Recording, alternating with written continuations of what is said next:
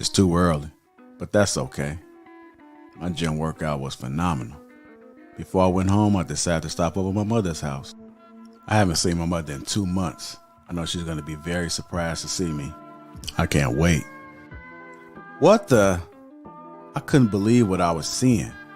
The first thing I noticed was this person's skin. What is going on? Uncomplicated, untreated skin?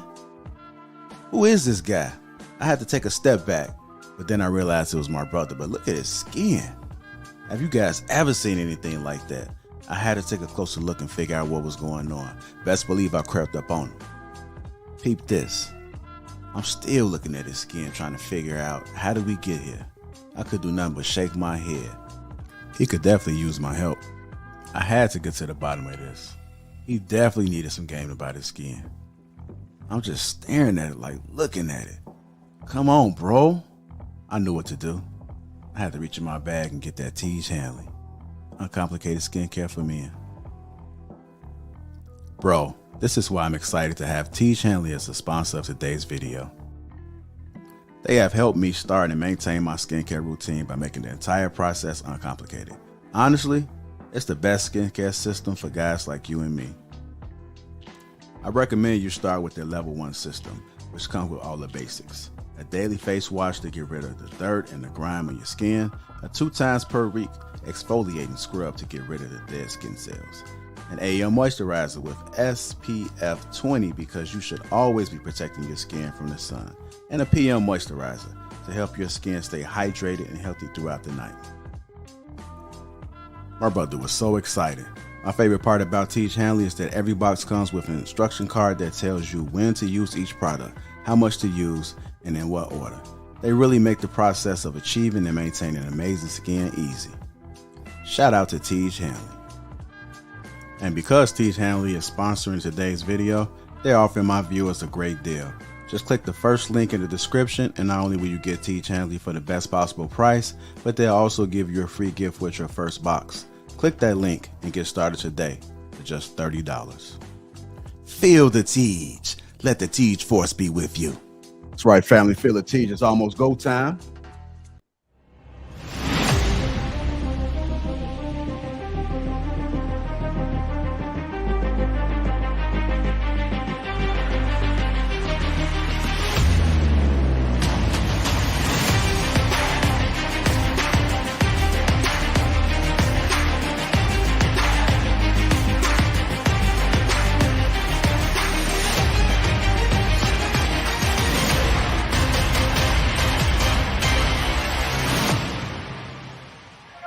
Go time, family.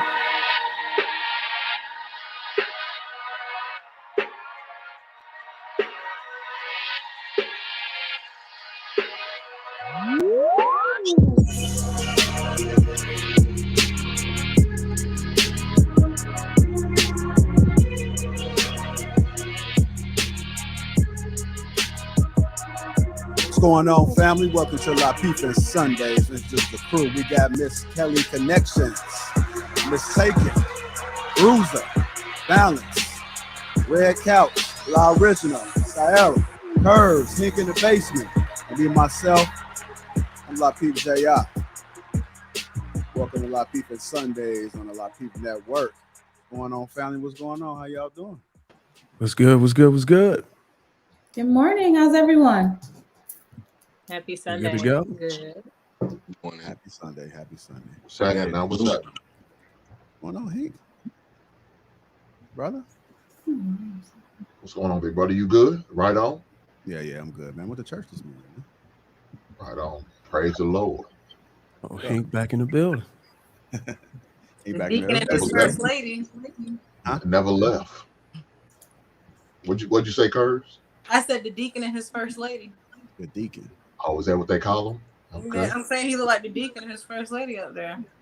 I don't think you can be the first lady to a deacon. I think It was a joke, so just let it. We just gonna roll with it. Thank you. Anyhow, let's go ahead and get this show started. Glad to see you guys in attendance. Thank you guys for blessing the platform on the front end. Shout out to the sponsor, Tiege Hanley, Uncomplicated Skincare for Men. 30% off along with a free gift. That link is in the description. So if you would like to get your 30% off along with a free gift, make sure you guys go ahead and click that link. Got some all type of products out there, man. So if you got some rough skin, tough skin, or loose skin, Tej is the way to go. Tej is the way to go. You said loose skin? Loose? Yeah, it works for loose skin too. It tightens up the skin? Tightens up the skin. Yep. Okay. I didn't Tightens know. it up and dries it out. There you go. Hit the like button and also make sure you subscribe to the channel. Go ahead and share the stream. This is going to be an excellent show today. I can just feel it, just like I'm feeling that Tej. So make sure you guys go ahead and do that. I do have Chamonix in the back as well. We can only fit 10 people up here. So if you see me dip out and bring her up, it's because I want her to chime in on the conversation. So I'll go ahead and drop down. Give you guys the opportunity to speak whatever you need to speak. So today's show, we're going to get to the meat right away. And we know the ladies like the meat. Ow. I was expecting y'all to say ow, but I was a little late. Well, JR, you remember last time you dropped down, we had issues. I just switched over to vegetarian, so. Okay. No, so I'm joking.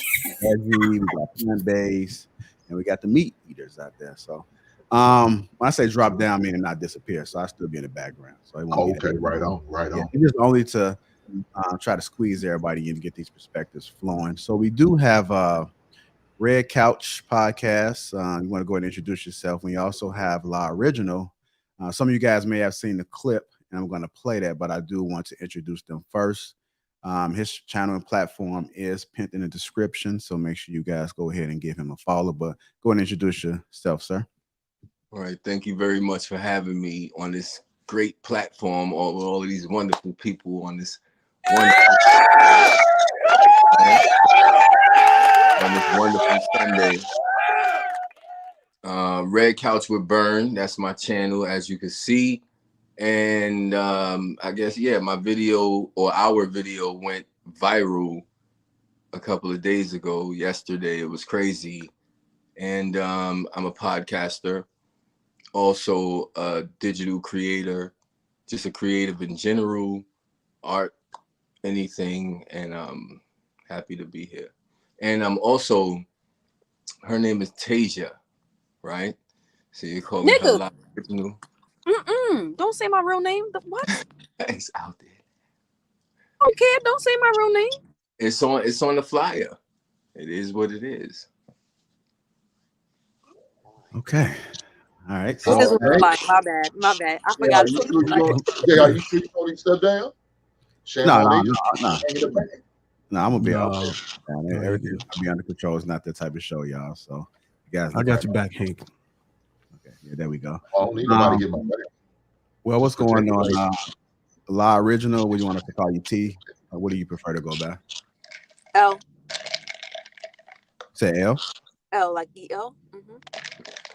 I got you. So L and Mr. Burns, they had the clip. So let's go ahead and get into it. Hit the like button. Also, make sure you subscribe to the channel. Again, we don't want to speak over each other. Let's make sure that we allow each other to have a conversation. How I want it to go is I'm going to play the clip. And L, I want you to go ahead and add the context to it. Sometimes when we play clips, there might be some things we may miss or misunderstand without seeing the whole entire thing. And then after that, Burns, I do want to get your perspective as far as your immediate thoughts after you was having a conversation with him. And then we'll just open it up for the panel debate to have a discussion, okay? So I'm gonna go ahead and play this clip right now. Here we go. You said that a man that takes care of another man's child is weak. That's what you said. Can you please explain why? That's not your child, that's not your responsibility. Your intentions may be in the right place, but it's not, you're not gonna benefit from it. It is very rare. I know y'all love to use Shaq as an example. Shaq. Shaquille O'Neal, I think he wasn't raised with his biological father. Oh yeah, right. But how often does that and happen? LeBron. That's very rare. And even so, children deserve both of their biological parents, which is why it's imperative for both men and women, but mainly women, because there's more women out here with children out of wedlock than men. Pick the right person the first time. So now, what if that doesn't happen? I don't know what to tell you. Focus No, on no, yourself. no, no, Focus no, on no, your no, no, child. no, no, no. Because you can't say. So you're saying that every man that takes care of another man's child is weak. Yes. It is impossible for every man to grow up. Well, right now, as we're talking, every man does not have a man in their life, or every child, and every boy and every girl does not have a man in their life. So, who's supposed to take that role as the man in that life? The biological father. If the Okay. biological father is not there, Then maybe. Okay, well there you have it. We saw the clip that went viral, and we do have L, which was the woman that you saw in the clip. So I do want to give you this opportunity to speak on it. If it's anything that we missed, anything you wanted to add, the floor is yours. Nope, I meant what I said. Okay, you meant what you said. Um, Well, Mr. but Burns. behind the stage, you were saying something. You were saying Oh, that applies it for men. applied That to applies women.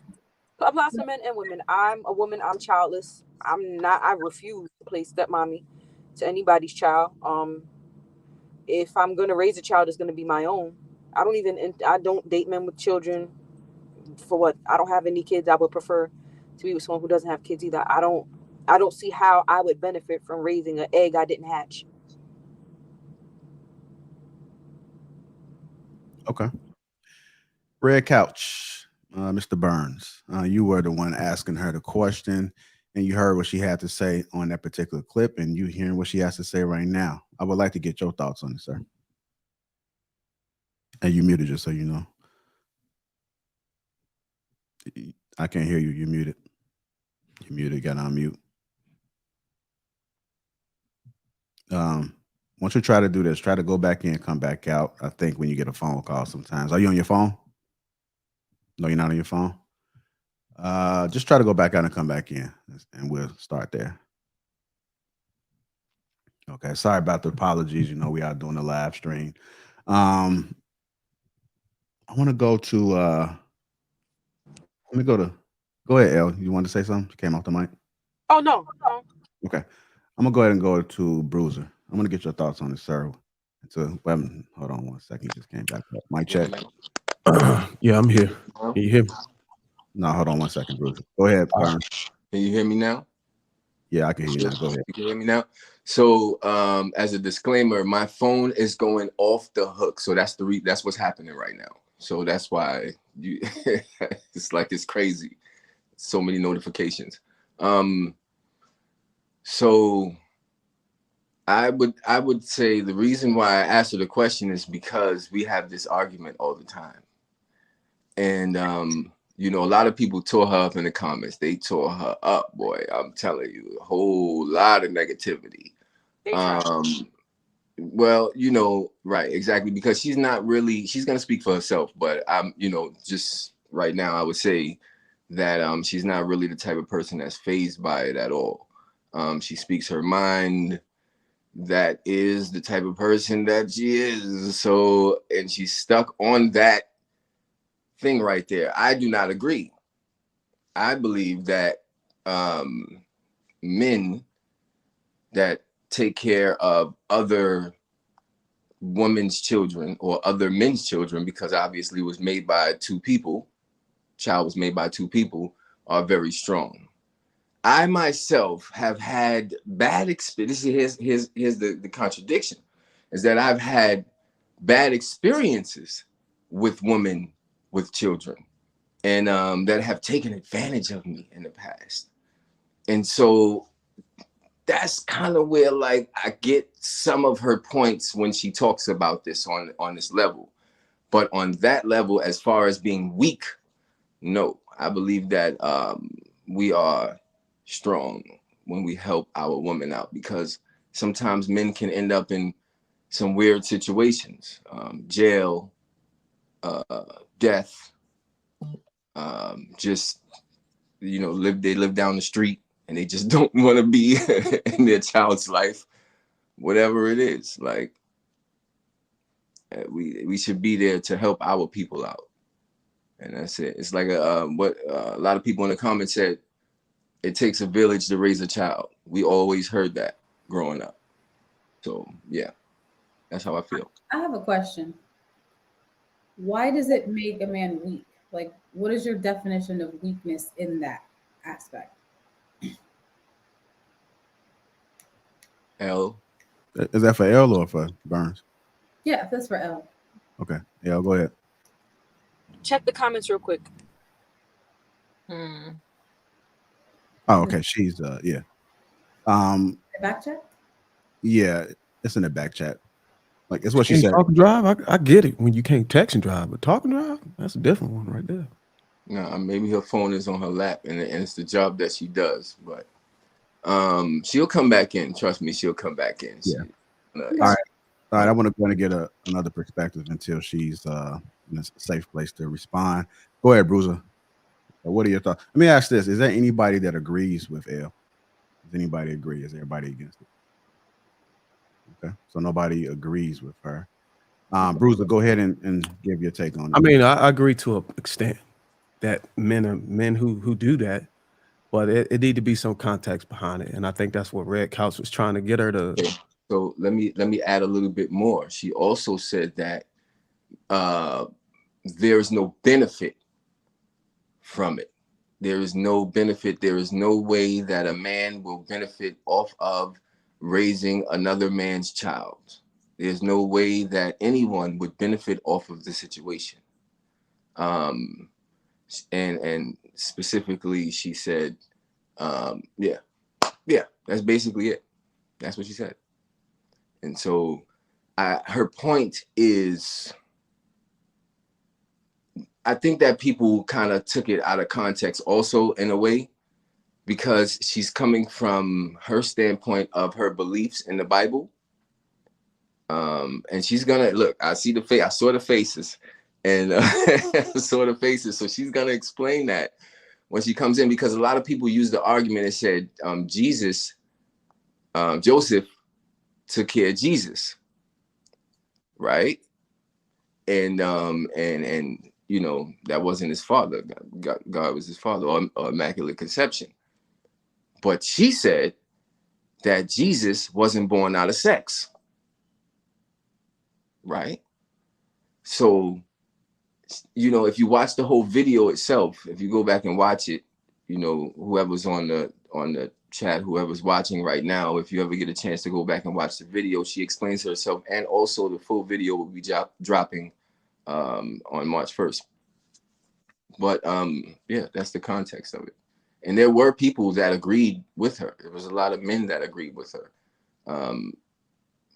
That just basically said, you know, according to the scripture, you should be raising your own child. And what I did tell her when I first met her, I said, in a perfect world, if you start from the beginning, like day one, yes, we should all be raising our own children. So your argument then would stick at that point on day one. But right now at this moment, that's not the case. It's 2023. And obviously there are a lot of children without fathers in their life. And she also made a statement that said there are more children that are born out of wedlock. This is where the internet went crazy. This is where everybody was like, what? She said there are more children that are born out of wedlock with women than men. And everybody was like, what? Like, how is that possible? Like, it takes two to have a baby. So I think that what she was trying to say, and maybe she's going to be able to explain herself in a minute, but I think that what she was trying to say is that the women end up with the children for the most part. You know, like if you were to gather up all the women in the world and all of the people that have children together and the people that have separated, you would see that for the most part, the woman would end up with the child. The man, we're running around, you know, we're having multiple children by multiple women. This is what, you know, her concept of it is. So I still disagree with it on a little bit, because I was like, a woman could have multiple kids by a man or multiple men. You know what I'm saying? So that was the context of the whole thing. Okay. Go ahead, Bruce. I know you was talking and want to make sure I allow you the opportunity to finish. Go ahead. So basically, she's saying weak men raise stepkids. Kids need their biological fathers. No benefit from it. First thing I'd say is, you know, because of the society we live in today, parents are raising young men, you know, up to be. I mean, I know they don't like to use talking points or key terms, but there's a term for it, and they call it beta males. But these guys usually embrace the stepfather role. They balance authority in committed relationships. They embrace liberal views that is currently going toward a way to emasculate the man. But we need them. I would say that. So I wouldn't say there's no benefit from it. I would say we absolutely need them because the kids need a father role model in the household. They just do. There's data, there's stats that back up the fact that whenever there's a male role model in the household, the kids do well. They do a lot better. It's almost like day and night. So having a father figure in the household, not necessarily the biological father, but it at least covers some issues that could arise in the kid's future as far as trauma. So I would disagree with her to say there's no benefit from it. So. And she also just put in the back room, she said a father, not a father figure. Can is somebody else gonna go? Because I completely disagree. I was waiting for somebody. I think a man who, I mean, if it's a man, you know what I'm saying, he don't have any. Can I say? Please, somebody say something. Can I say something? So first, I would say that I've heard this comment from men before. Can you guys hear me? I wasn't finished, but it's all good. Go ahead. They playing double dutch over there. Let them go. Hold on. Go ahead, Bruiser, and finish. And when you finish, finish my brother. Go ahead, I got your back, Bruiser. There's a single mother epidemic going on. That's the reason why I say we need these type of guys. I feel like it's a charitable move, a charitable gesture to step into the position of a father for someone else who's not there. And it could be many reasons why the man is not there. It could be the fact that he don't want to be there. It could be the fact that in most cases, the woman just run the man completely out. And that's my opinion on it. I might not agree with that, but I've done research and all studying, and in most cases, these women are running these men out. That's why I say, you know what I'm saying, there is some benefit from another man to come and step in. And y'all go ahead. All right, go ahead. Over. So I've heard comments like this from men before. And it's kind of curious because men will agree with men. If a woman says it, then it's like, oh, no. But I understand that part. I disagree with her. But then when she said that she doesn't have any kids and she will not raise a kid and she's not open to it, then that makes sense what she's saying. Because she hasn't seen herself in the reality of needing a father for her kid. So when you haven't been in that position, you cannot be empathetic to that, you know, in that scenario. Also, when he asked the question, you know, like, so what are we going to do with all these kids that need a father? She's like, oh, I don't know what to say. That's not solution oriented. Like, you know, just the way I see it is like, you're here to bring a solution, not to make it worse.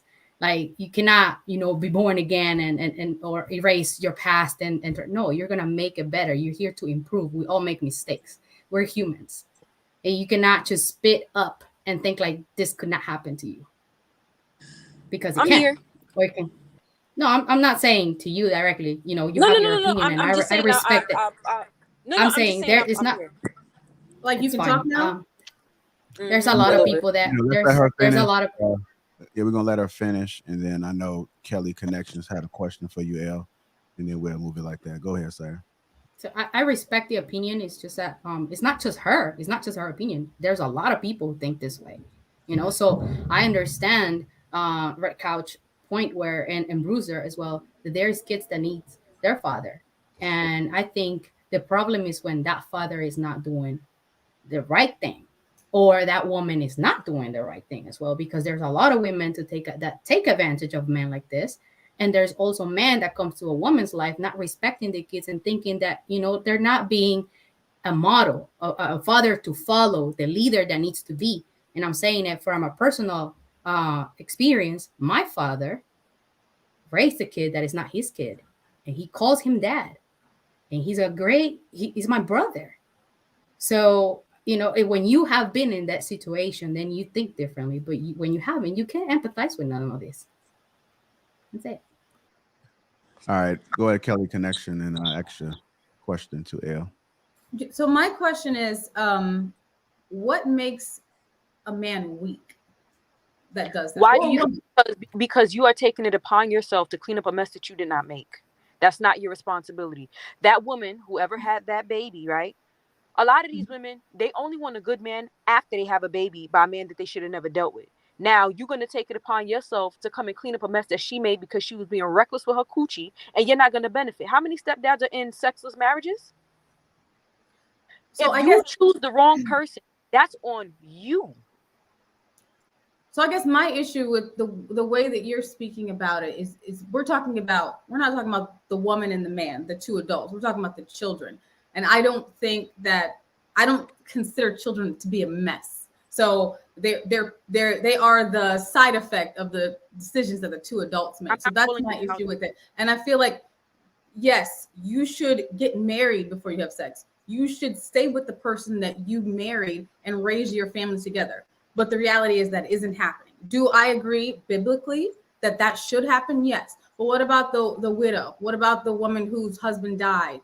And what about the woman that's abused? She should stay with this man and work it out. Like, there are scenarios outside of that where that kid still needs a father figure. My parents were foster parents to children that didn't have parents. And you can still pour into children. You can still love children. You can still build children up. You can still raise them to be amazing people. And maybe they do need another person in their life. I think it's strength. I don't think it's weakness. Do I think people should just be recklessly having sex and having children outside of wedlock? Absolutely not. But I don't think children should be the side effect of all this reckless business that adults are doing, and then they just be left to the wayside. So my issue is the fact that we're talking about children. I don't think it's weak. You got a point, Kelly. Kids. Huh? You got a point, Kelly. The benefit is for the children. It's not for the actual stepfather that's taking the role. Exactly. Me personally, he don't. I'm with Lil Original. He specifically don't have any benefit, but the benefit is for the child. And that's good, because that's the sacrifice that we as humans need to be able to make for these kids' future, is to be able to put ourselves aside, to be able to look at the children and say, hey, look, I'm gonna put myself behind and secondary, and I'm gonna put the kids primary. And that's a noble move, you know what I'm saying? But to each his own. Me personally, if what makes the man weak is if you have the ability, you know, and the means to create your own family from your own seed, and then you deviate from that by taking care of someone else's, is a cop-out. It makes you weak. But I do understand there's children out there that come from war casualties, you know, soldiers who go overseas and they die, and these women, they try to, you know, continue their life and find a man to fill that void. That's okay. But I don't think she's talking to those brothers. I think she's talking to these guys out here that's simping. They see a woman that looks beautiful. She got a nice ass, some nice tits on her. She got 3 little rugrats running around, and they willing to, you know, take one for the team and just to go get some ass. It ain't no benefit from in that situation. Well, they can get all the Capri Suns and all the Debbie cakes they want off of her government assistance. It's just no benefit. I do have one more thing. She gonna clean it up though. We gonna be able to know for sure if that's what she mean or not though, Bruce. I do have one more thing to say, because they were talking about from a biblical standpoint. Biblically, I never said that being a step parent was a sin. Let me just clear that up. I never said biblically that being a step parent was a sin. You can choose to do so if you want to. It's not against the Bible to be a step parent. I just cannot fathom why anyone would do it. No, that's not what I was going to say. I was saying no, that's what he said in the Old Testament. In the Old Testament, it was customary. In the Old Testament, it was customary that if a man dies, if the woman was a widow, that the next man came in, the next of kin came in and took care of the children and the wife. Even if he was single, he was supposed to take her on as his wife. And if he was already married, he was supposed to financially care for them. That was the brave way to do it. I'm not speaking about widows. And if we're going to be honest, most black women are not widows. Most black women are baby mamas. So even if we use the widow term, it doesn't apply to most black women. How you going to be a widow if you wasn't married to begin with? I'm not going to put myself to the side to take care of nobody's child because that's not my responsibility. The only way, and I spoke about foster children. If a married couple wants to take foster kids, that's fine. If a married couple is having fertility issues and they can't have kids of their own, but they want to take in foster care kids, that's fine. If that's what they want to do, that's fine. If a man wants to be with a widow, that's fine. Under no circumstances would I do it. But if somebody wants to do it, that's on them. Am I gonna put myself to the side and take on another life as my responsibility when it's not mine and I don't get nothing out of it? I don't benefit from it? No, absolutely not. That's not even logical. And that mentality of it takes a village to raise a child is exactly why people are out here having kids however they want to, and that is the exact excuse that they use when they want somebody to babysit their kids so they can go to the club and find somebody else to have a baby by. But love, really, you damn sure bust open if you had kids. Hold on. But what about people who was married? What about them? Say if they got divorced, not widow. And divorce is against the Bible too. I can post the scriptures later on.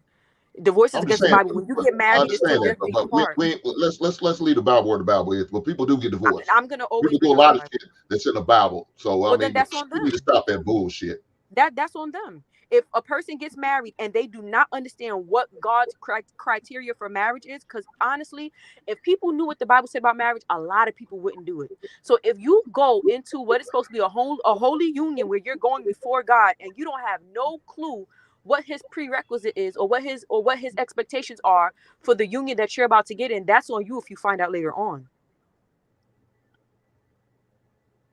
Anything we do, we have to hold ourselves accountable. So if they get divorced and then they turn around and get remarried, say 4, 5, that's 10 adultery. years down the road. According to the Bible, I will post the scriptures. When you get married, you are bound till death. If you divorce is against the Bible, you're not even supposed to seek for a way out of your marriage. If you get married and then you take it upon yourself to remarry while your first spouse is living, your first spouse is the spouse that you are bound to until death. So if your first spouse is living and you remarry while your first spouse is living, that second so-called marriage is actually adultery. Ma'am, do you think half the people in the world living by the Bible? She's not wrong. I'm not trying to disrespect them, but I just don't. No, but I'm asking. I'm talking about majority, ma'am. I understand that. I understand your personal belief, but I'm talking about in general. Do you think they living by the Bible? Nope. Most of them say fuck that Bible. It's just a book of that's story. On them. I understand exactly what you're saying, but that's on them. And if that's the mentality that they have, F the Bible, good. So then when the consequences come from the decisions that you made, make sure that you clean them up by yourself. Don't be looking to the Lord, who you weren't concerned about before. Don't be looking to the Lord to help you out because you weren't concerned or seeking him beforehand. No, you can't wait. They're also not. I gotta jump in We there all really make quick. mistakes. Nobody's perfect. I completely get that. But whenever I make a mistake, the only person that has to deal with the consequences is me. I'm not out here having kids and dragging innocent kids into any sin that I commit. And when I do make a mistake, I'm not expecting for somebody else to come and help me clean up a mess that I made. So let me ask you a question. You can't repent, or you can't go back to the Lord and say, all right, but you said don't be running back to the Lord.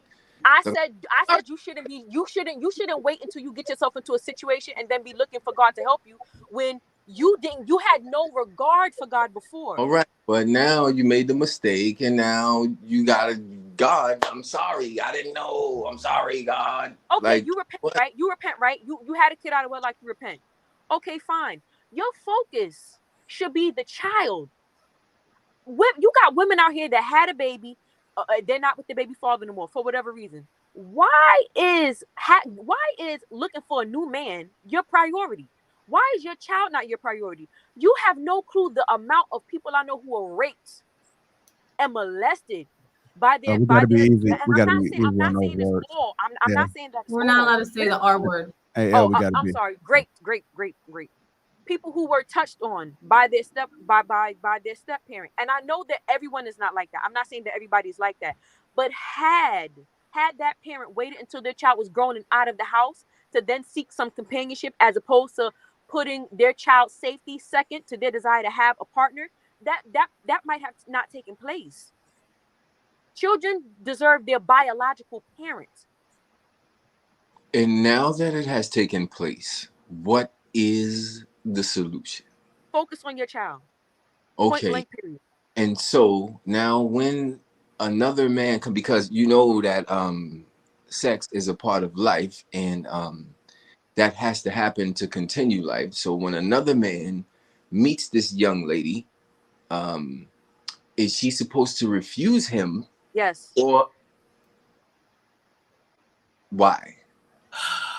Why would you want to risk bringing another man around your child? If you make the mistake of thinking that he is something that he is not, whose life is going to be turned upside down? All right. So but the risk is actually I have a point here.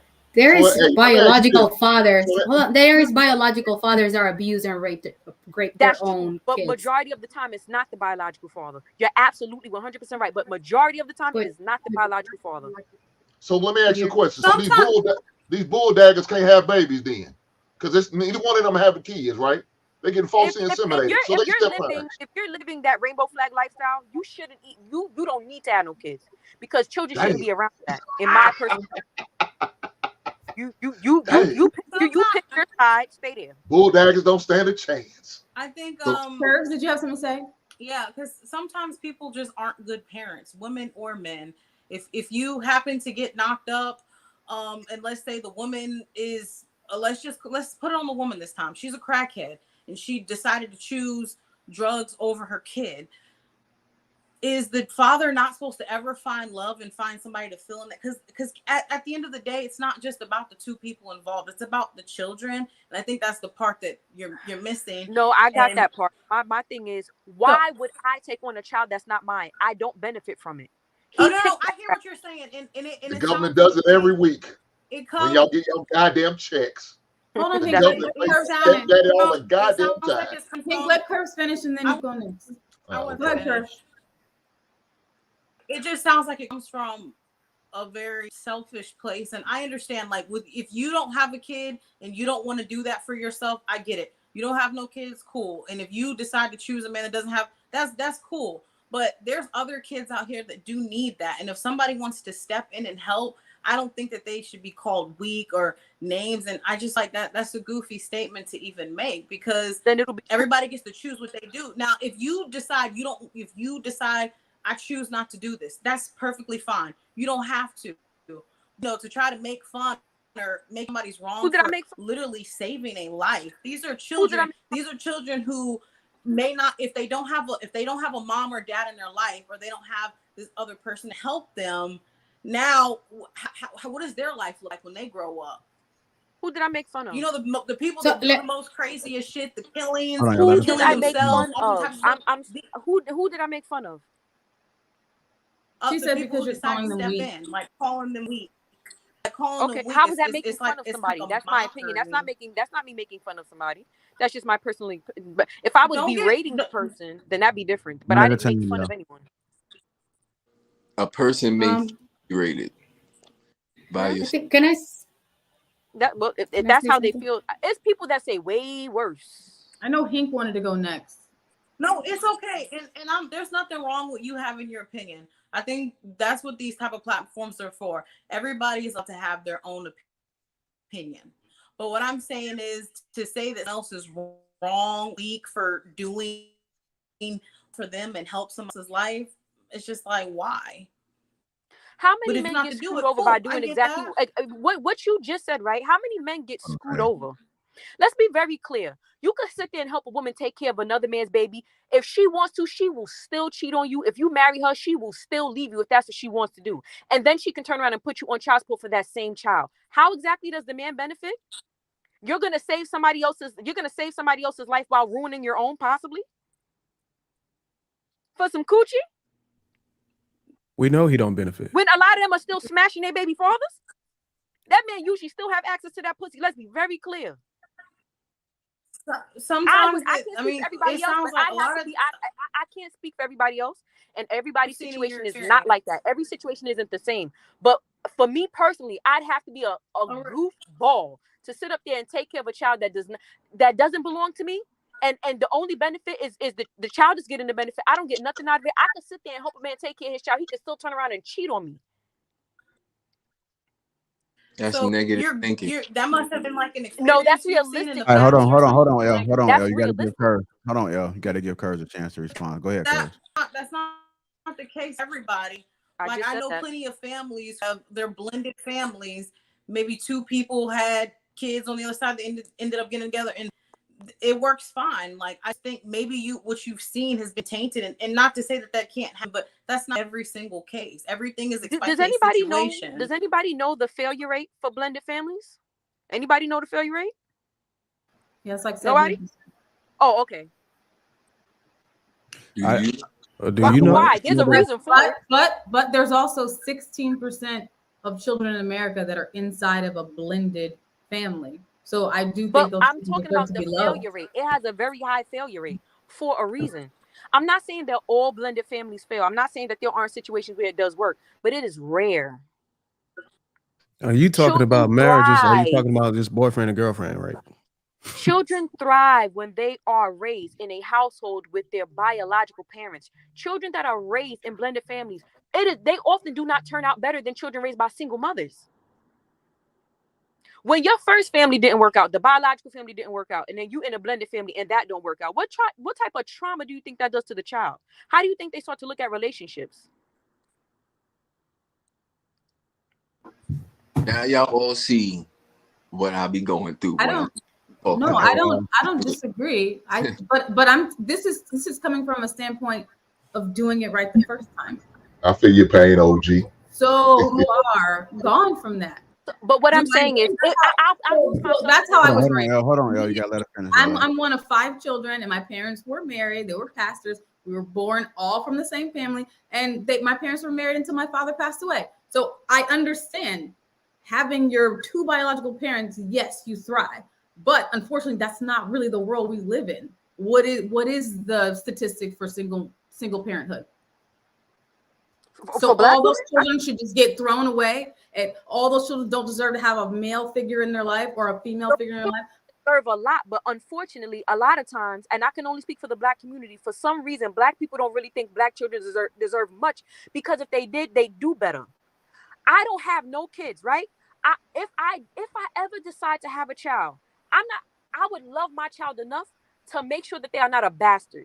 I would love my child enough to make sure that when it comes to picking a father for them, I'm going to pick the creme de la creme, because I feel like my unborn deserves that much. I can't speak for everybody else. I can only speak for me. And you just contradicted yourself, though. In the event that the relationship doesn't work out, if he leaves or if he dies, then I will remain by myself and focus on raising my child. The last thing that's going to be on my mind is, oh, I need to get a new man. What happens if I pick a new man and that man has a flaw that I didn't see in him? And now I have to explain to my child why they were touched by a man that's in their life because I brought him around. So it sounds like whenever you say you're gonna pick a man after the original father is gone or deceased, it seems like you're very absolute on the negative outcome of picking a father. Realistic. Even though you said you're gonna pick the creme de la creme. Hold on, yo, you gotta let him finish, L. You're saying you're saying you gotta let him finish, L. You gotta let him finish. You're saying you're saying you're basically absolute negativity from picking the next man up. Oh my Lord Jesus. You see, I get a little irritated because it seems like when I speak the truth or I'm speaking in reality, because that is the reality. You could pick somebody who's a pervert. That's not me being negative. That's the reality. You want to know how I know that's the reality? Because I know people that it's happened to. I had somebody come to my house after she was almost raped by her mother's boyfriend. That's not me being negative. That is the reality of it. Well, I understand. Everybody. I want to get Balance in there. I want to get Mistaken in there because they haven't had a chance to talk. Go ahead, Balance. Can you hear me? Okay. So, I've been talking, so I just want to make sure this hasn't been people that hasn't been talked at all. So I just want to get them in there too. She sounds like she's coming from a very individualistic view. And I can understand because I used to think like that when I was 19, and I was very young and naive to the world.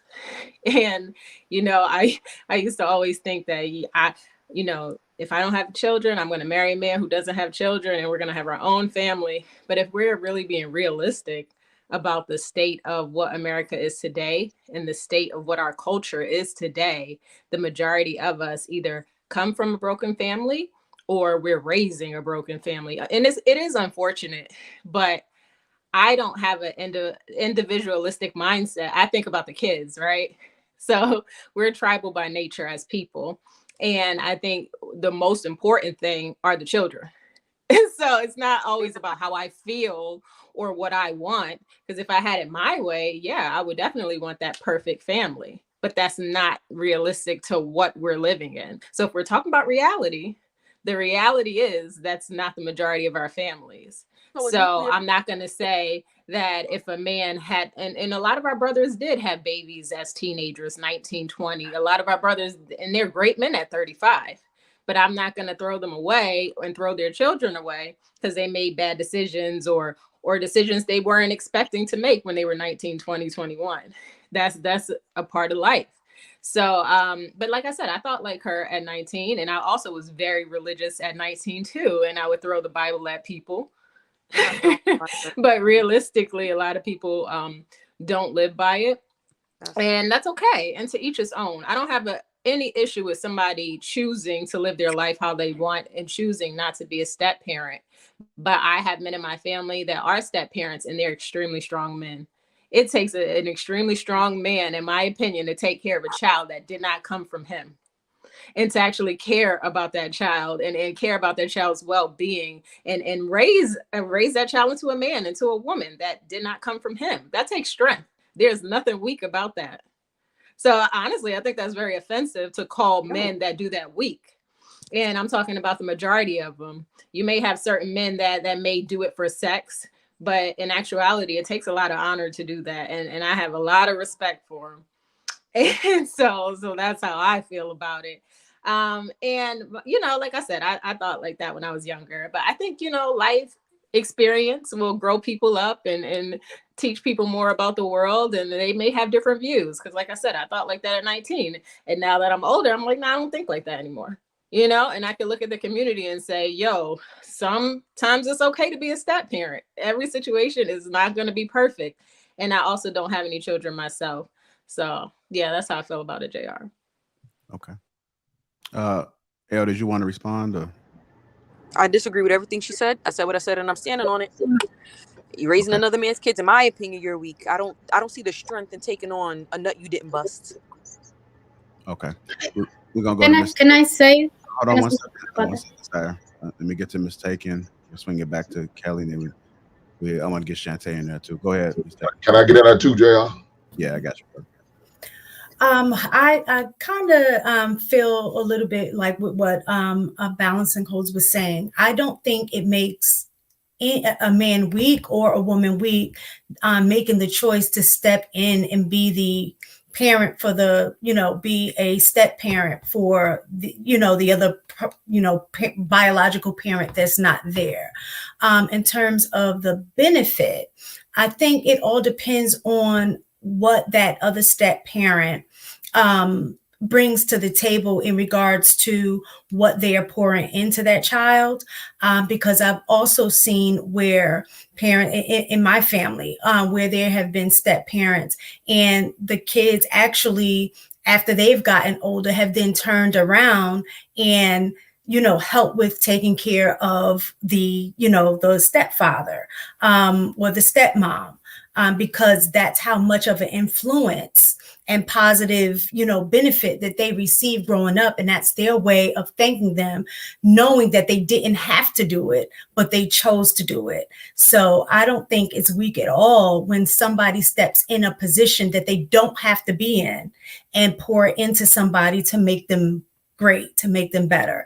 I just don't think that's weak at all. But I also feel that where I agree with her is, what you can handle.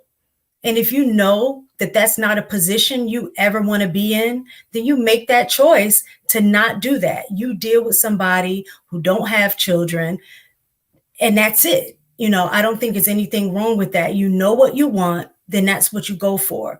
But for somebody else who chooses differently, I don't think it's fair in calling them weak because they choose to step in for somebody else.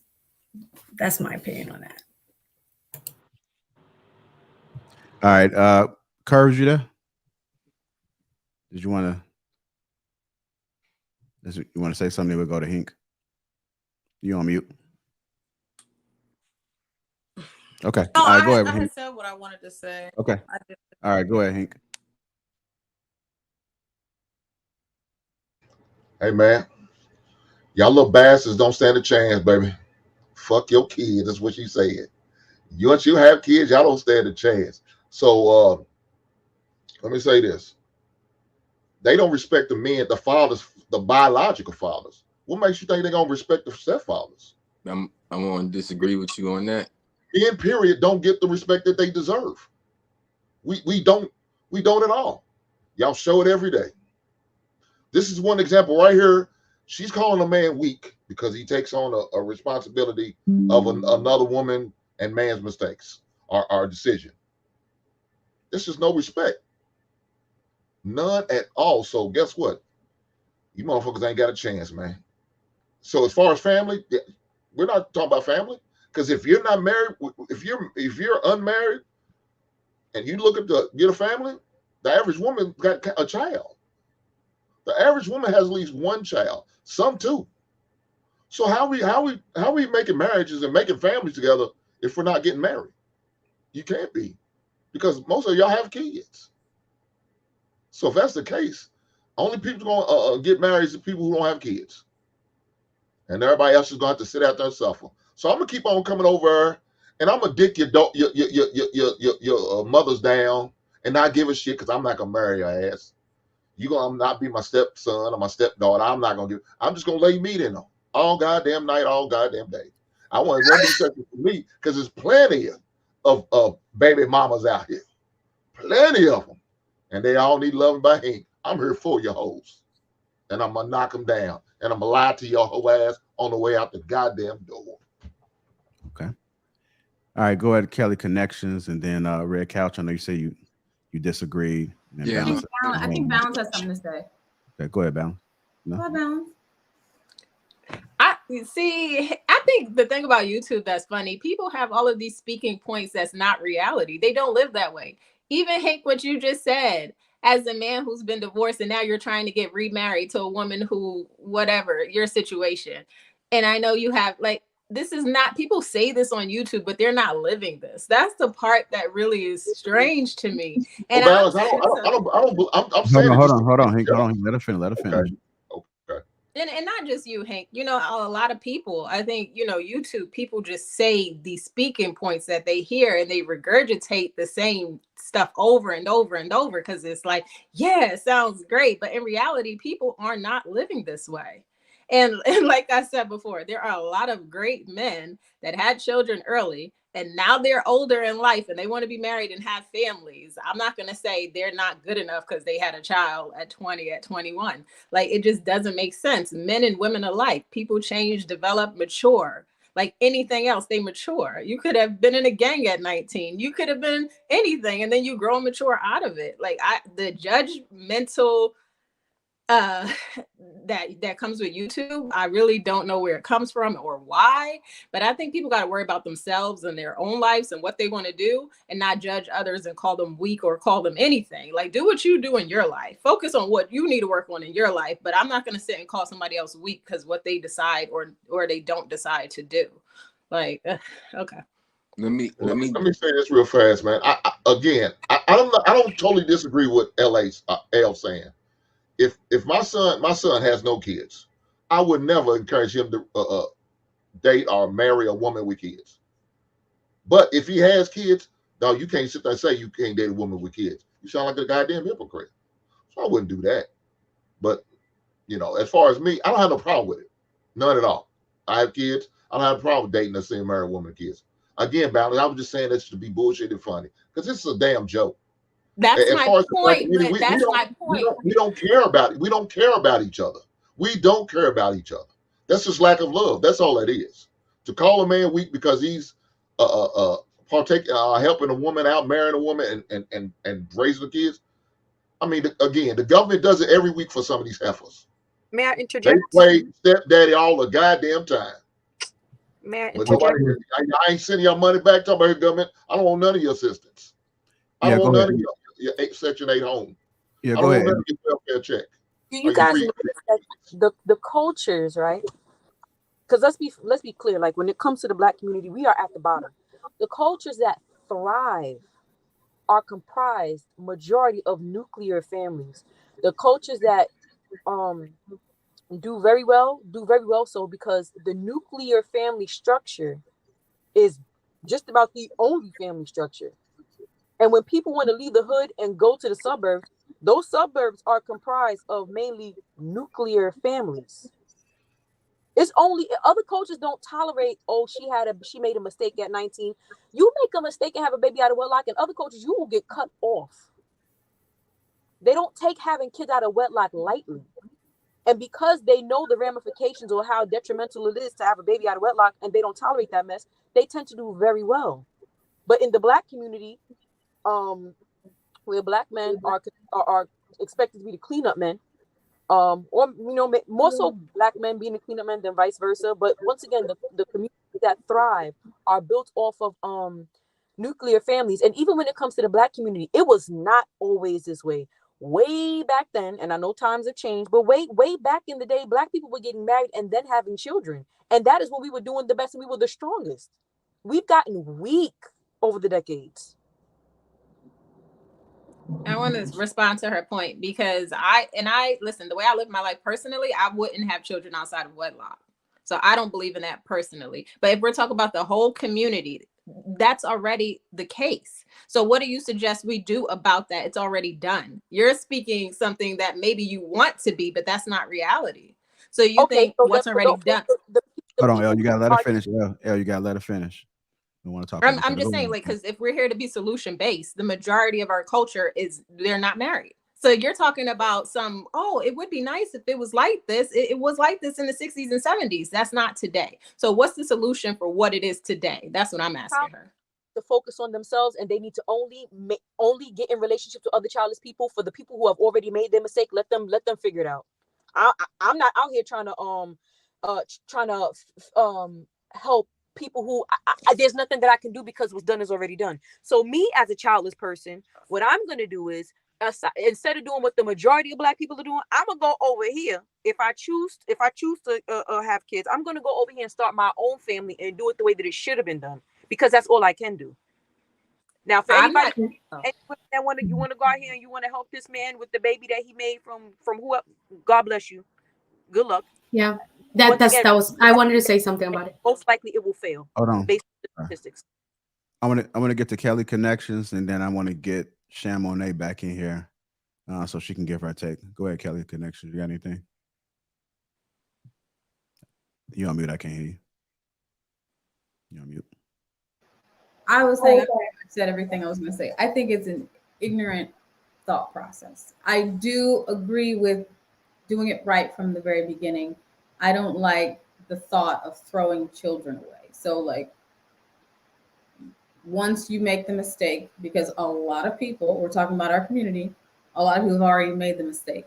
What happens to the kids? That's just my issue right there with the whole statement. I don't think it's weak for a man to step in and be a father figure to a child that needs a man in their life. Because at the end of the day, kids need fathers. If they don't have a mother, they need that nurturing side. A child should not just be raised by their dad. They're going to be very hard and crass. Like, they need a feminine touch. Where does that come from if you just throw them away? Not my kids, not my problem. Right. And to me, that sounds very selfish. And that's okay. If that's how you want to do it, again, more power to you. But there are a lot of kids out here that are suffering. There are a lot of kids that are orphans. There are a lot of kids that are in foster care, because a lot of people have that thought process. Not my kids, not even they are my kids, still not my problem. Like, as long as I'm not out here, I'm not out here having kids the way some people are. And I respect that. So for me, as long as I'm not saying that the kids deserve to suffer, but I know that I am not the cause of their suffering because I didn't put them in that situation. Right. I respect that. I do. But to the people who've already made the mistake, the kids are not the issue. It was the parents that made the mistake. They shouldn't be thrown away. They still need somebody in their life that's going to pour into them. There's so many people who made it in this life, and they're like, there was that one stepdad that was there for me, and he raised me, and he gave me everything I needed because his real dad wasn't there. I think it's the biological fathers that are weak. If you're not stepping up for your own kids, statistically, though, those instances of a child turning out great with a step parent are rare. And then when you say that it's the biological parents, the biological fathers, there are plenty of fathers that want to be in their children's lives. And if these biological fathers are so bad, why do women keep picking these men to have kids by? No, I'm saying if a father is not stepping up to be in their child's life, that to me is the weakness. It's not the man who but does. Then why? I agree, but women tend to pick those type of men to have children by. No, I don't know what that feels like. I don't know if they come assembled with some good penis. That must be the case, because women will pick men like that, and then after they have a baby by him, right? No, they'll see all the red flags and say it's not red, it's just dark pink. They'll pick a man like that, and then after they have a baby by him, knowing the type of man that he was, after they have a baby by him, all of a sudden they want the man that they should have picked from the beginning. I agree with that. Okay. Now, have you ever? I just want to ask her a question. Go ahead, Balance. Have you ever heard of the Willie Lynch letter? I have the book at home.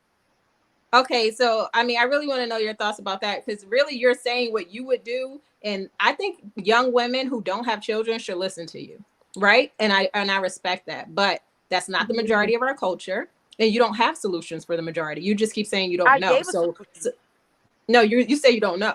I know I gave a solution. You have kids, focus on your children. The people who don't have kids, go build nuclear families. For those who already have children, focus on your children. Don't focus on finding a mate. Okay. If you pick wrong, that child, if you pick wrong, what could happen to that child? It's not worth it.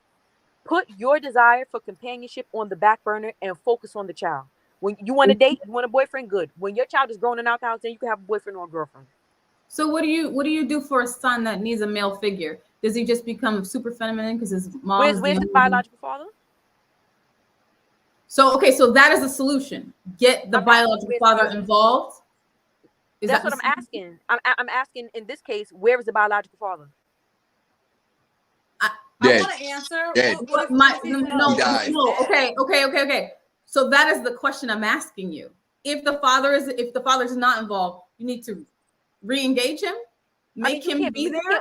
You can't force the man, and this could go vice versa, because I don't want people to feel like we're just making it seem like men are deadbeats, because there's some deadbeat mothers out here too. You can't force the father, but I'm gonna be honest. At that point, you just have to accept the fact that you made a piss poor choice, and try to raise your son the best that you can on your own. You can try to involve another man, but I wouldn't recommend it. That's where I disagree. Like, get the grandfather involved, get uncles involved. But the grandfather didn't lay down to make that baby. They still need a male. The responsibility of that child on other people. Okay, so who teaches a boy how to be a man? Ask the mother. Can I just jump in here just real quick? Just to okay, so if we're saying, which I actually agree with her, like if you were single and you have no children, I do think that you should, if you know that you don't want to take on the responsibility of somebody else's children, then I do believe that you should look for other single people who do not have children. Statistically, though, if we're looking at how many single parent homes there are, whether they're headed by women or headed by men or whatever, just statistically speaking, it is not going to be enough of single people to find single, unmarried, single partners. So in that regard, if we're really truly talking about the children, I don't think the statistics do not support that children do better in a single-led household. Whether it is married by biological parents in a biological situation in a stable, non-conflict home, those children do much better. They do better, hands down, across the board. You're right. But then when you go to a situation of children who are in step family situations versus single-led situations, those children tend to do better as well. So if it's about the children and we want them to come out to be, more productive citizens and do better, then the solution to that is you marry and, marry someone who may have children. If that is not your particular situation that you want to be in, then by all means, don't do that. But the stats, and the reason I'm saying in terms of the stats is because you said that, if you have a kid, you mess up, then you should live the rest of your life without having a partner or getting married. So what I'm trying to say, if it's truly about the kids, then at the end of the day, being in a step parent situation, it is better for the kids as opposed to a single parent led situation. That's not true. Can I say something? Yes, I'll drop that to you in the back.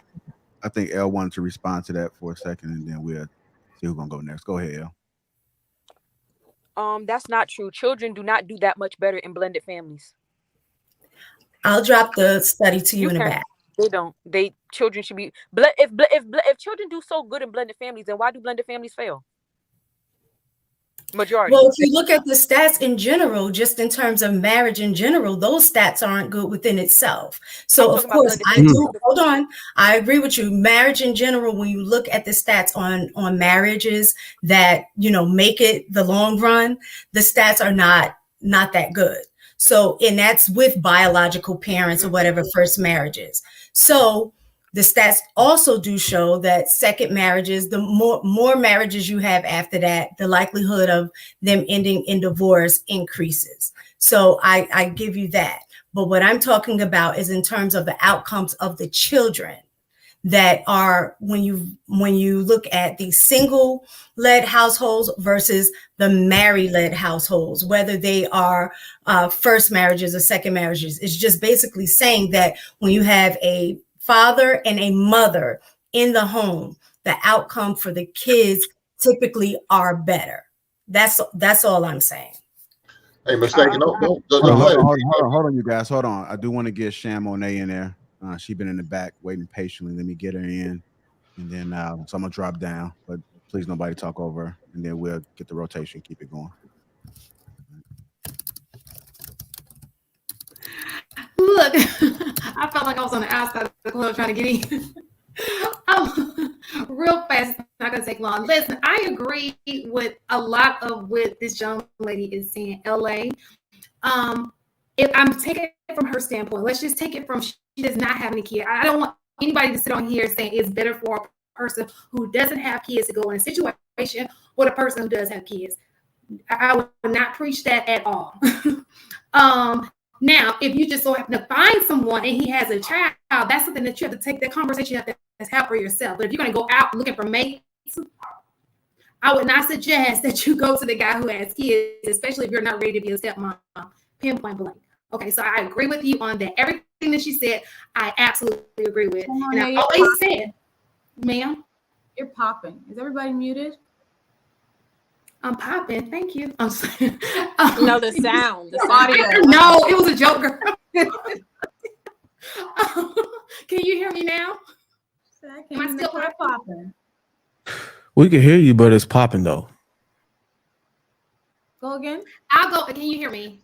I'll go. But that iPhone mic, is trash. Yeah. I would just say go back out and come back in, Shannon. I'll bring you back up. Go ahead, Bruce. I know you're trying to get in.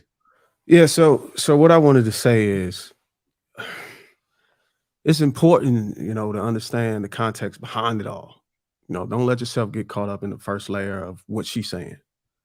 You got to factor in the circumstances, the background, and setting in which these things happen.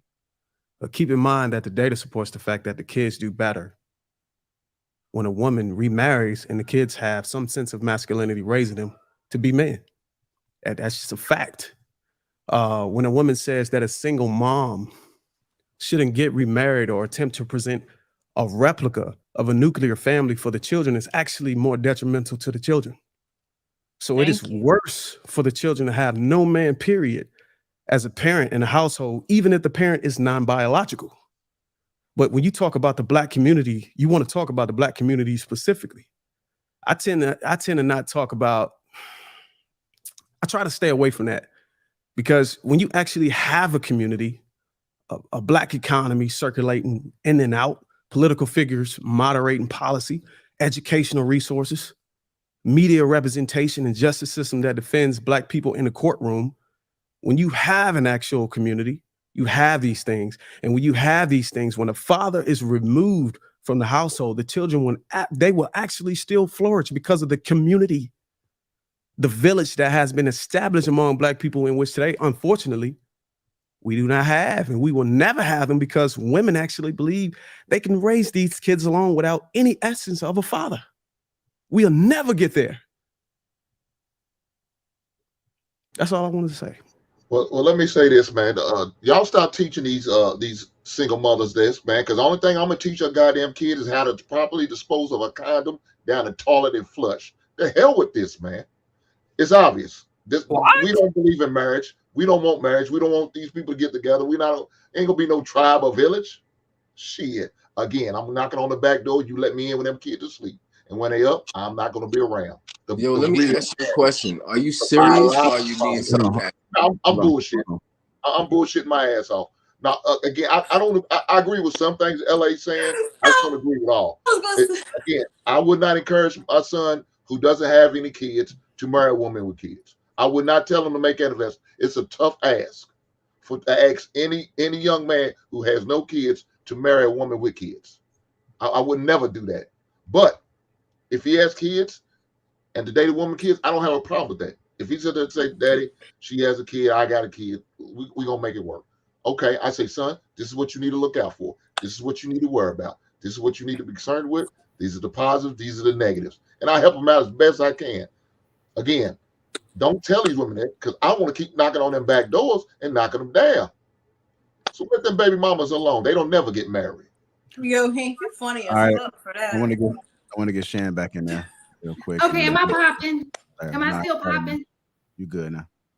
Okay, so I was just saying, yes, to start from this generation coming up, if you don't have any kids, I would love for those people to do it right. Nuclear families do win in the end. You know, the unfortunate part is you don't know how well a person is as a parent until they become a parent. There are a lot of great guys who look great, and then they become fathers, and the same thing with mothers, and they just realize they were never meant to. It's just not their thing.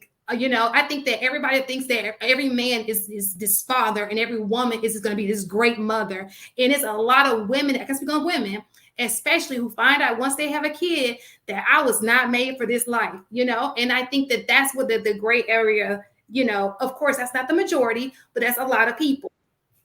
Because as a parent, when you have a child, to be a great parent is to say, there is nothing that's going to come between me and my kid. So even if a woman, at least for me, if I were in the, you know, if it was the other way around, if my child's father kept me away from my child, there will be, you can't even do that, because I'm going to go to him for my child, period. Okay, so that's one indicator. Another one I've always said on this panel, I believe that people who have kids should date people who have kids, or marry, be with people who have kids as well. And that's all I wanted to say. Okay, I want to go to. You can drop me down. Ciara, and then we'll go to Curves. Well, I think we all agree to a point, you know, because she does have valid points when it comes to like doing the right thing from scratch. You know, like probably, you know, not having sex until marriage, which the reality is not that everybody wants that. So I think that we agree with her to a certain extent. I guess what we are not agreeing is the fact that we cannot call or disrespect men that are doing that job and that are doing it right, you know, because it sounds disrespectful. At the end of the day, just as she wants us to respect her opinion about not wanting to have kids with a man, we should respect that other people really are willing to take place. I personally, I will share something. I hope that I don't get too emotional. I have a daughter. She's 10 years old. I split up with her dad when she was 1 year old for personal reasons, very, very you know, strong reasons. I'm not going to share it. We have a good relationship. All these years we had a good relationship. He does have a son. He's 3 years old, but his mom abandoned him with him. So over a year and a half ago, he started coming to the house to visit my daughter, of course, and he was bringing the kid, but he never told me that the woman left. But when I found out, that shit broke my heart. I was like, how can you? How as a mother can you do that? And I just look at that kid like if it was my kid. I'm not with him. I'm not with my daughter's father, but I am helping him to raise him. I told him he needs to speak. He needs to learn how to speak because he was not speaking.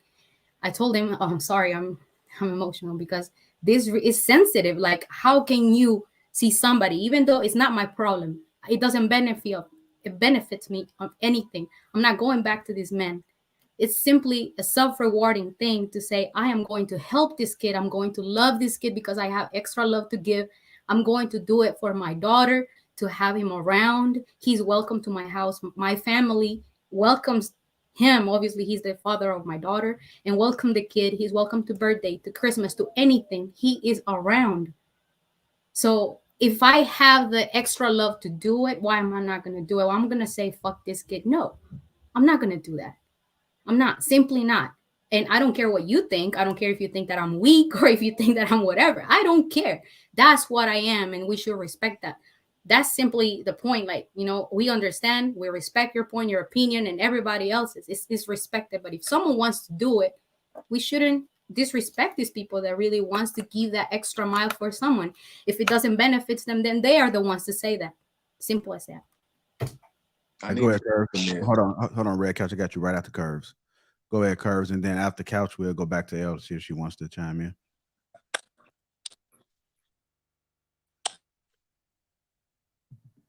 Curves, you muted. There you go. Don't worry about it. It's not. No, we can hear you. It's fine. If you want to go back out and come back in, I think you're good. Oh, you can hear me? Yeah, we can hear you. Oh, okay. It was saying it on mute. So yeah, I don't know what happened. Go ahead, Red. Go ahead, Mr. Burns. So I do want to say this, right? First of all, my friend Elle is not a podcaster. She's not the person that wants to jump on the internet and say things. And I could tell you that from, you know, that's the type of person she is. I actually have this conversation with her, or I've had this conversation with her many times, and I asked her to be on my show. So for the people that are watching and for the people that are thinking that she's just trying to put something out there to stir something up, to cause something in the community or whatever it might be, no. Did she know it was going to go on the internet and probably know the impact? Yes, because look at the way, you know, we argued about it. A lot of people argue about it with her.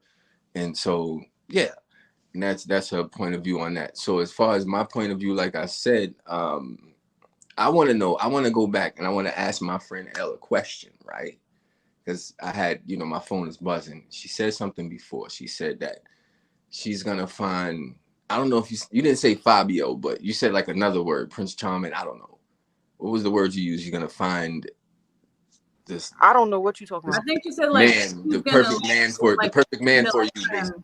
If I wanted to have a child, I wouldn't just pick anybody.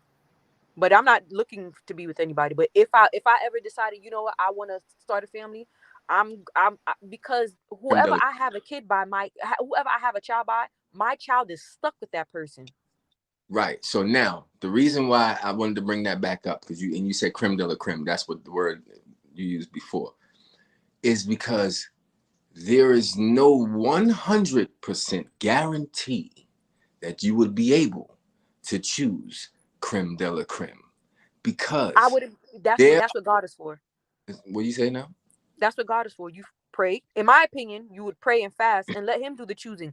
Okay. A woman isn't even supposed to be looking for a man. The Bible says that he who finds a wife. It don't say she who find a husband. Okay. And let God do the choosing if that's the case. And I understand that. You making his point. I don't know what. always confused. Hold on, y'all. We gotta let Burns finish. No, somebody said you're making his point. Who said that? I That don't was, know what he's talking about. I said it. To speak on that. Reason why I said she's making your point, because if you want to look at it, you want to take a deep dive on it. The men choose who get married, and ultimately, you should be giving your husband the child. So You don't biblically, you don't have to have a child if you don't want to. It's not a sin to be childless. That's not my argument. What's your argument? My argument is not whether or not you want to have a child. You're talking about who you're going to pick. You're going to pick the creme de la creme. I'm saying when a man picks you, ultimately, he's pretty much picking himself as the father, because you shouldn't have a kid by nobody else but your husband. I agree. Agreed. So if he's choosing you as his wife, he's also choosing himself as a father of your children.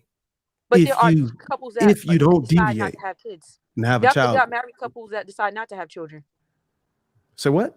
There are some married couples that choose to be childless. They want to get married, but they choose not to have children. Well, this don't apply to them. Okay. This don't apply to them. And so, in your argument against everything what people say is you try to bring it back to the adults. What I'm saying, the focus shouldn't be on adults' success or failure of the relationship. It should be on the kids. So whenever somebody say, "Oh, the blended family," well, the blended family fails too, but that still doesn't compensate for the failure of the child's development. The child's development is still prevalent and still flourishing, regardless if it's the biological or it's a blended family. So that's why we told you earlier, we understand that the man is making a sacrifice. It's a noble thing, but it's for the kids. I don't think it's noble. I want to land this plane really quick.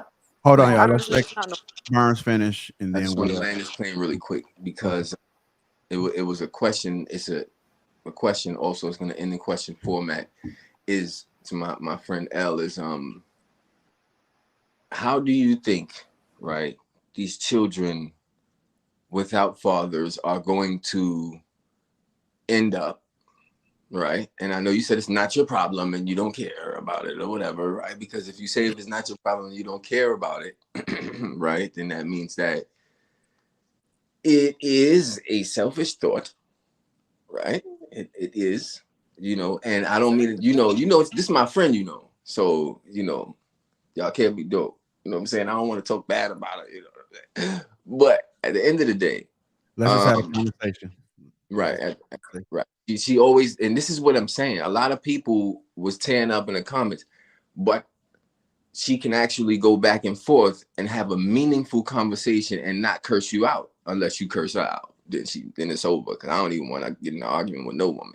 But at the end of the day, going back to my point, you have these children that are growing up in a blended family, right? Now, you said a statistic about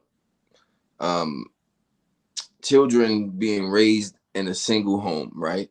If children are raised in a single home, is it better for them to be with the mom by herself? This is the question right here. Is it better for the child to be with the mom by herself, or is it better for the child to be with another man other than the father, obviously, because that's the conversation that we're having? And also I want to say that there's a little contradiction in me too, because I know that in order to get that man, you have to go through men, which would then put a traumatic experience on the children. So I get her point a little bit on some things, but still answer that question, right? There's a lot of comments in, bro. Come on, Burns. No, answer the question. I'm saying. Oh. Did you guys? What was the question? No. The question was: is it better for a? You got it. Okay. Yeah. A biological father or nothing. Right. Everything I said, I stand on 10 toes. I don't think that it's. I stand on everything I said. Okay. Let me see who hasn't been. Can I have something? Go ahead, Kelly. So I agree with a lot of the things she's saying, because I am raised in a Christian home. My parents were pastors, so I believe in doing it the right way. I believe you should stay a virgin until you get married, and then have sex with your husband, and y'all should make this covenant and stay married till you die. That's what I believe. Unfortunately, that's not the case of today's society.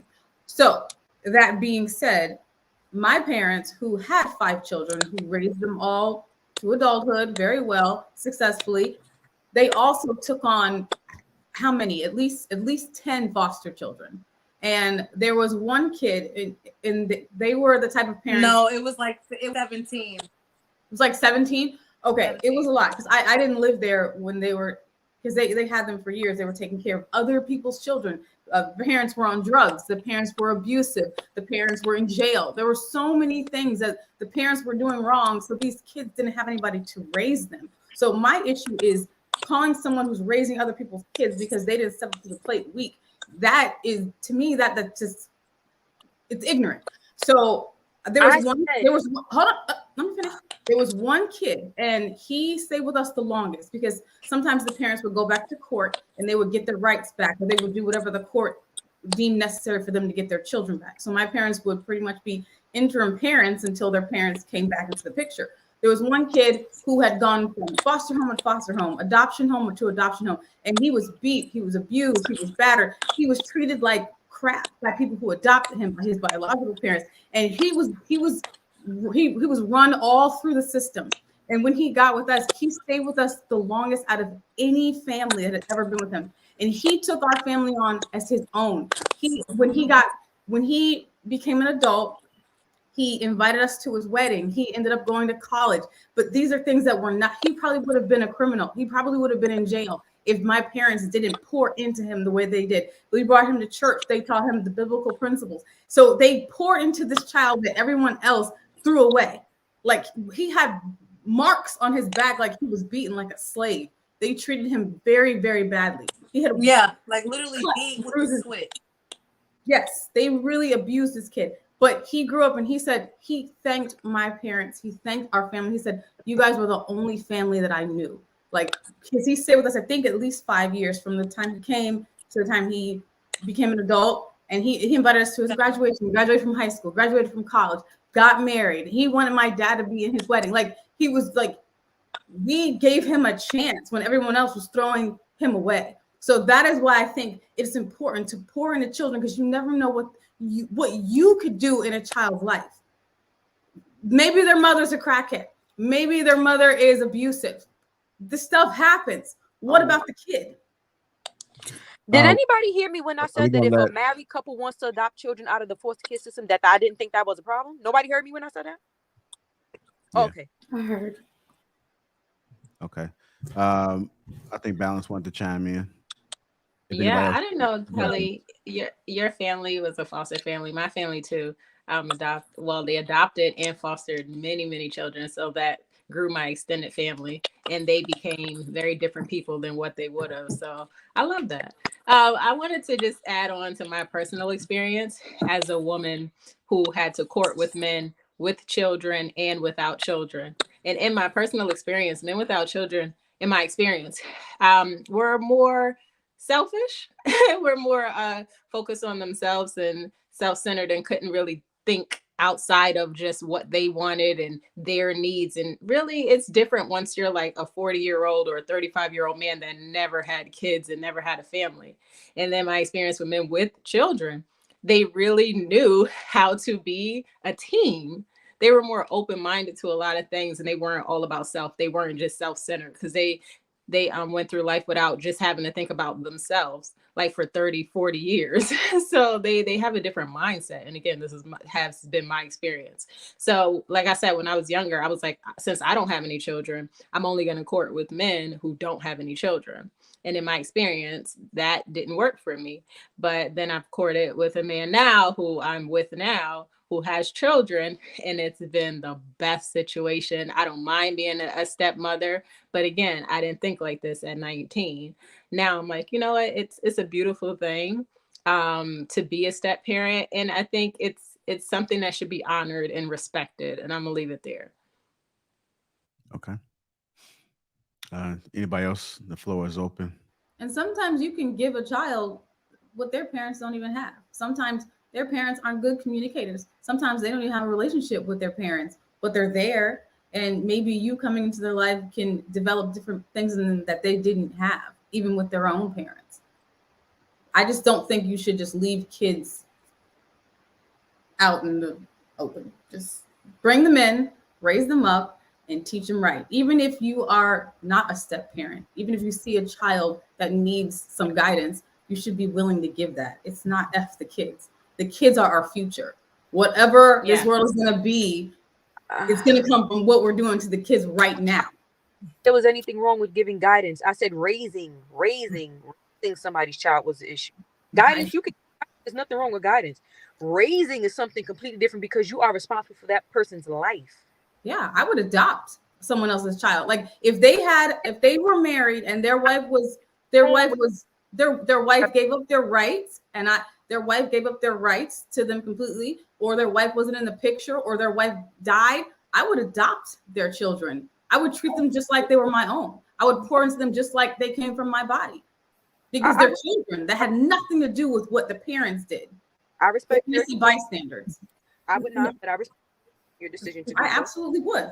No, one of the things that I wanted to say in terms of step parenting, I don't think all step family situations are the greatest either, and can also have a negative impact on the kids involved. But what I have seen, those step families that flourish are typically when the woman allows the man to lead, like not having a situation in which the mother is still trying to be the primary parent in the household. In those situations, those typically cause cause conflict, because if you're going to be a woman that have children, that the stepfather, is coming in to be the parent to your child, you have to let them parent your child. And I find a lot of situations where they get married and the mother is still acting as if she's the single parent, making the decisions for the child without necessarily allowing the father to be in that position as a father. Like, when you're in this household, this is the order. Whatever the dad says is what he says. And so I think in those situations, that's when step parenting can be the best outcomes for the kids. But if you have a mom who is not going to really allow that stepdad to take the lead as the head of the home, as the dad to all of the kids, then you need to stay single, because that's not going to be in the best interest of the child or the father who's coming in to really help you. And some men just know how to have sex. They just know how to use their penis. They don't know how to father. Mm-hmm. Well, I know how to do both, but guess what? I'm just coming in that back door. Fuck them kids. Oh, okay. No, Kelly, no. Fuck them kids. I'm coming through there knocking them down. No, a woman would benefit from a man like you. You damn right. Even though you have a child. I'm giving you 20 minutes, I'm out. How can a woman benefit from him for just sex? Benefit from you being in their child's life because you've already raised successful. A woman would benefit from having you in their child's life because you've already raised. Okay, in the child's life. Yes, they would benefit from you being the father figure in their life because your son is thriving. You pour into your child, you build him up. You know how to raise a young man into a man. So why wouldn't a woman want a guy like you? So we all agree that any man that can go and actually make his own family. Let me say this real fast. As far as what Mistaken was saying, let me say this. I'm not gonna get married to the woman if a kid's not on board already. There's no way I will ask a woman to marry me if a kid's not already on board. The kid's got to be everybody, every child has to be on board before I marry that woman. And if she's not, I will continue to give her 20 minutes and I'll go out the back door. If the woman doesn't get her kids in order, and me as a father don't get my son or my daughter in order, that's a problem. Then no, we shouldn't be getting married. Because if I don't have what I need, the authority and the oversight of the other house, and the woman I'm supposed to be blessed with my last name, if she don't do that, no, we won't have a future. I agree. We'll consider dating or whatever, or being girlfriend and boyfriend. I'm not making that investment. There's no way. So the current woman I'm dealing with now, she already knows what the deal is. But Hank, you'll be a stepfather then. As I said it before, I don't have no problem with it. Right, he did.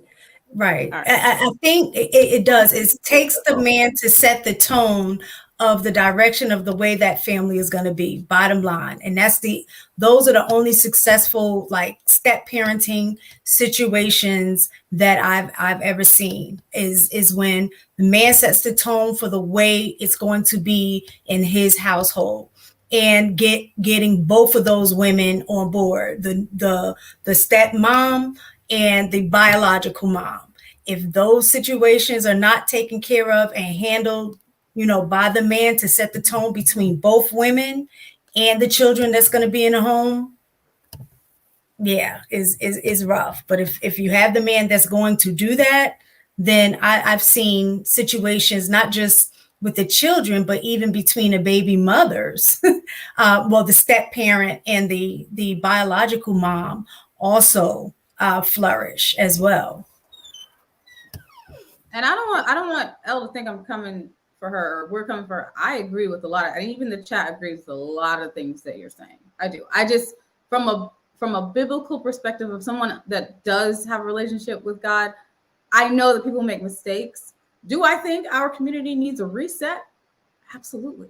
But people have made mistakes even in the Bible, and God still welcomes them back. He still uses them. And he even says that God is the father to the fatherless. So even he takes on stepchildren. So I don't believe that you should just toss the kids away. Should grown-ups make better decisions? Absolutely. Should they do it correctly the first time? Absolutely. But once the mistake that we're calling children is made, you can't just leave them out to the wayside. You can't hang them out to dry. Somebody's got to pour into them. So if the step parent is willing to do that, I don't see a problem. If God is everyone's father, right?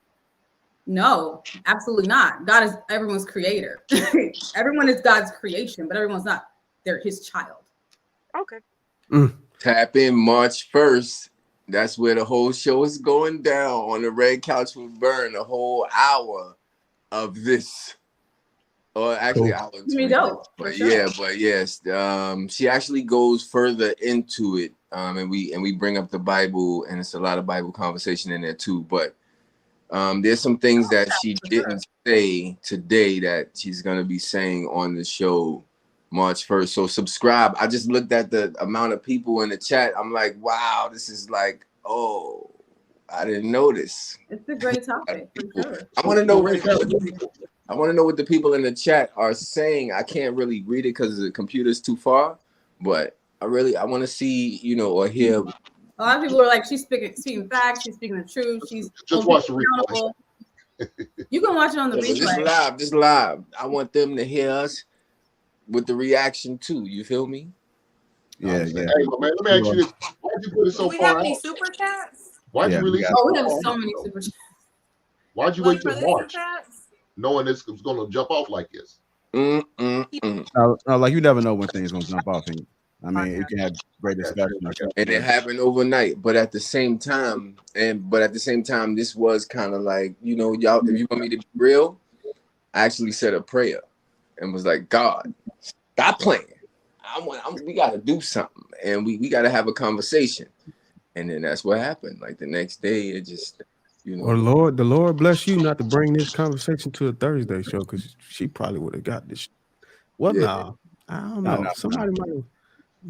Go ahead, Jay. I think people would. No, but I like that she's very confident about what she says. And you're not going to be able to change her mind. No, that's and I don't think that we're trying to change her mind, because again, I will say it again, I respect her points. She does have valid points, and we respect that. But I just feel like just as much as we respect, that and her opinion, thought process, we also should respect, the other side, that some people are willing to do it. Nobody's trying to change her mindset. What's going to change her mind is her having a baby by somebody. Until then. I always tell her that.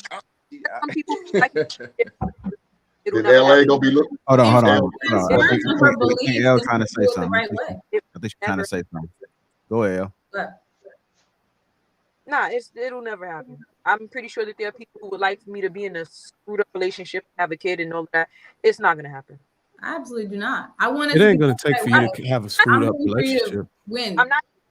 But there are some people like, well, when you have a kid, yeah. If I have a child, it will be with my husband, and I don't plan on doing the pick. Let God do that, because God knows what I need and not what I want. So I don't. I mean, like I said, I stand on everything that I said. So there are people who would like me to be in this situation. Unfortunately, that's not gonna happen. God bless. It's all about understanding the sacrifice that men make.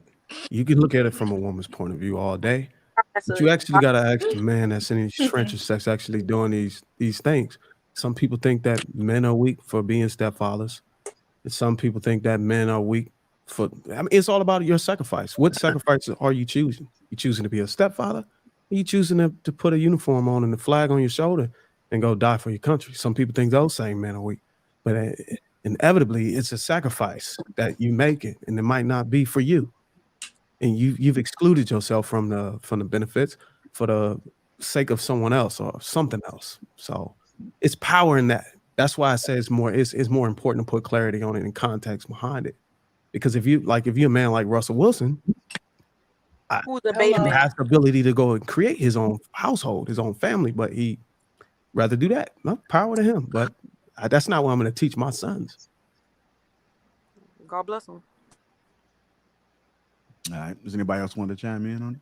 And God will be Yeah, that time. let me say this real fast. And Being a father alone is doing God's work. Being a stepfather, man, you doing above and beyond God's work. I don't know what to call a stepfather, man. You God damn. What about stepmothers? Same thing. Again, that's just lack of respect for men, because we stayed on the man the whole time. We never really even talked about stepmamas. We pretty much just talked about stepdaddy all day. So I just all right. We've been talking about this for 2 hours. And all of it's been about stepdaddy. I ain't heard hardly anything. The first time I said in the beginning, the same thing goes for stepmothers. I don't know why they would do it. I'm just saying the lack of respect for men. What lack of respect? You got men out here that say way worse about men who take on other people's kids. I said weak. You got people that completely berate them. I ain't say all of that.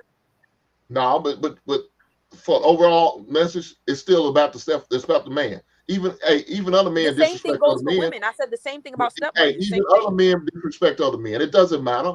It's just a lack of respect for men. You feel like it's a lack of respect. I don't feel like it's a lack of respect.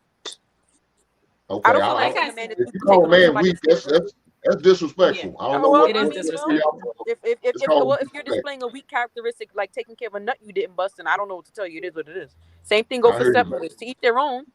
You know, people can do what they want. I'm not stopping anybody's free will. Like I just stepmoms in the building. Praise the stepmamas. I don't One at a time, so they can hear us. One at a time, so they can hear. There's a gentleman. Curves, you're on mute. You know what? Really, when people use the Bible, I'll say this real quick. When people use the Bible only when it works out for them, they want to skip parts and they want to talk vulgar types of wild shit, and they want to throw them when it makes sense for them. I use the Bible to hold myself accountable, sweetheart. I use the Bible to hold myself accountable. Hold on, Elliot. Let it finish. How this works is like when I'm talking, you're not, and when you talk, I won't talk. So it's like we at the same time. I'll allow you to speak, but just finish. Just saying certain Bible this, Bible that, throwing it out when it makes sense for you, but in other parts it doesn't. So it's like if you want to stand on the Bible, then stand on it 10 toes, just like you are on everything else you're saying. But to speak and say things, it's like nothing that has anything to do with the. None of this is. You can't back your saying up. So I'm just trying to figure out like why use the Bible when it works for you, and you're not the only person that does it. A lot of people. Okay, can I talk now? That's it. Did anybody hear when I said that being a step parent wasn't a sin? Did anybody hear me? Being a step parent is not a sin. I'm not saying that you're violating God's law by doing it. I just said I don't think that is logical. I never said that it was a sin. If a man decides to take on a child that's not his, he's not disobeying God. He's not doing you. You don't have to, but if you choose to do so, you're not disobeying God. I never said that it was a sin. So I don't really understand what you're talking about when you say that I'm using the Bible for this or that. I started off saying being a step parent is not a sin. This is my personal opinion. You don't have to take care of a child that's not yours. If you choose to, that's up to you. But you don't have to. I personally don't think that it's logical because you're not gonna. I don't see what the adult would get out of it. But then somebody said, well, it's not about the adult, it's about the child. Cool. The same Bible that I'm talking about is the same Bible that I used to hold myself accountable for my shortcomings or when I do something that's absolutely wrong. Same Bible I use when I'm talking to somebody else. I use that Bible on myself first and foremost so that I'm not moving in hypocrisy. Okay. So what I would do is just like you calling a man weak? Is that what the Bible speaks on? Hold on, Hank. I think Curry trying to respond. Go ahead, Curry. I'm just thinking. I'm just the way you're general about you. Hey, Curry, you faded. Hey, Curry, you're going in. Curry, you're going in and out. In and out. And it's like, Curves, can you hear me? Curves, we can't hear you. You're Hold going on, in and out. I got it. I got it. Curves, you're going in and out. Just either turn the Wi-Fi off, or if you got it on, turn it off. If you have it off, turn it on. And then come back out, go back in. All right, go ahead. Kelly, would you want to say something? Me? Yeah, anybody else want to chime in? Yes. Hank, go ahead. We're going to go to Hank and then balance.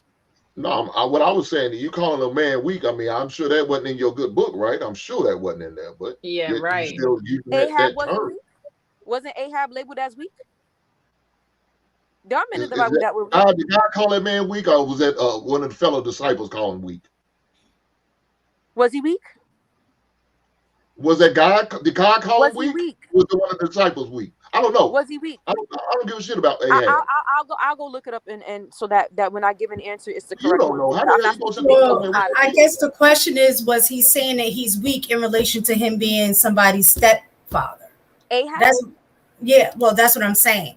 So no, when I don't know if Ahab was a stepfather.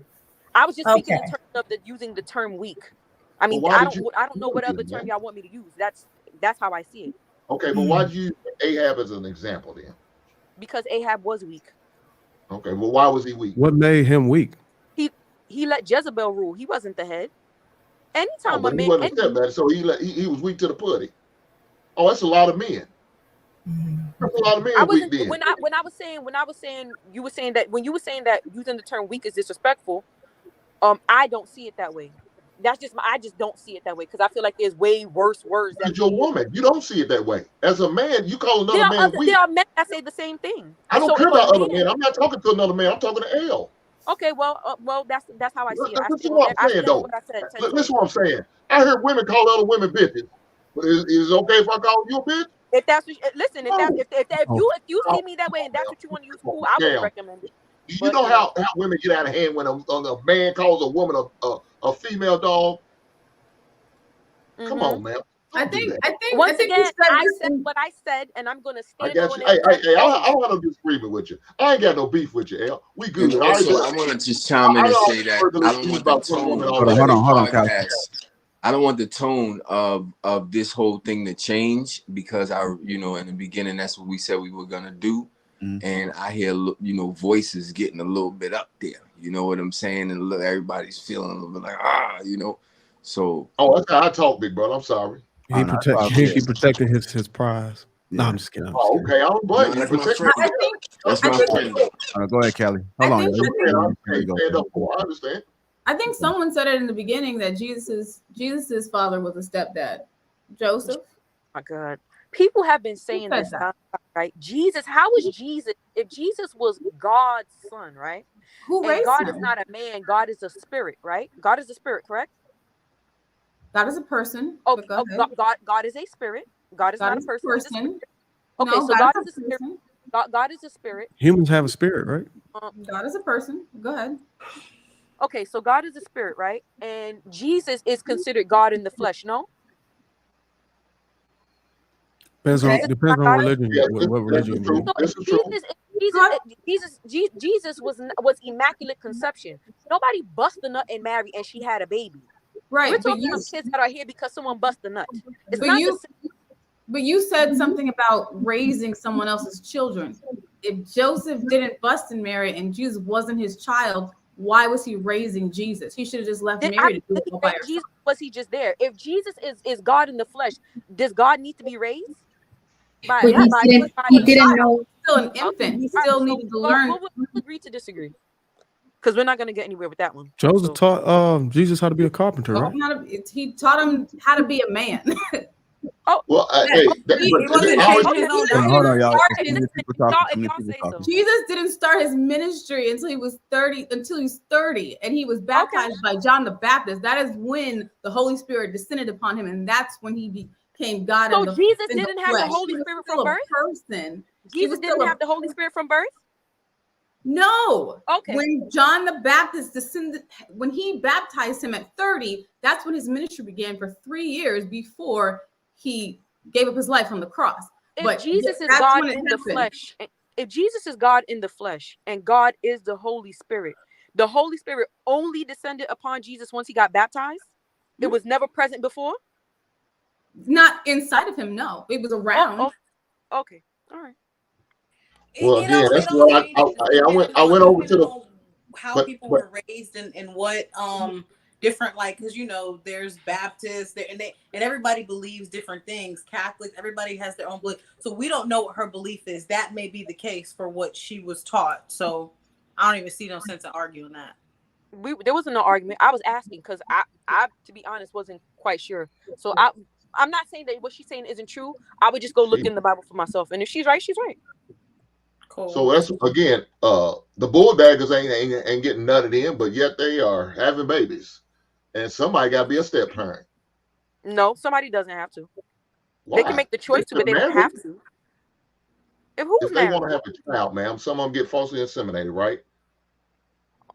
A man didn't come do it. They just got it. They drop one in them. I don't believe in artificial insemination. Okay. I don't believe in vitro. I don't believe in surrogacy. So I don't know. Okay. I don't have an answer for that one. Right on. Then I heard you. I'm totally against one parent. What kind of man Jesus would have been if it was just Mary doing it all by herself? Oh, good Lord, I'm telling you. Okay. He would have been super feminine. Nah, but Jesus to that when he was 14. Yo, some of y'all said God was a woman anyway. Hold on, didn't Jesus leave when he was 14? Didn't Jesus leave when he was 14? Terminate this stream. Jesus left when he was 14 and came back when he was an adult. So he ain't even Joseph. That's according to the way that I read the Bible. Because when he came back and they said, yo, where you was at? He was like, I was about my father's business, bruh. Right? No. That's in the Bible. Look it up. Is that Old Testament? Dog, is that what he said? He was right. Herod. Let me get my other phone. Herod sent someone to kill Jesus as a baby, and his family escaped to Egypt, which is where he was raised until he was a teenager. And when they came back, they couldn't find him because he was with the priests and he was teaching them. They were like, "Where were you? Where were you, Jesus? We couldn't find you." I was about my father's business. They were just traveling. He didn't disappear. No. Do people actually? That's not how I read it. But anyway. Yes, that's what happened. They were in a caravan on a trip and they couldn't find him for a few hours. They're like, "Where'd you go? Where'd you go?" He was in the temple teaching the priests. And they were like, "What happened? Where'd you go? We couldn't find you." He was like, "I was about my father's business." He didn't disappear for years. Hey, L and Burns, I did have one more topic I want to get into, and I would like to get you guys' perspective if you can. You guys got time? Yeah, go ahead. All right. We got a lot of super chats, man. I'm gonna try to comb through some of these. Got 67. Balance, you want to read them? Send some of that bread. King Sparks 5799 1999 says L just sounds like a very selfish woman. Don't care. Ennis 499 says, "Let me get my tea. That's about to be good. Cap. This is Lapeef Sunday." King Sparks says the world will benefit from having a better human adults. With the 50 ball piece, let me go ahead and get the sound effect going here.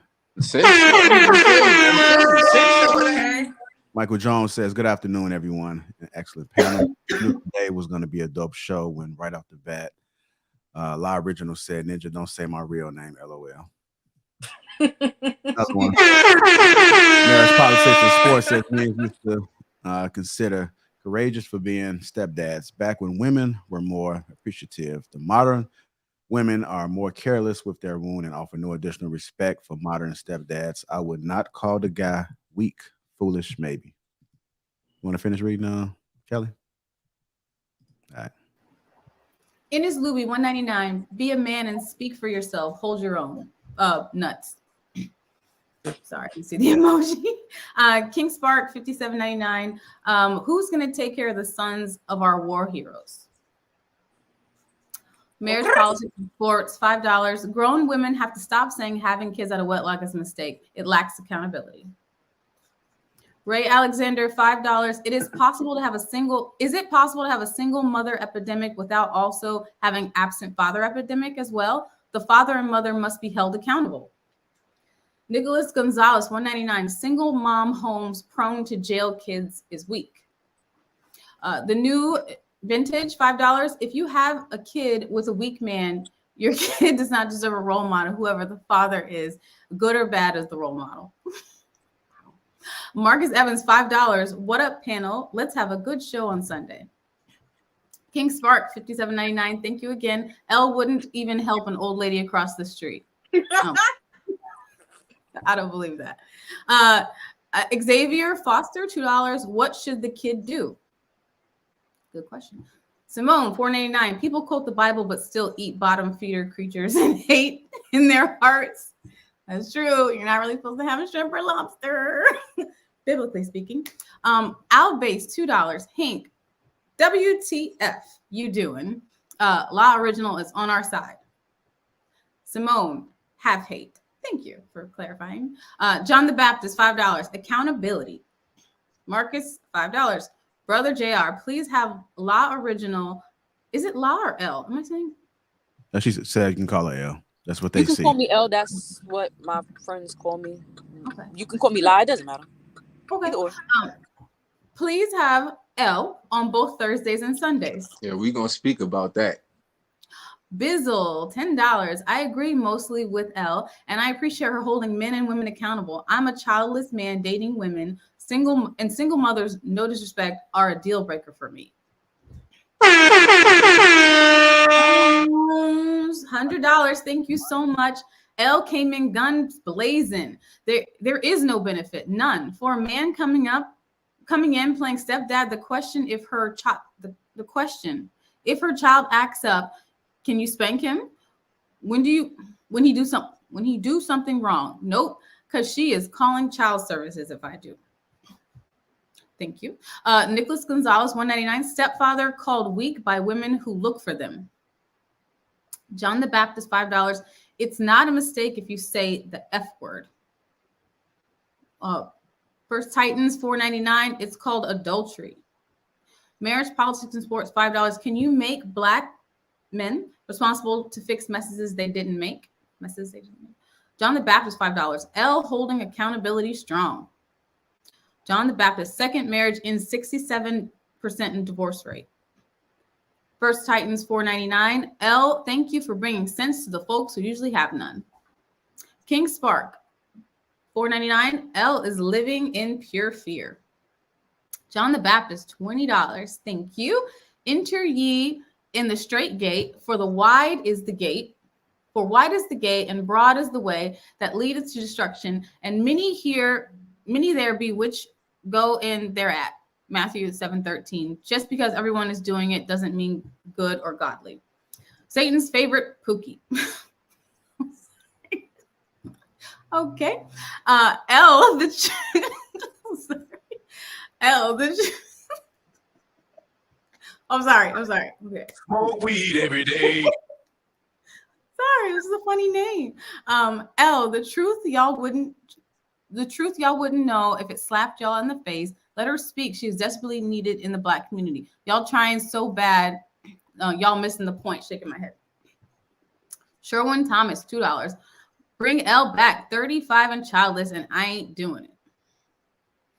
The Sophisticated Jerk, $10. Shout out to the panel. My boy Bruiser is up here looking like a combination of Malcolm X and the seasoned tax professional. I'm sorry, Alex P. Keaton, $5. There has to be a better way to debate these issues other than letting people rant. The reality of life is complicated and requires thoughtful exchange. I agree. John the Baptist, $5. Thank you. If a man becomes a stepdad, the mother and stepkids would worship the ground that man walks on. Have their family grace. Alex P. Keaton, $5. How can we improve behavior if the discourse is toxic and lacks statistical analysis to support claims? Anecdotal evidence is not evidence. Spees the Beast, $1.99. Weak to help another being, ignorance. Member, where you been? I thought you were a member. Ines, thank you and welcome. Speaks the Beast, $1.99. The dad who left is weak. Thank you. Charles Keys Sr., $5. 70% of Black kids by 10% of Black men. First Titans, $1.99. L is schooling y'all. Xavier Foster, $5. Unfortunately, someone has to calcify the wounds. Sacrifice. Will we address and fix the problems that we caused? Single mothers raised jailbait. God destroyed whole communities. 1 Samuel 15. Sorry, that was John the Baptist. A.K. Harrison, $4.89. Kudos to L for bringing back the Scarlet Letter. Shame. Will, $33, $20. Number one, we don't have a community. Number two, we need our infrastructure. Number three, arranged poly marriage. 10-year gap. We need to catch up in the numbers. Do business, $5. L is my type of woman. Rather you agree or disagree. She has a point. Hero of Egypt, $1. Thank you. Vintage, $5. Kids do better when the moms remarry, but does the man do better when he remarries a woman with kids? Is that it? Satan's favorite Pookie became a member. Welcome, Satan's favorite Pookie. I think we also have a church membership for you as well. Marriage, politics, and sports, $5. Sister has a solution. Folks just don't like it. John the Baptist, $5. L original. I'm sorry, just L. I like the way you talk. I hope my son crosses your path if you were single. God bless you, young sister. Definitely. You weren't a member, Definite G? Welcome. I thought he was. Ines Luby, $1.99. HR here to hand out participation prizes for the panel. Rondon, $4.99. That's your daughter. That's your daughter's brother, and you're not financially burdened. I don't know where that's. The Sophisticated Jerks, $10. I prayed for a Bentley, and it still didn't arrive yet. LOL.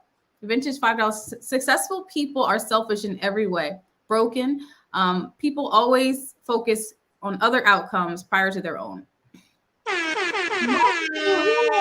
Members, welcome everybody to the LAPEEF family.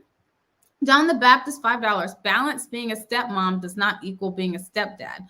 The expectation is not even close to being a stepdad. Chic, is it Chic? Chike Auto LLC, $9.99. Yo, I don't see anything wrong with what Elle is saying. She is telling young women how to fix our communities. Bring shame back to single parenting. Bring shame back. Single parents will be 1% of our community. JR and Bruiser look like they're at a funeral. Thank you for the $2. Ilkin Ali, $19.99. I've never seen or heard women be so about kids, but then turn around and advocate for stepdaddies instead of the biological father. Make it make sense. Shout out to Elle.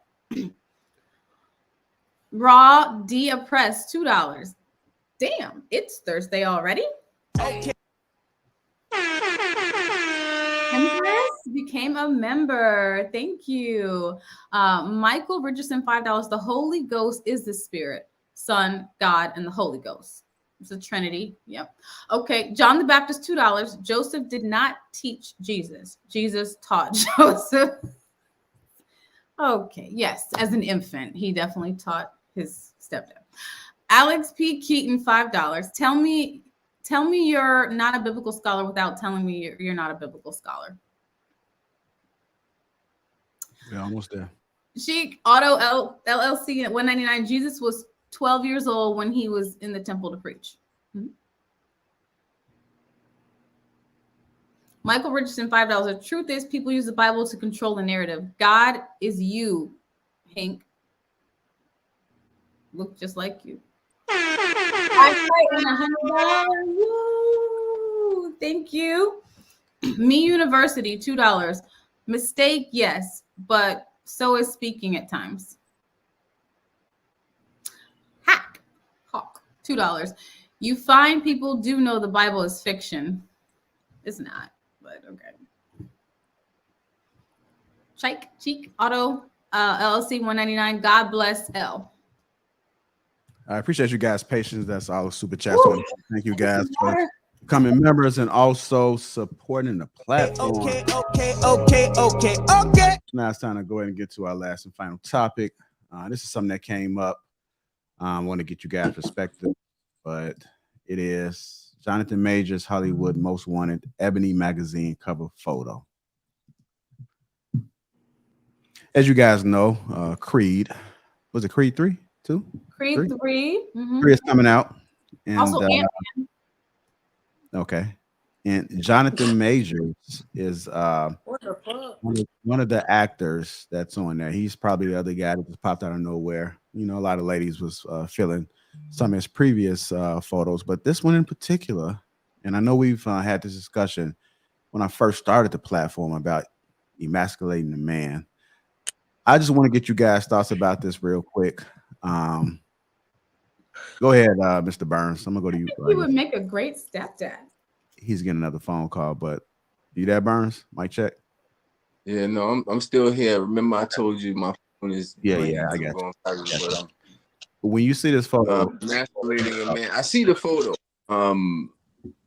I do not know why that photo was made, so it's hard for me to comment on it. But I will say that there's in America, in order to continue America's agenda to dumb down us as people so that we don't know where we are or where we're going, there has to be some type of thing that stops fathers from being fathers or mothers from being mothers, right, in our communities. And that might sound like a conspiracy theory to some, but if you look at it, where we've been held down for years, right? Because if we know who we are and what we are, then we will know where we're going. And you have to see, we have to see, our kids have to see things like that in order for the agenda to keep going. It's basically what I'm saying. If they take away all of those negative images, if you take away the top 5 rap songs on Spotify and all of those things, all of the cursing and the killing and everything else, then we would grow more and faster, which then, you know, that's just the way that I see it. So I don't want to get too deep into the emasculation part of it, but, you know, okay. I got you. Curves. Mic check. What are your thoughts about the Jonathan Majors? What's that picture? Yeah, this one right here. That Jonathan picture? Majors is the other I don't even co-actor. know. He's the actor that's gonna be he's gonna play lead role with Michael B. Jordan in the movie Creed that's coming out, Creed 3. He also played Kong in Ant-Man, so he's gonna be part of the Marvel universe now. Got it. It's Kang. Kang. I'm sorry. I don't really about the picture. That's all right. I think you kind of fade now, Curtis. The picture looks. You hear me? Yeah. Are we good? No. Yes. Maybe so. No. It's a little, yes. It's a little suspect, but keep talking. I think you have a delay. Okay. Okay. So I don't really have much about the picture. The picture it looks wild, But I think what we have going on here is an agenda that's trying to be pushed. Is definitely very much so trying to make men look more feminine and women be more masculine. That's why we're having a lot of these arguments anyway. You guys hear me? Yeah, just keep talking. If we ever can't hear you, then we'll let you know. Yeah, so I feel like there's an agenda going on. Women are looking very much so more masculine. That's what the men are complaining about, and men are being more feminine. There's a reason for all that. It's programming. They are programming everybody right now for this. I don't want to get too much into it because I want to keep my life. But at the end of the day, it's all set up. I mean, it's an agenda behind it. There's a reason why they're doing this. And that's all I have to say about it. All right, Bruiser, what are your thoughts about it, sir? I don't really have much thoughts on it. I think it's sad, but you know what I'm saying? I think this is America. This is the land of the free. And whenever you have the land of the free and free thinking and free minds and stuff, and allowing anybody to impact the policies and influence the structure of how things are run around here, this is what you get. So it's like, yeah, everybody treading lightly. I see, man. We're having a lot of Bible talk in the beginning, and then I don't see it being applied. Hey, I'm on heathen time, JR. Come on this way. Okay. All right.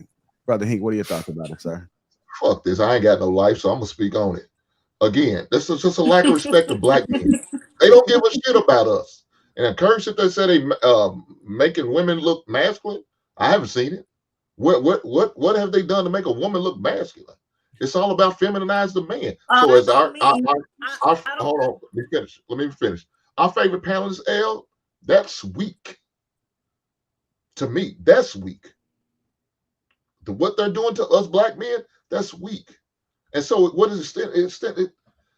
Like you said, it sends off that message, man. That's an insult. You're damn right. Well, it's sending off a message, man. This is bullshit.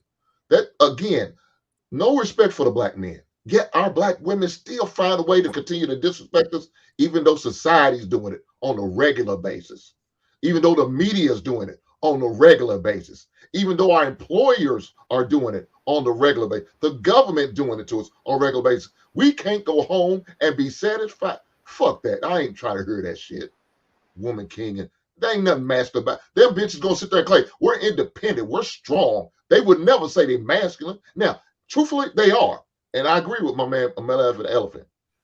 But that's not what they really promote. They're gonna say they're independent. We're all for Title IX. We have the right to do what we want. Kiss my ass. Like y'all deserve the same pay as an NBA player. Y'all don't deserve a goddamn thing. If you ain't making the money, you don't deserve it. So again, they're going to find a way to continue to masculine like they've been doing, like it's going to be continue to do until us men stand up and make a change and fight against this bullshit. It's unfortunately our women are not in the corner like they should be on a normal and regular basis because they're not on the side. They're part of the problem too. They're piling on. I can't come home and get peace because I'm dealing with all this shit in the world. But guess what? Who's in there nagging and crying, complaining and bitching and always got some bullshit to say. Hello, about my step baby. Fuck that shit, man. We deserve better, man. Move accordingly. Lie to these hoes. Okay. All right, let me go ahead and get Balance in here then, L. Go ahead, Balance. Okay. Hank, you always make me laugh for some reason. But I'm glad I'm here for you. Every time I see that, it's funny because about 8 people sent this picture to me in the DMs on Instagram. So that says a lot. And I looked at the picture, and I don't know one woman that looked at that picture and was like, yeah, that's attractive. Not one. There's not one woman that said he's sexy, he's masculine, he's handsome, I'm attracted to him. No woman said that when we saw that picture. We all had the same face. So that in itself should tell you what we think about that picture. I mean, I really don't have anything else to say. I'm gonna hang out with him and get my nails done with him. Right. There's Let's no go woman that was shopping. like, ooh, no. Let's go We was shopping. like, we all No looked at the respect. picture with the same screwed up face. Like, why are they doing that to our men? And then why are the men allowing it is the issue. That is Allowing what's it? really sad to me. He already Yes, played because the role in he the has movie to where he put kissed he somebody. has to put those clothes on. No one's Hold just on. forcing him to put those clothes on. He is allowing that. And I think it's desensitization. They want to keep putting this image out of what a man should look like. So now young boys look at that and are like, oh, I guess it's okay to dress like that. It's okay to wear pink. It's okay to do this. It's okay to be feminine. It's okay to be pansexual. All the terms that people use that just don't make any sense these days. It's okay now because they put it in front of you. They stick it in the cartoons. They put it in movies. Everybody has token. I bet a woman encouraged that, just like a woman encouraged homosexuality. But you're saying it doesn't happen. They are. are. But they Hold are. Hold on. They are making women more masculine. Where it used to be women would be, oh my God, superhero came and it's some man rescuing them. Now it's like we can rescue ourselves. We are our own hero. They're now the heroine instead of the hero. So they are putting women in a more masculine role now. And yes, Curve's right. It is an agenda. They do want to separate families. They do want to empower women to be strong. And I can do this on my own. I can be independent. We don't need a man. But it is an agenda. The purpose is to tear apart families. Yes, you make women more masculine, you make sons more feminine, and now you have everything that's anti what God wants it to be. So I guess we're talking about the Bible all day. So yeah, but like you said, Kelly, but like you said, they're not saying they're making us more like, they're saying they're making us more independent. Yeah, but they're not saying more masculine. That's more masculine. Okay, like why are the heroines now rescuing the men? What are biggest complaints?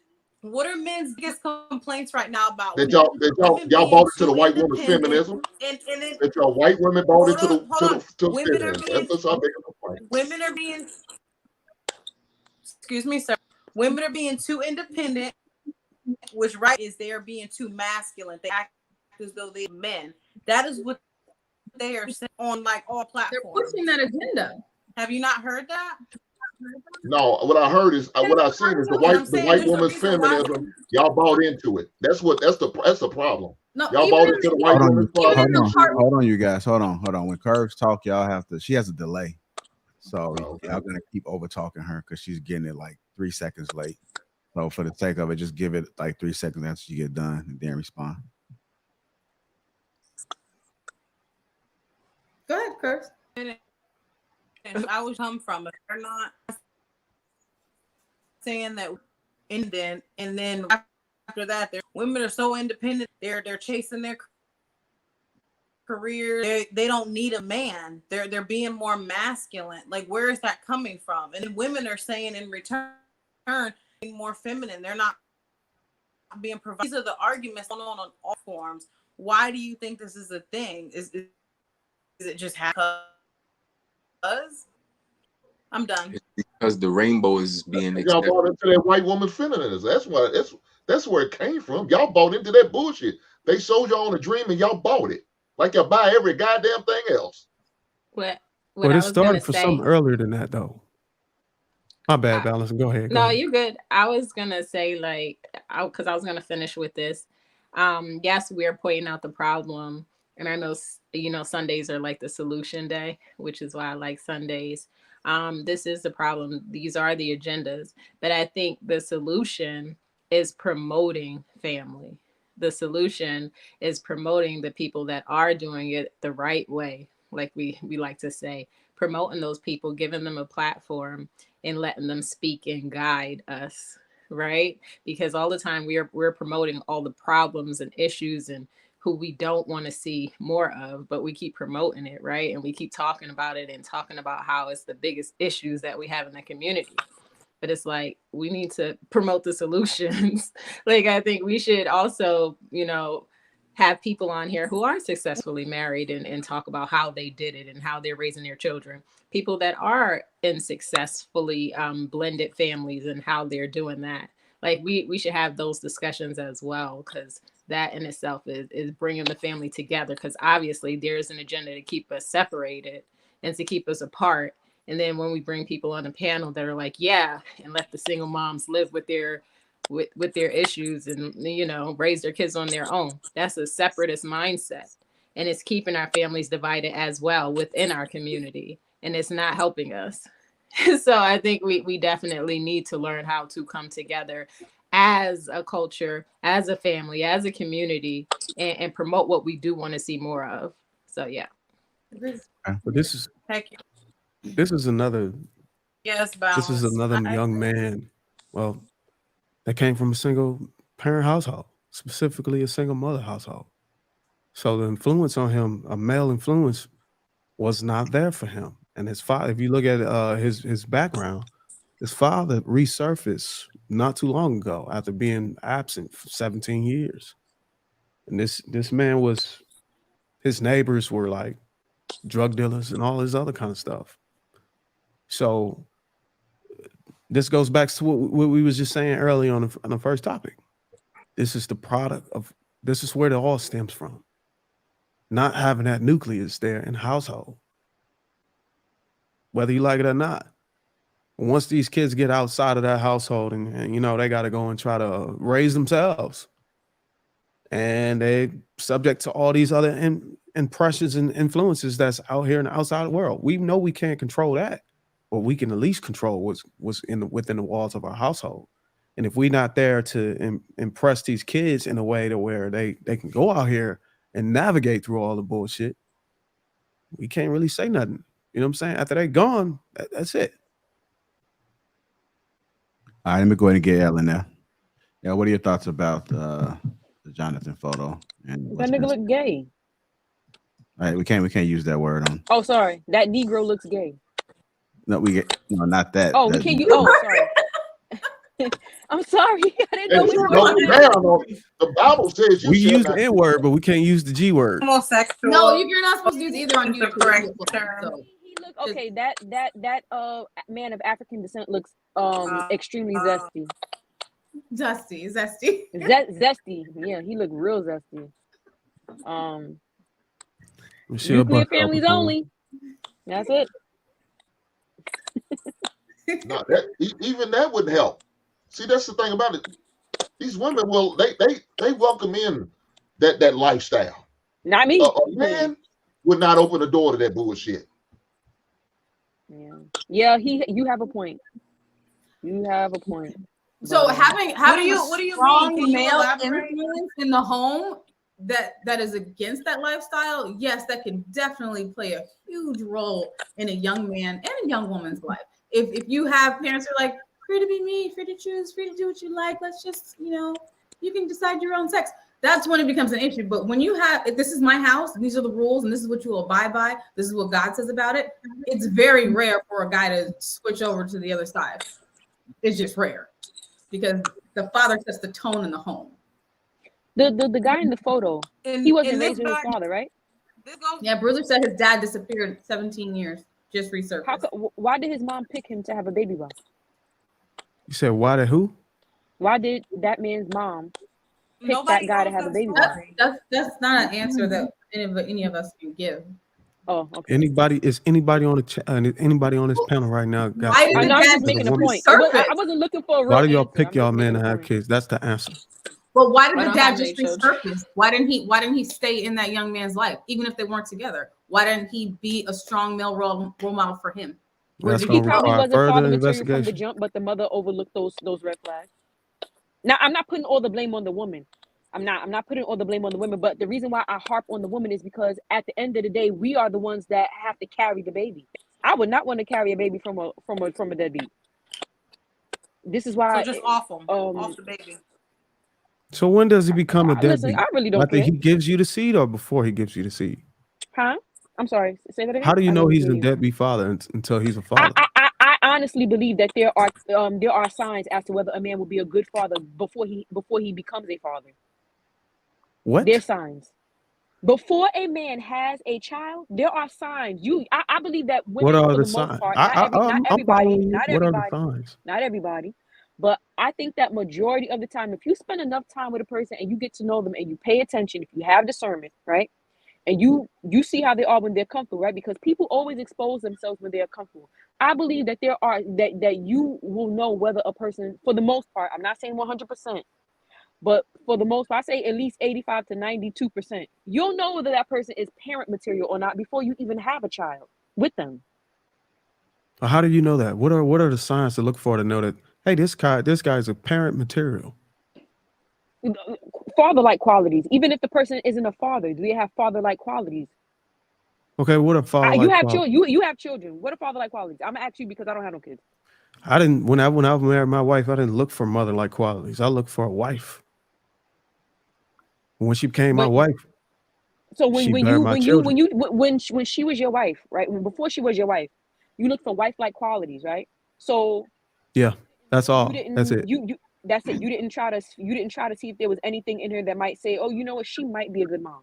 Naturally, she's just supposed to have that as a nurturer, as her natural femininity. But once I married my wife, that was it. That's all she needed to. That was her only qualification, was to be my wife. Now, whether she was a good mother, she had to bear my children, and then I had to monitor. I had to evaluate whether she was a good mother. The only way I could find out whether she was a bad mother was to give her a child. And shout out to Anton and I think JR.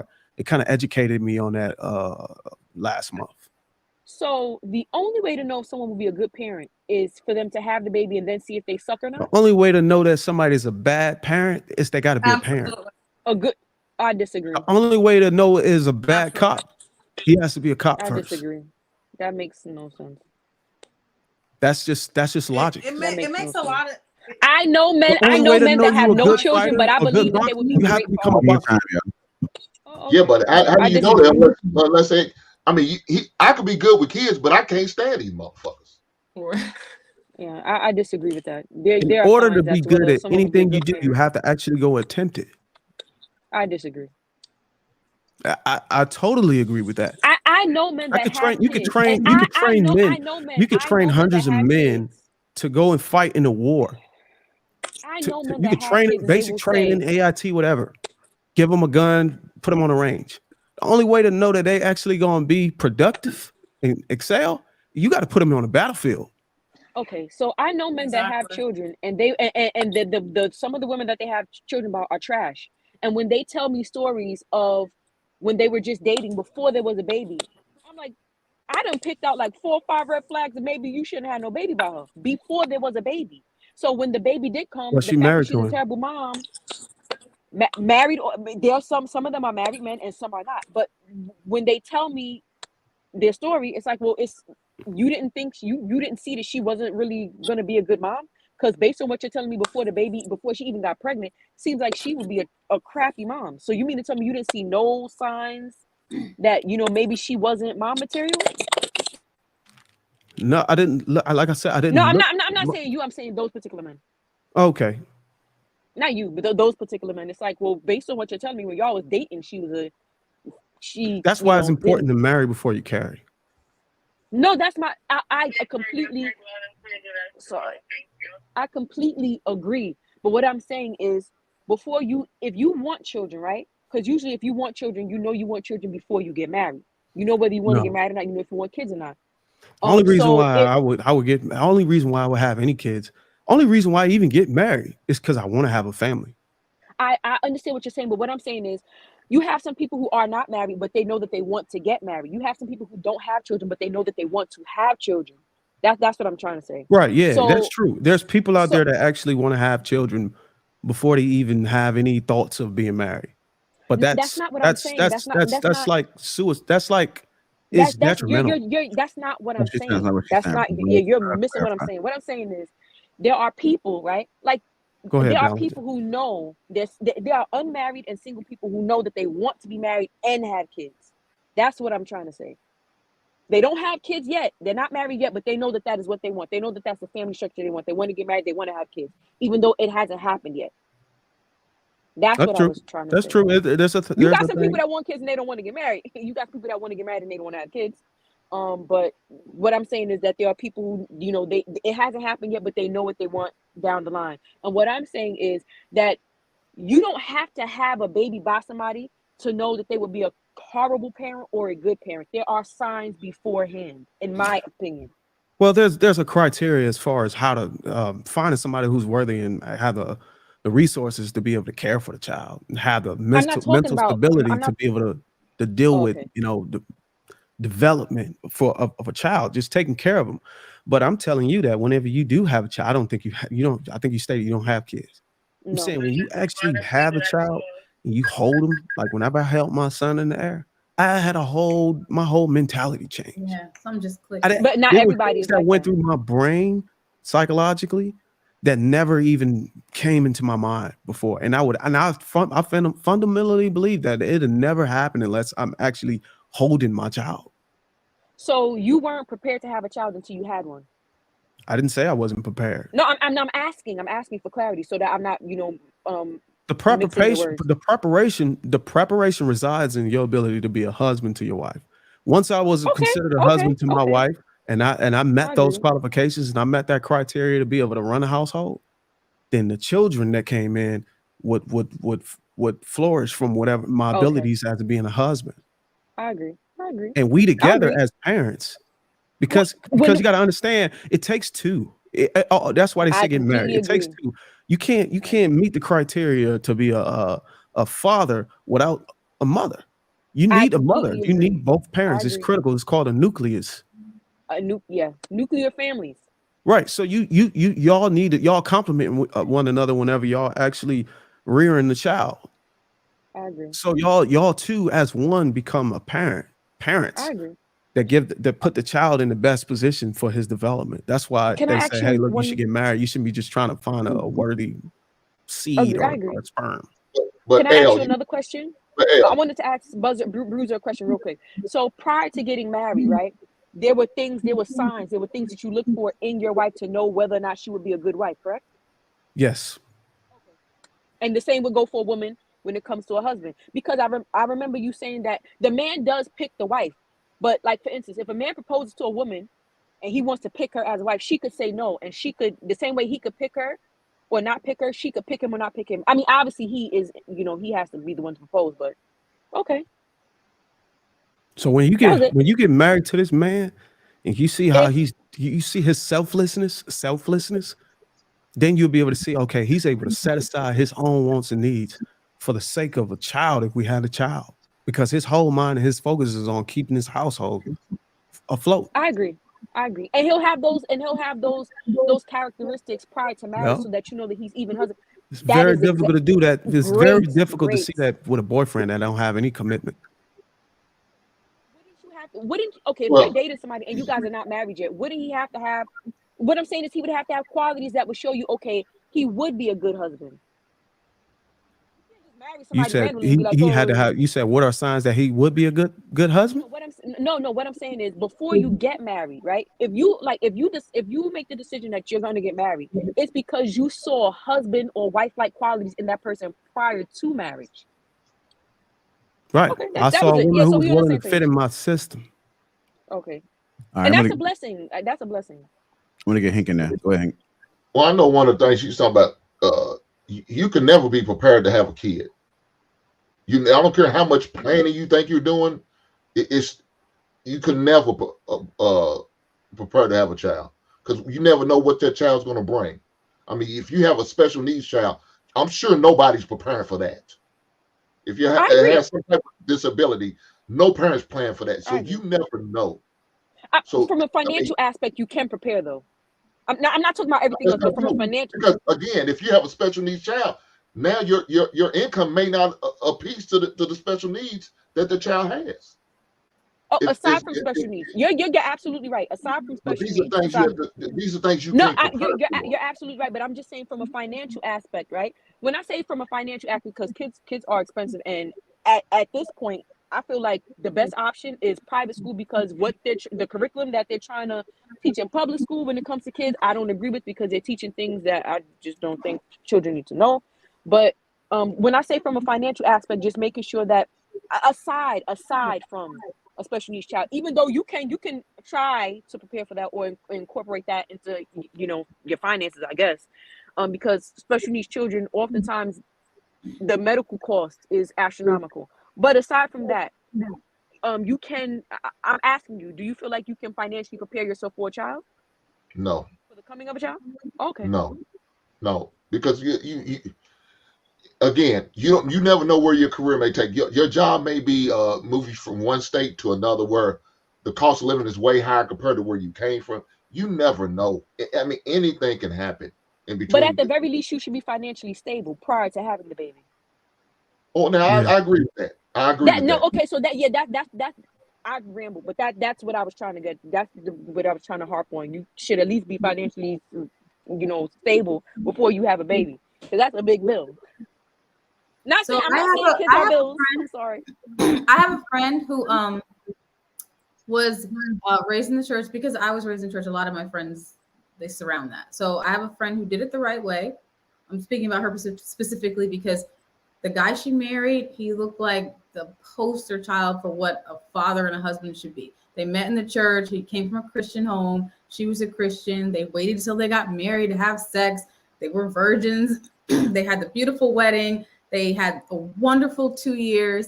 And then he left her, left the kid, took all the money from the bank account, and moved to Venezuela with another woman. He looked like he was going to be a great pick. The parents approved of it. They felt God approved of it. And then he made a dumb ass decision.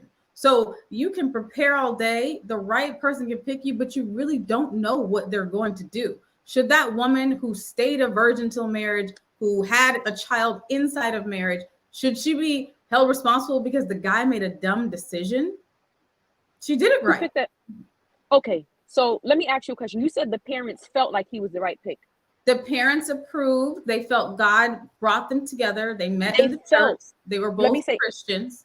They felt that God approved, right? But clearly they were wrong. Clearly, did anybody? No, because God does not affect free will. People can make. You're absolutely right. I'm not even disagreeing with you when it comes to that. What I'm asking is, did the woman who married him, right? Did she fast and seek the Holy Spirit? So yes. and she got confirmation from God that was her husband. Yes. So yes. God does affect free will. Hold on, wait. So y'all saying the Spirit gave her confirmation that this man was the right husband for her? Yes, my dad did that for my mother. He prayed. Y'all believe God micromanages? Was there a door around the man? Is that what happened? If you seek him, he can. If you seek him, he will tell you if that is a spouse that you should be with or not. Yes. Yes, my dad did that. He prayed for my mother, and he did not have. He did not have sex. He did not have sex for 6 years until he met my mother. And he said, I want to marry the woman you send me, God. And he was there like a blow around her? No, he prayed. He asked people around him. He was accountable to people in the church. They came for the pastor. They got confirmation through prophecy. He asked God. Yes. Yeah. Can I say one thing? Can I say one thing? The one thing that I like about your father is that your father was obedient. He didn't have sex with any other woman. He was obedient, and I think that him being, because you can't ask God for something and then you want to be disobedient. I think it's absolutely wonderful that he fasted. Right? He didn't just depend on prophecy alone. He fasted and sought God for himself and was obedient. I'm gonna be honest. I think that the parents that you have, they seem to be great people based on what you're saying, and you're very blessed and favored to have them. Honestly, your parents sound great. He was pretty amazing. Are you saving yourself for your husband? He passed away last year, but he was amazing. I'm writing a book about him. It's called A Father's Love. Just because my condolences on his passing. He seems like he was a great man. So y'all pushing the narrative for your husband. Huh? Elle, are you saving yourself for your husband? Ain't nobody clapping these cheeks. It's been. I'm not a virgin, but it's been a while. Oh Lord, she just contradicted herself. But let me say this. Praise him. But let me say this. I'm being honest. Hold on, y'all. Let her finish. If you watch the first podcast that I was on, the two young ladies that were there with me, I said that I didn't wait. I was raised to wait until marriage, but I chose not to. I didn't think that I would have any regrets, but later on I absolutely did. So for people who do, anyone that I know that isn't having sex, I tell them, don't. If you haven't had sex, don't. Just wait until you're married, because that is the only regret that I have. If I could go back and do anything different, it would be that. And I know that some people gonna say, "Oh, you having sex?" or "You had sex." I absolutely did. But the one thing that I didn't do, it's bad enough that I already fornicated, right? It's bad enough that I already fornicated, but that I didn't bring a child into, like, I already committed a sin. I'm happy I didn't drag an innocent child into my piss poor choice of deciding to open my legs to a man that I was not married to. Accountability. So is this You the know narrative what? y'all I pushing respect is that. At least she's the being narrative honest. y'all I respect that. And I let me just say respect this: that. I if I respect in that. another country, in another culture, if we're gonna keep it a buck, if I was in the Middle East, no man would touch me because I'm not a virgin, and I respect that, because if that man is a virgin and he says I want a wife who's a virgin too, he has every right, and I respect his preference. Well, fortunate enough for you, you live in the Western country. Somebody gonna wipe you up. Doesn't matter how many bodies you got. Well, let me say this: Trust me, I'm we not got enough looking. simps over here. I'm single, and I'm not looking. I'm not looking or seeking a relationship. I'm just chilling. I'm by myself, mind my business. You leaving So balance? so is this narrative y'all pushing that you got that the lady should pray for the husband and the guy gonna send him the husband? I don't listen. This is the thing. I'm The weak. Bible doesn't promise. The Bible, as far as I know, correct me if I'm wrong, Miss Kelly, right? The Bible, a spouse is not a biblical promise. But God promises He will never leave nor forsake you. He doesn't promise anybody a husband or a wife. Before you have to ask, I feel like you should fast and ask God if it is His will for you to get married, because marriage is not for everybody. If people knew what the Bible said about marriage, they would not do it. It is hard. Which is why I think that people should stop bashing people for being single or bashing people for not having kids, because if they're not marriage material, but they go into a marriage because they feel pressure to do so, that marriage is going to fail. If a person doesn't feel like they're parent material and they have a child, the child is going to suffer. If somebody's off in the corner, they're not married, but they're not having kids, and maybe they feel like they're not capable of doing it, it's best if they stay single, as opposed to somebody getting married because they feel pressure, and now you done got into a covenant with somebody and you ruined their life because you're stuck. So, L, do you promote marriage at all? I think marriage is a beautiful thing, but you have to make sure that you are capable of honoring your vows. And a lot of people go into marriage and they struggle to do so, is what I'm saying. I think marriage is a beautiful thing, but I think that you should make sure that you are capable of actually honoring your vows and being married. You should know whether or not it is for you or not, because marriage is not for everyone. And I think that's why a lot of marriages are failing, because people are getting married and realizing, oops, it's not for me. So I guess I'm gonna just go file for divorce. Yeah, but you got to give You know context what? on what are these people saying? Oops, it's not for me. The oops, it's not for me shouldn't just stand alone. It should be something behind it, because a lot of people just No, there's several things behind it. I don't know what is behind it for every person who has gotten divorced. It's different scenarios, but some people, they think that they are capable of getting married, and they're not. Some people, they probably get married and they realize, oh, you know what, this wasn't a bad idea. It's harder than what I thought it was going to be, because marriages work. But Couch, did you have something to say? You know what, Elle? Yeah, I'm trying to send I like some of her points. I'm trying to send messages to Lie to let That's her hers? know. She has a delay, so I couldn't. I'm looking at her mouth was moving. Okay. L. I'm not a bad person, Sorry, y'all. yeah, no, I was saying I like to be a stepmom. I love y'all. No, and I don't think you're a bad person. No, I don't think you're a bad person. I can be very abrasive when I talk, and people can. You're from New York, yeah? Yeah, I'm from Brooklyn. Yeah, so your tone might come off a certain way. My dad's from Brooklyn, Red Hook. Who from Brooklyn? My dad was from Brooklyn. He's from Red Hook. I do accent.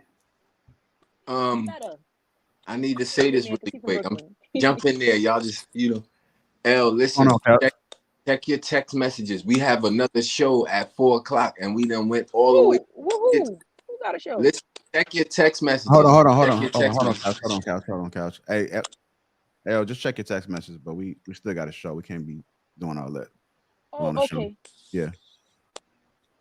Okay. If you want to type something in the back chat, that's fine.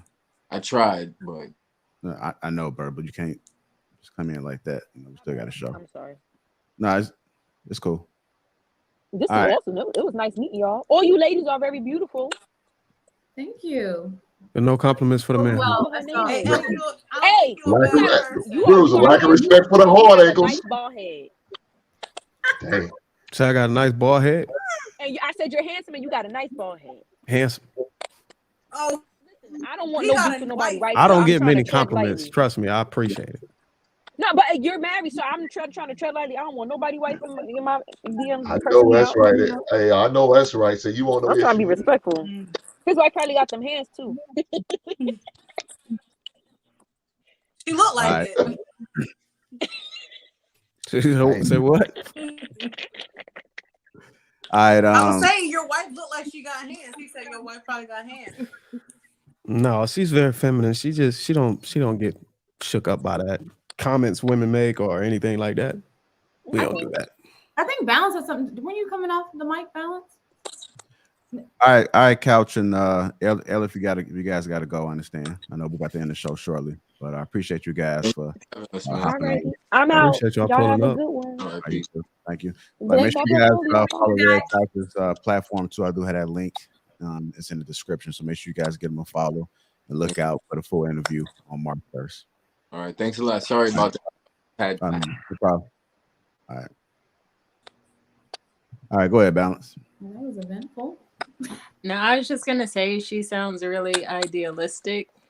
So I know that with life, you know, she'll gain more experience because there are no guarantees in life. So that's something she'll definitely learn as she gets older and lives longer. And somebody in the comments was talking about the picture, saying it was supposed to be based off of an anime comedy or an anime character. And even if that is so, he still didn't have to pose that way. So we keep that in mind. The pose didn't his legs are crossed like a woman sitting down. Yeah, He didn't have to pose that way.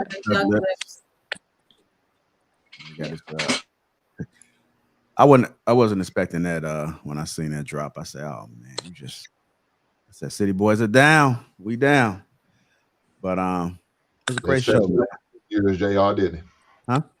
It set us back a few years. Yeah, it did. Because I do believe that we do have to stand for something, especially in his households. I think that she made some excellent points.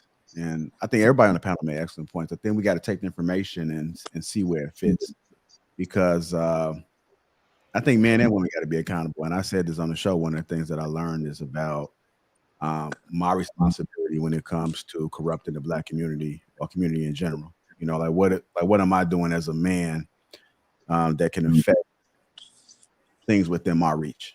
And so I think you always got to start there as a man. But she was speaking for the women too. You know, she was saying things that she wanted. It was a message for the women. And I think it was very important too. So I think all information that we get, we can apply it somewhere. You just got to listen. I think a lot of people want to listen to respond, but it's a lot of solid gems that was dropped down. And if you don't understand the Bible, I think a lot of biblical information was dropped. Everybody reads it different. It's our interpretation. And if you strongly believe in whatever it is that you believe when you read it, then I say stand on it. So it's a great show. What do you guys thought? You guys have any final thoughts? Yeah, man. I think what she said was phenomenal. She had some strong points. She picked a side. She stood on it firmly. That's important, especially in this particular space, because a lot of people get on the fence. And when you pick a side and you stand on it and you able to substantiate it, that's really good. So it's just going to require the women who actually are single mothers, who actually are out here looking for stepfathers, to be able to look at this show and be like, okay, look, now I see through the lenses of the other side, the opposing side. Now I got to go and strengthen my ideology and my principles and my points to be able to fight against this. If you oppose it, not everybody oppose it, but for a woman, a Black woman, to be opposing to stepfathers and all that other stuff is very rare in this space. That's why she's gonna go viral. You know what I'm saying? That's why she's gonna reach so many people, because it's very rare in the space. So just gotta be mindful of it. Yeah, and I think y'all made some good points about the kids too. A lot of kids don't ask to be in that position. So I do understand the perspectives that Kelly and Bruiser, Curves, and everybody said. Even Hink, you know, he was speaking for the men, so to speak, but he did acknowledge that he don't have a problem with it. I mean, if you have kids, and Kelly heard me say this as well, if you have kids, how can you say you don't want to date nobody with kids? It's like, I've said that, right? I think you should be open. But I do think you should have some standards, but it's like one of those things. But that's why I was saying. No, go ahead, Hank. I'm sorry. I didn't know you were gonna speak. That's what I was saying, JR. It sounds real hypocritical if you're a person who, a man or woman, individual who has kids, and sit there and say, "I'm not going to date a woman or a man with kids." Really? But you already bringing a couple bags with you, but now you have an issue with his. Yeah, that don't make sense to me. And again, like I said, I agree on some of the points. And one of the points I did agree, as a person who doesn't have kids, I don't blame you. I would not make that investment. If I mean, I wouldn't. I wouldn't make that as an option at all. It wouldn't nowhere near be an option if I didn't have kids. But for the individuals who do have kids, hey, get together, make a beautiful family, find a way to get along and get along. Again, men don't invest in these women if they're not having their kids on the game plan. Do not make that investment. You walk away from them. Yeah. But it all starts with self. Yeah, that Yeah, like it all starts with self. If the men are controlling whatever it is they doing and women controlling whatever they doing, then I think we all have a better result. Go ahead, Kurz. I know you got a delay. Let me just give you extra 5 seconds of grace so you can get it out. don't do that. Don't do that. The situation it's gonna get better. But Yeah, what I'm saying is I'm gonna have to buy you a computer. That's what's gonna end up happening. I'm not mad at what she said. That's what she was like. I'm not a bad person. I don't think she's a bad person. I just think she's a person who's never been through that situation or maybe seen somebody go through that situation. So like if it's never happened to you, you've never seen it, you might have a different perspective. And for someone who may not have a kid, I don't blame her. If you have no kids on your back and you're like, I want somebody who has no kids, cool. That's why I was like, shorty, if that's for you, great. Like, but there's other women who are okay with it. Like even before I had a kid, I was like, I would date a guy that might have one kid. You can't have 2 or more, but one kid would be okay for me. That was before I had a kid. So it's like, it's just all up to the person. I wasn't mad at her. I just felt like she wasn't really thinking outside of the box. And I guess if you don't have a kid, not everybody, because I know Balance doesn't have a kid and she's open to it. But if you're like that and you want to be picky like that, that's okay. I'm not mad at her for feeling that way. My thing was more so of like her saying like pretty much fuck these kids and they don't deserve to have like that was my issue. I'm like, let's not do the children like that. You know what I'm saying? Because adults may have not made the correct decisions. It doesn't fall on the kids. So right, they didn't ask to come into the world. They shouldn't just be left. Right, they shouldn't be written off. And I think that every kid deserves a certain level of development and a certain they deserve a certain standard of how they're raised. And if the right person can come into your life and help you out with that and create atmosphere for them, why not? But I don't think you should force nobody. Like it should be something that all parties are okay with. And if that's the case, then I don't think anybody's weak. So I think we should try to pull things when people say things. I know we may disagree from both sides, but one of the things that I took I just ignore whatever it is that I don't want to hear from people. But I still, at the end, I just disregard if I don't need it, right? But one of the things that I said, if you're so concerned about your children, you want to do the best thing that you can do as far as vetting, as far as making sure it's the right. And then on the flip side, I heard you guys say that even if you do that, there's the possibility that they can still be this person that you never would think that they would be. So I think if you understand that coming in, you don't even have to really try to force somebody to think differently. I mean, granted, if she ever get in a situation, then she'll probably see. And like Kelly said, let's hope she don't get in that situation, right? Yeah, yeah, right. Let's hope that she does it correctly. But when we listen to each other speak, we got to understand like what's the message. Like outside all that bullshit, outside of Hink saying this and that, is there some value there? Like, is there some value there? Because even when he speak the truth and he spoke his truth, like there's men out there that just gonna come in there, lay their pipe, and they're gonna say after kids. But if you listen to what he's saying, you might factor that in when a woman has a child, she might have to factor that in because that's the raw truth. So we gotta welcome everybody. I know some people like to cam off and disappear or something like that, but let's just have a conversation. Let's just see if we can exchange this information and these perspectives and our own experiences. You can't take away from Hink's experience or her experience, but what we can do is we take the information and see if we can work it within ours. And some of us have made mistakes, but if you perfect, if you Jesus that can walk across water, then salute to you people. But thank God for Joseph. Yeah, I'm by far from perfect. I learned from you guys. Kelly's has taught me a lot of things. You know, it's like my best friend right there. Aw. And, Don't do that. and that's what I put in the chat. He without sin cast the first stone. Oh, that's right. My man Let JR me put show him the way. Right. for later in case they ain't go wrong. Yeah. But one of the things that I think that's often misunderstood is that as a culture, man, I think that we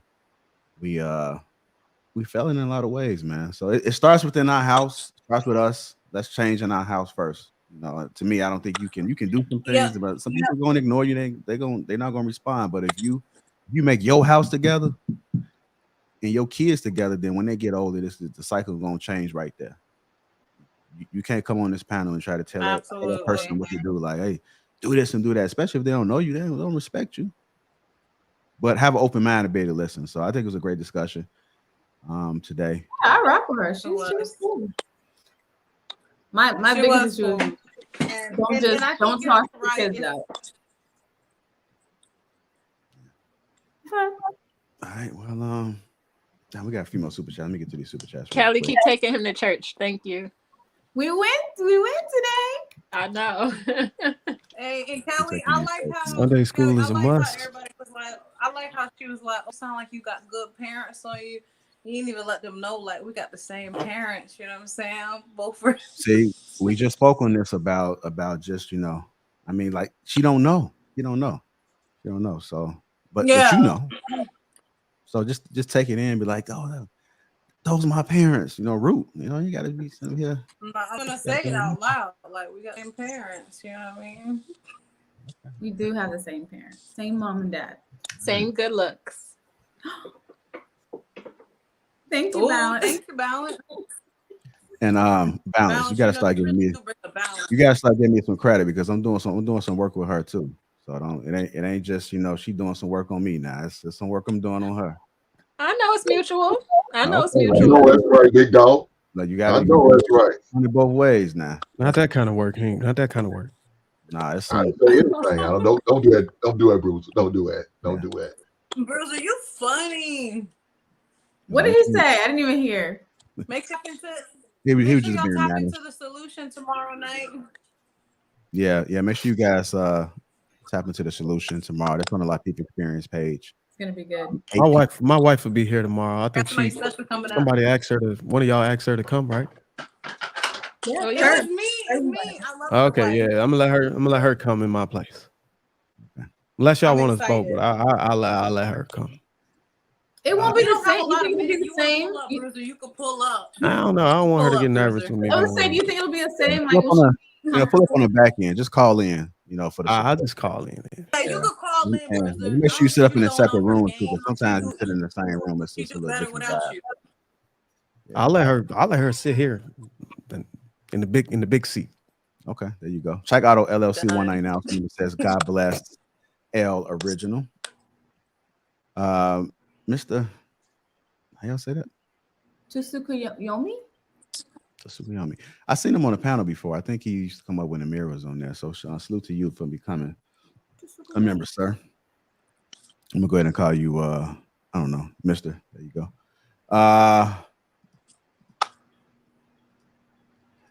Raf 20. Man, I'm just saying though. What do you expect when Homeboy made a whole show with witchcraft? These cats get controlled by Hollywood. Yeah, I think that was that show. Oh, Black Titan. Hold on. Shout out to Black Titan right here with the 100 ball. As we hear you, I agree at C4L. Thank you, sir, for that information. Good to see you. Marcus Evans $5 says everyone is too scared to talk about it. There's but Hink, Red, and L.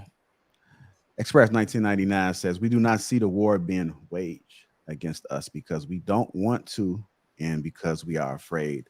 We are engaging in behavior specifically designed to block out any awareness of the war. Our true reality, Dr. Francis Wilson.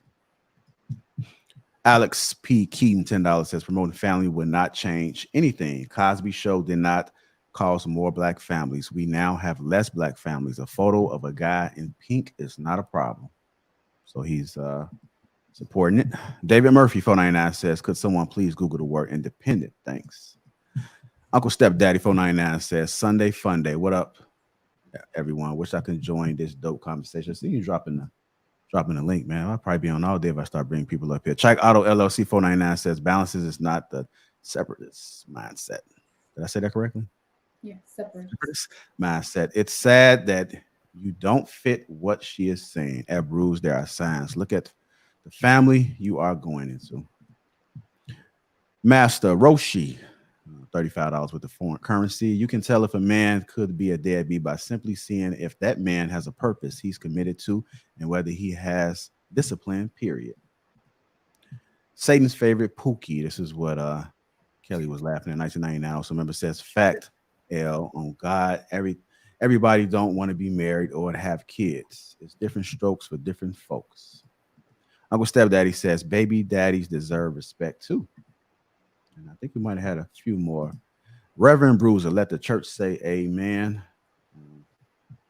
Amen. Chat. I feel like I can stay on here all day, but I know y'all gotta get up out of here.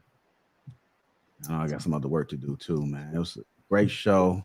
Why don't you ask everybody to hit the like button? Because the likes were Hit the like button, family. It's still 800 y'all in. Hit the like button right now. Hit the like button on your way out. If you catch us on replay, hit the like button. Let's say everybody hit the like button. That's all I am requiring. And also make sure you subscribe. Set that bell notification to all so that you can catch all streams. Tomorrow is Monday, and we have the solution on the Lapeef Experience page. If you go to channels on the Lapeef Network, you should see the Lapeef Experience page. Or just type in Lapeef. Lapeef, everything is going to come.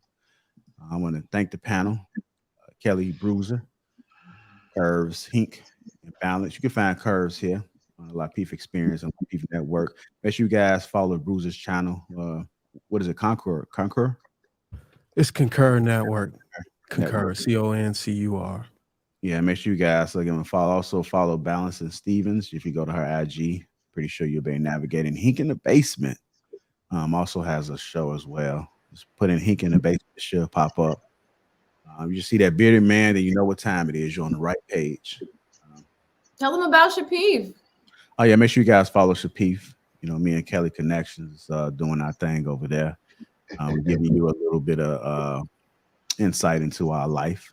You know, and I don't speak too much on the panel, so it's your opportunity to actually hear a little bit more from me and see who I am. We go live on Mondays and Fridays, and we do a love quiz and ask each other questions. Curse for Life, we're gonna have to get you a computer so that you can be on cue with the rest of us, because it sounds like I appreciate that. I appreciate the Lapeef Network buying me a Mac computer with the microphone combo to make sure the success is top tier. And a ring light. Yeah, I will see if somebody will do it. I will see if somebody will donate it. They may ship something to the PO box. If you guys are willing to donate a MacBook, flatbook, Mac Air, whatever, make sure you guys send it to the PO box, and we make sure we get it to Curves. It doesn't matter if it's a 1992 edition. Long as it's something that operates. Do me better than that. 2020 refurbished. Hey, I got a 92. I got a 95 Kindle. Well, I'm not trying to offend, but that might be better than the signal that we are currently receiving. All right, bye. I'm hanging up. Y'all have a blessed one.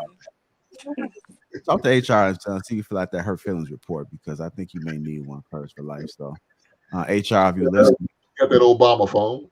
Go ahead and send over that Adobe sign so she can go ahead and sign it, and we can have record of it coming back. So, with that being said, family, Can I say one thing? For some reason, I don't want to get off. If y'all got to go, y'all can exit, man. I think I might stay on for a little bit and rock out with the people. I might drop the link. Keep it going. Drop the link. Drop the link. A lot of people did want to hop on in the comments. I know that's right, yeah. We here for the people. Give the people what they want. Can I say something really quick? Another 10 more minutes, but go ahead, Kelly Connection. Ennis sent me a message. He said that I got his comment wrong. So I said, okay, we'll clarify it. I'll read it out loud. So he said, keeping it simple, staying on point in code. Folks, keep moving the goalposts and bringing their feelings into it. I put a call out to HR, so help is coming.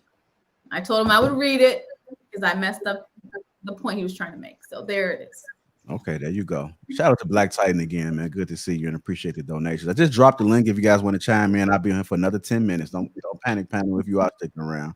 He's showing off this suit today. I know. He wants to show everybody the hat and the suit. I know. I don't My have to- dude pulling up in his Sunday's best. Everybody give him a hand clap. What a hand Boy, clap I at? tell you what, they You walk the way I walk. shine, they all will. You always show up, man. I can have a fitted hat on and a t-shirt. I'm still showing up, so I don't even matter. JR, they won't let a brother shine, will they? They won't let a brother shine, man. I It's told like when you look really good and you don't want to take the outfit Right. off. No, I don't have those problems. I look good anyway. I look good all the time. Now, y'all ladies, y'all know if there's on the other foot, y'all be loving these compliments and getting all this praise. And if we give y'all a hard time, talking about, oh, you going to show off your new hairdo? I show off your new class. I don't pay attention to the chat, so I'm not looking for the validation through the chat. I know that's right, Jay. I'll say when I put it on, I look in the mirror and say, "Oh, that's the one right here," and I just keep it going. I keep it moving. Yeah. Y'all hold your ground, Joe. Hold your ground. Y'all remember the first day It's usually other people telling me what they're saying about me. But y'all remember the first day of school when everybody used to lay their outfit out on the bed? Lapeef had that outfit laying out last night. He was already ready to smoke you niggas. No, absolutely. He been ready. And the hate continues, JR. And the hate continues. I'm showing him love. He look good. He look good. That's my brother-in-law right there.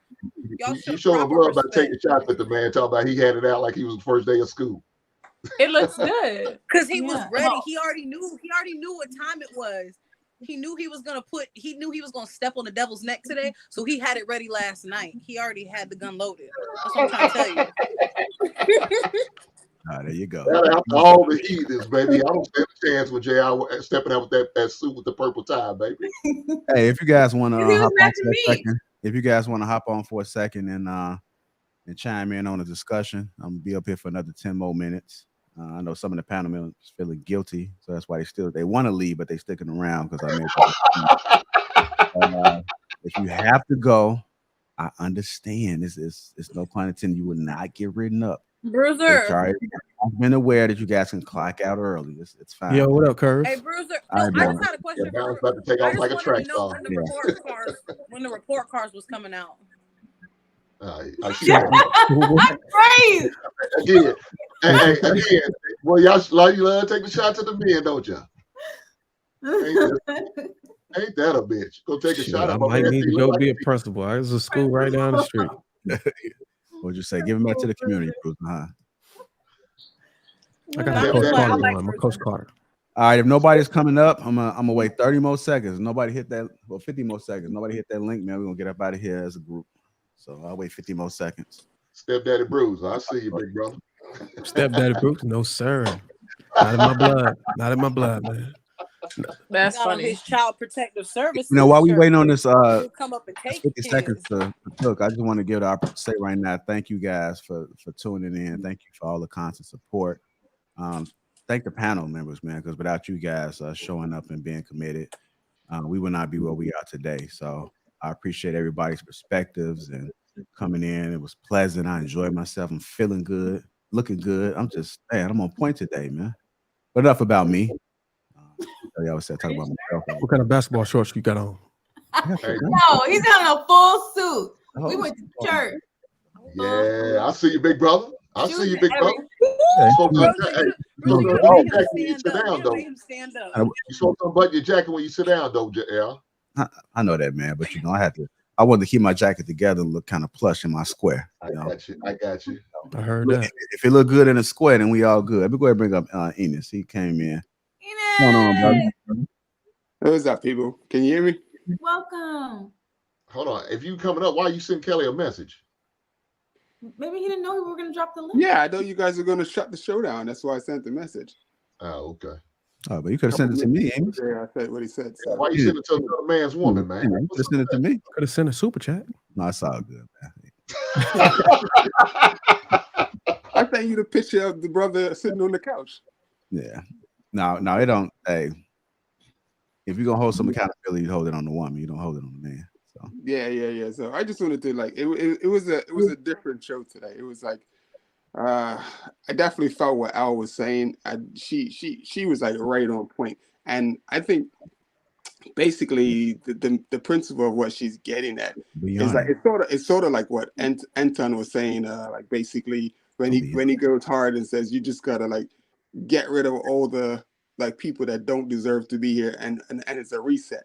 So basically in what she's saying, we're gonna get that reset if we just like stop stop the whoever's marrying whoever, like leave the baby daddies, leave the baby mamas, that part of society needs to like phase out and die off so we can get it right. But as long as we keep taking on, we've committed the sin. It's Sodom and Gomorrah. It is what it is. It's gotta go through that transition whether we like it or not. Everyone's trying to be all touchy feely about everything. Oh, but the kids. Oh, so somebody made a mistake. People made a mistake, and they gotta deal with what they gotta deal with. Yeah, Yeah, but if we don't fix the part of the kids, reset is doing. You got to teach the kids. right? Yeah, you can't teach the kids with broken pencils and rulers. So that's what we're trying to teach the kids with. Yeah, the parents that are the parent. No, it's past that point. It's past that point, and we know this. Society, it's past that point of fixing. Listen, if you don't fix the kids, you're gonna have a bunch of masculine women proposing to feminine men. It's gonna keep the cycle going. You have to teach the kids something different. The wheel only rolls as long as the wheel is run, and the cycle's not can continue as long as the spokes keep getting broken in the wheel. So the cycle's not gonna continue. That cycle's gonna stop at some point. We're gonna wait for you people who ain't married without kids get married. And what if that never happens? Because she also said she's not really promoting marriage. She doesn't believe in everybody needs to get married. Nobody's waiting, brother. It's evolution. It's like the dinosaurs died off. It's the same thing's gonna happen. Or the rot's it's just gonna go. It eventually it will go. Thanos to come eliminate all the people. Eventually, yeah. That's basically what it will happen. It's just nature. What we're doing it to ourselves. This is what we are doing to ourselves. Hey, I'm not talking about the adults. The hell with the adults. The adults are too far gone. I don't want to deal with the adults anyway, right? I don't have no problem with you. So that's why what I do, I want to teach young men. I want to teach young men how to be men and how to move and act and stand on what they are. They need to stand on as men. That's my goal. That's my purpose. That's what I do. I mean, I can't help with their sorry ass parents' mistakes they made. I can't help it. That's why I'm thinking about going back into the classroom now so I can continue to do that on a different level. But it can't be just a hink. It needs to be a hink. It needs to be a boozer. It needs to be a JR. It needs to be it needs to be a collective. It needs to be an army of men. And if you watch any panel, we never sit together when we're talking about something. Everyone's always in a different corner. But then we want success. We want the young men and the young women to have success. But we're not coming together. But Enos, if I could reach one child, then I did my job. Yeah. If I could reach one child, and that one child could teach that other child, it could continue to spread. Definitely. Look here, I accepted the realization that I'm only one man, and I know I'm not before my life's over. I'm not gonna touch the masses, right? But if I'm able to reach one child, if I'm able to change one man's mindset, hopefully he can reach out and teach somebody else, like my son, his cousin, his teammates, and he can reach out and continue the message. It could be done. We can do it. Everybody else is doing it. Why are we so far behind? Because we take this selfish mindset. We have no love for one another. We don't care about one another. We just we care more stuff about material things than we do our fellow man. Matter of fact, some of y'all care about your goddamn dogs more than your fellow man. But that's a whole different story. And that's why I say it all starts within. Start with self, and then you work in your house. Work with that reach, and then it should spread. You got a lot of people that are trying to teach people outside of their house, and their own house not together. So I think you have to start with yourself. And I've done it. Shit, I'm not gonna lie. I was moving a certain way I shouldn't have been moving, but now that I've learned, now I'm gonna start within my house. So I love that. Giving a good example. Who's giving a good example of like what we're talking about right now is he's high profile. Deion Sanders. He's going in amongst a large group of men, and he's trying to create an army, and we need more people like that. So I get what you're saying, Hink, and if you can change one, one, but if we want change, we need to affect more than just one. We need to create an army. We have to start somewhere, though, brother. That's the problem. We not started yet. We're so far behind. We ain't got one yet. So see, now you're pushing back on the fact that what I'm talking about. Like I hear that. We know that. We know that. I'm not pushing back, but I got to work on a small scale. Dion's got a different atmosphere, a different platform. He's on a major scale. I'm on a grassroots scale, right? So I got to go within my friend. So my first person that I made sure that I was in this area was my nephew. Before I had kids, was a nephew of mine, a cousin of mine. And then once I had my son, then it was my son. And so now I'm continuing on to his cousins. And as when he started playing sports, I continued talking to his teammates. Anyone who I have a father in their life, I made sure I was in their ears, inviting them over to my home, allowing them to see how a man works, and how they do. They're like, man, why has he got to cut grass all the time? Because that's his job. That's his responsibility. I have them over helping him, showing them different little things, how to change weed eater strain, different little things that they had no concept because they didn't have nobody in their life to do that. I'm teaching them that. I'm talking about that. I'm teaching them the game. But it was one child at a time. Again, would I like to do more in the masses? Yes. But unfortunately, right now, my platform is not to that point yet. It'll get there. One child at a time. One young man at a time. Yeah, I do want to speak on this. You got to understand your position. You got to understand your position in life. Yeah. And your position might be different at different times. So a lot of people want to try to address the masses, and you might not be there yet. Some people may be in position to speak to the masses. But I mean, even like he brought up this platform, I don't plan on sitting at this seat. You know, I'm pretty sure I got a bigger purpose that's probably higher than this right now. But I'm gonna groom somebody else. I might be grooming. Shit, Hink might be here next year. You know, he might take over for me, and then Hink is teaching the next person. And so you got to understand, like, when it's time to change the position, right? Definitely.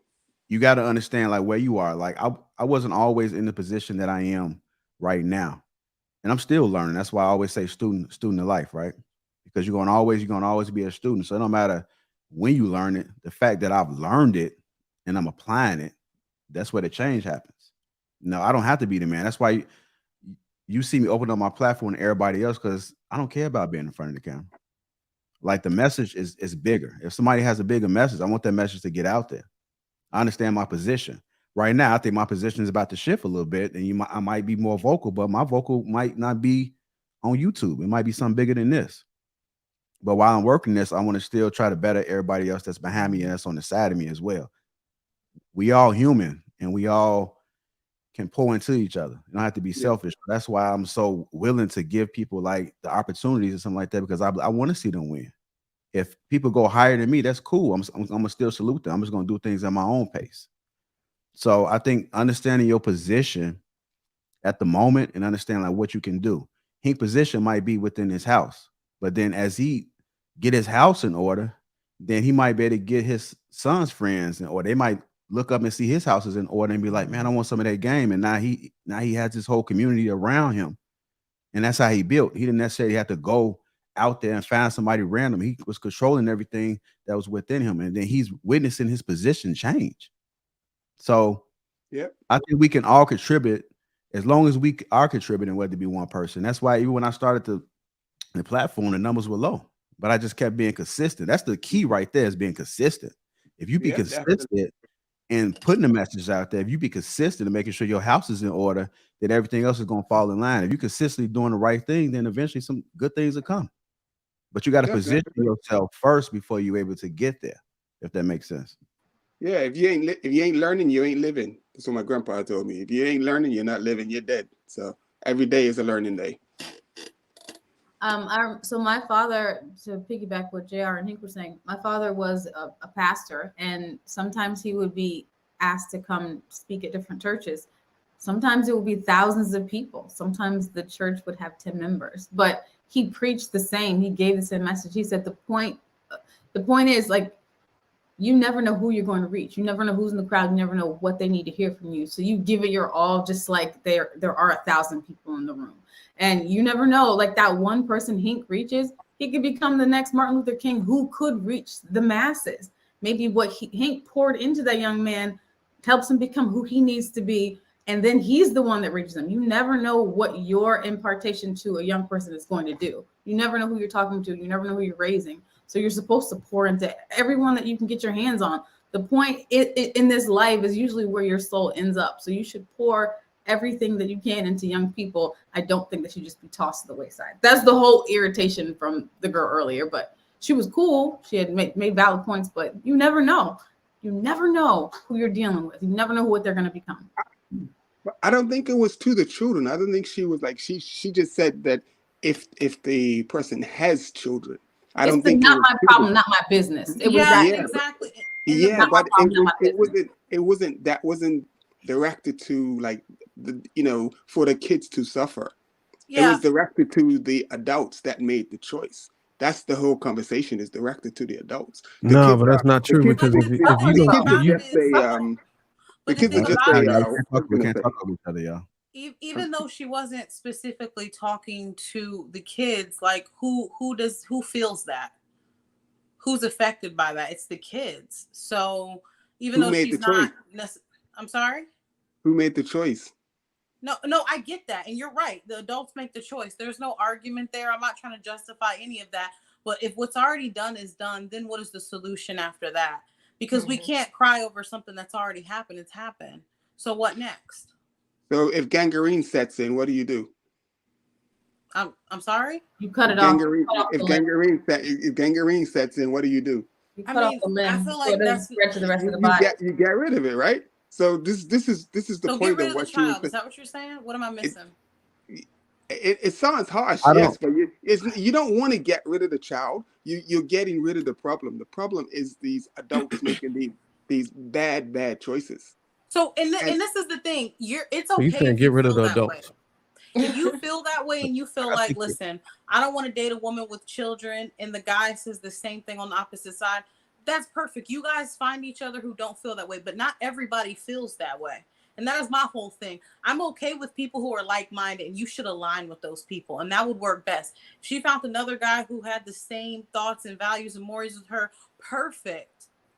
But is that the case for everybody? So I think it's, again, like it's goofy to think that everybody should go by these rules because what's happened has happened. There's plenty of people who are out here with kids already. So what are we talking about? Hold on, y'all. Hold on. I want to speak on this a little bit because the same way where you guys can say she shouldn't say that, if you flip it around, you can say the same thing. Like, we need to be putting this message out that you guys need to make like better choices, better decisions. I don't think it's so much of F the kids. Yeah. I think the message was that for the people that's not in position, because we all still in position, because even though you have a child and you make the mistake, you can possibly repeat what you already done already. Sure. So I think that message that she's saying is like, hey, putting these kids out here because you're not focused on the kids, you're focused on your habit, whatever it is, and you overlooking certain things. So that's how I take it. Like we talk, but sometimes our minds have to really focus on like what the message is. Like it may not be a personal attack to you. Now, if she wanted to say, I mean, it would have been nice if she would have said, okay, if you are in that situation, because we understand the reality of it is that these things do happen, then this is what you should do. But look, it was the fact that she said they're weak. The men that do it are weak. That was the issue. But it's just a label. I mean, it's just a terminology. It's something that we use, that it's man-made word that we use to describe things, and I get it for us to understand. It's disrespectful to men who are pouring their lives into other people's children.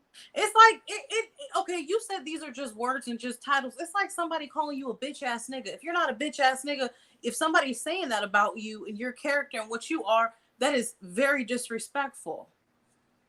But bitch ass nigga and weak are not the same. They are two. Okay, no, that was not. Can I just say this? A man is giving Kelly shouldn't be called. Like when I heard the message, like Kelly. Go ahead, Kelly. Go ahead, yeah, please. No, I want to hear him. What were you gonna say? I was gonna say every man on this panel has at some point at time been called weak by an uncle, brother, aunt, or somebody, and we are here today we are prospering, we are wrong word, I mean pronounce it wrong, but we are, getting on and doing what we need to do. We are in our purpose. So that word weak it seems like it's affecting the ladies on the panel more than it's affecting the men. It's not doing me any. She said weak. She said it's a word. It's weak. And it's a definition of what is. That picture of that guy you just put up is the epitome of weakness. And that's this, Listen. I don't know what direction I'm gonna be honest, and I understand what y'all say, because there are some words at times, right? Like if somebody walked up and said something disrespectful, I couldn't probably if I'm walking with my lady and somebody says something, came and walked up and said something disrespectful, then you will address it. So I do understand the power when it comes to words, because and we have to understand the power of words, because that's how we communicate. But I just thinking more when people talk, I just try to find a positive message. I try to find the like what's going to resonate with the people, and not so much focus on like what's coming out. That's like, I don't think it was negative. I just think she was just giving her opinion, and she was just describing how she views it. But what about everything else that she said? I don't want the focus of the conversation to be trying to eliminate her giving her perspective, just like anybody else. I don't want to negate, okay, that's your opinion, you're entitled to it, cool.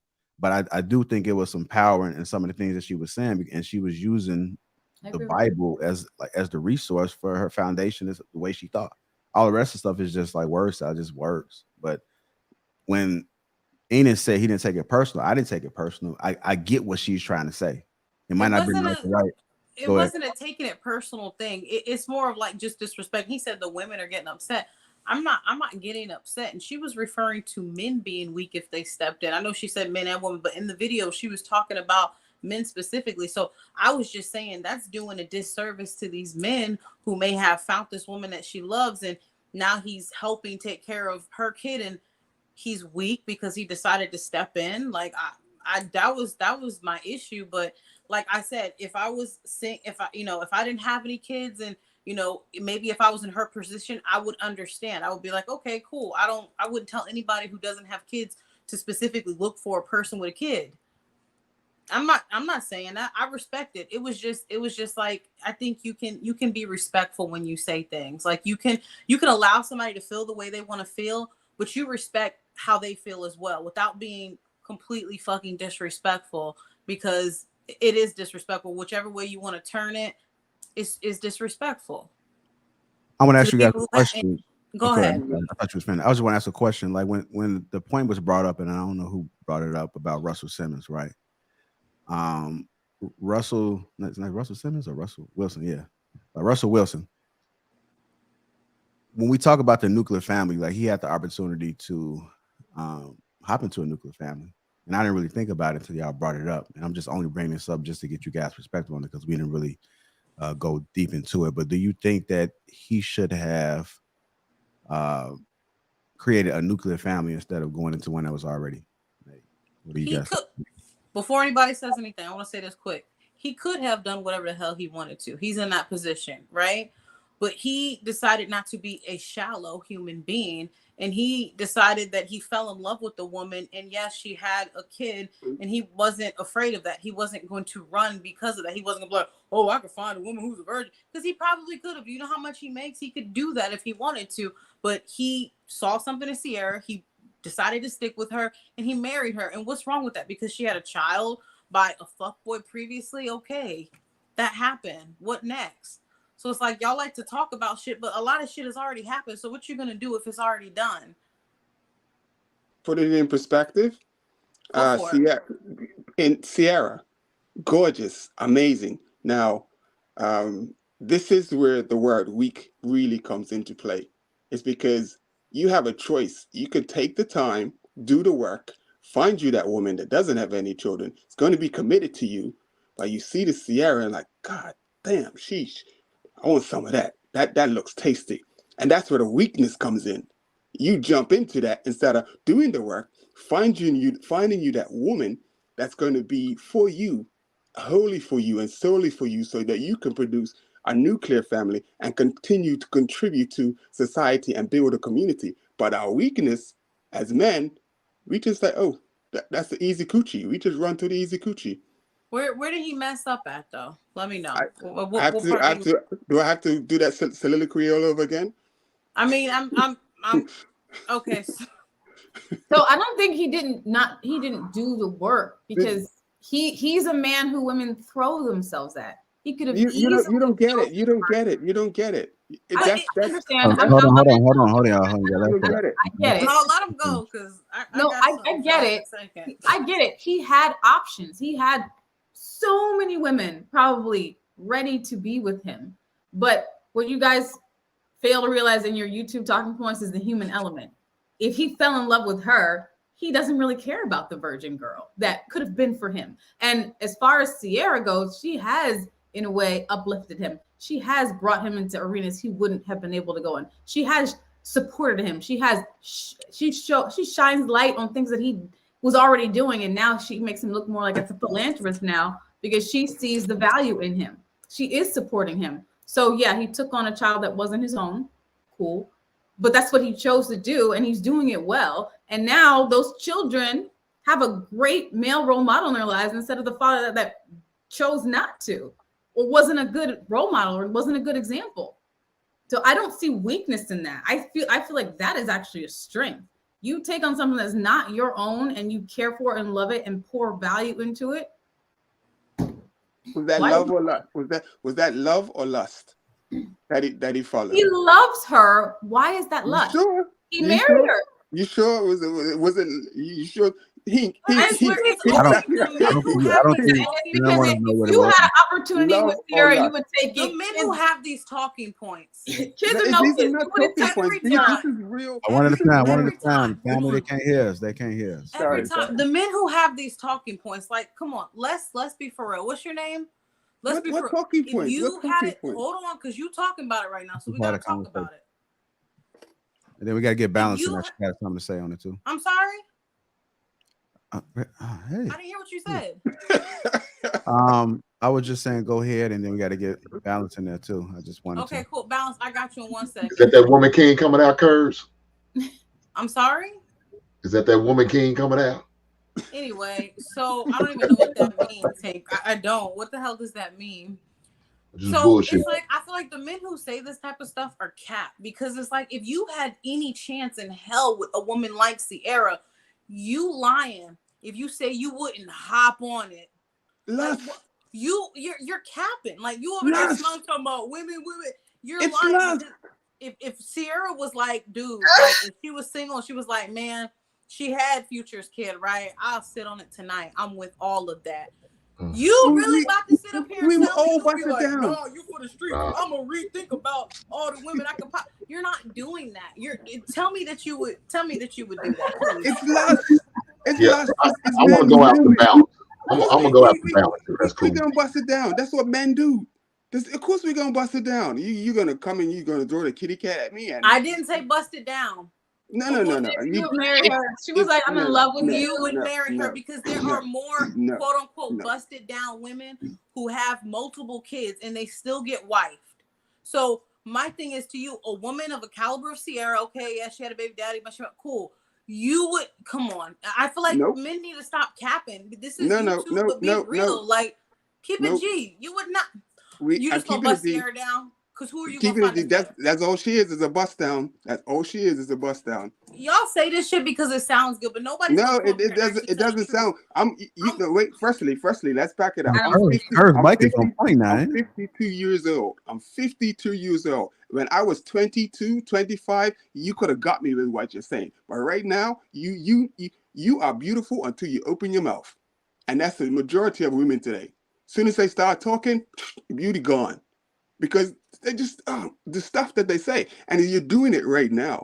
You're not listening to me. You're not listening to the brother that's trying to teach the younger brothers that, just because she's beautiful, just because she's gorgeous, don't mean crap. Talk to her, find out what's up. And when he goes over on his rants, no one really listens. They just think he's being angry. You know what I'm saying? You gotta listen, man. You gotta just listen. So you don't think Sierra I'm listening to you. We gotta get balance. I'm definitely listening to you, and I heard everything you said. I just, like I said, I just don't believe some of the things you're saying in that regard, because I feel like If that was the case and you had that option, you would go for it. And I'm not, that's all I'm saying. But I could be wrong. I could be wrong. Just like I feel like you're wrong about me about a few things you just said previously. But I'll let it slide. Okay. If Sierra showed up at his door with her one future kid, Sierra is successful. Sierra has money. Sierra's still beautiful. Sierra still has a tight body. If she showed up at your door and she was dancing and she was like, "Dennis, I love you," you would marry her. I just want to be here for you. I will help get you to where I got Russell Simmons. You will be right there. You will be the best cyclist in the world because of the arenas I get you in. Like, you would hop right on that, and I don't believe anything other than that. Hinks 20 minutes. I'll give a Hinks 20 minutes. I know that's right, big dog. All right, go ahead, Balance. Hold on. I don't believe it. Go ahead, Balance. Does anyone on this panel currently have a successful nuclear family? I think Bruiser's the only one. Bruiser, do you have children outside of your wife? No, ma'am. Okay. So I know you were married before, but you're married now and you only have children with your wife. Yes. That's beautiful. I would like to see more of these families. You know what I mean? I want to hear from those success stories. That's all I'm saying. Because wow. Damn, JR, that was that wasn't me. That was the Matrix. And you ain't like what I had to say, JR? That wasn't me. I didn't touch nothing. No, I that was Kelly. She got admin rights. That was the Matrix. No, I think it was just a glitch, man. We want to see more of that. That's it. I'm done. Okay, well, let me say something real fast. As Russell Wilson, as a non-married man, no, Kelly, I wouldn't marry her.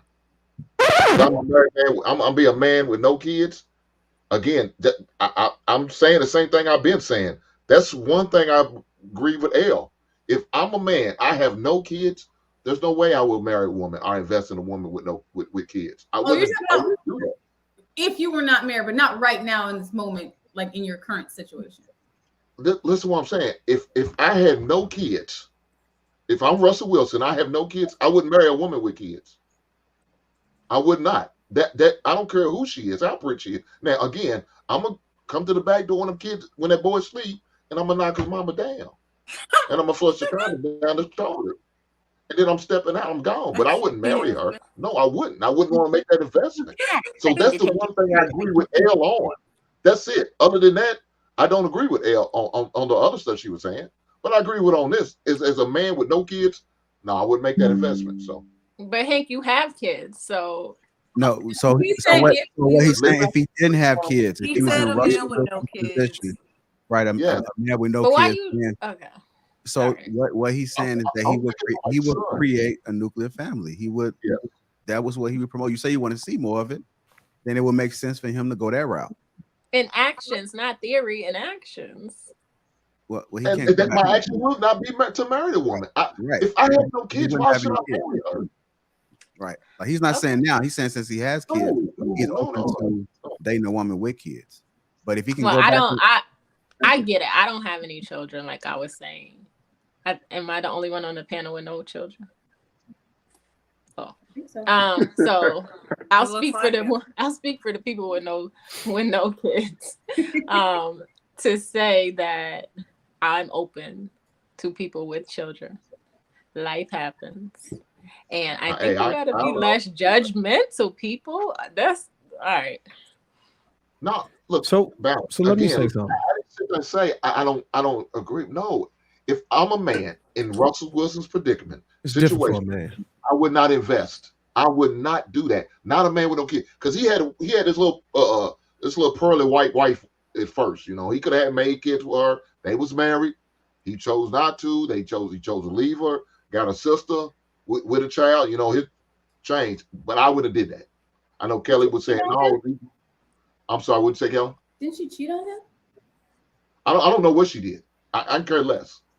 I would not marry. The whole premise of this argument is I would not marry a woman with kids if I don't have the kids myself. So look, no one is tripping about him refusing to choose a virgin. I think somebody threw that in there earlier about him being shallow.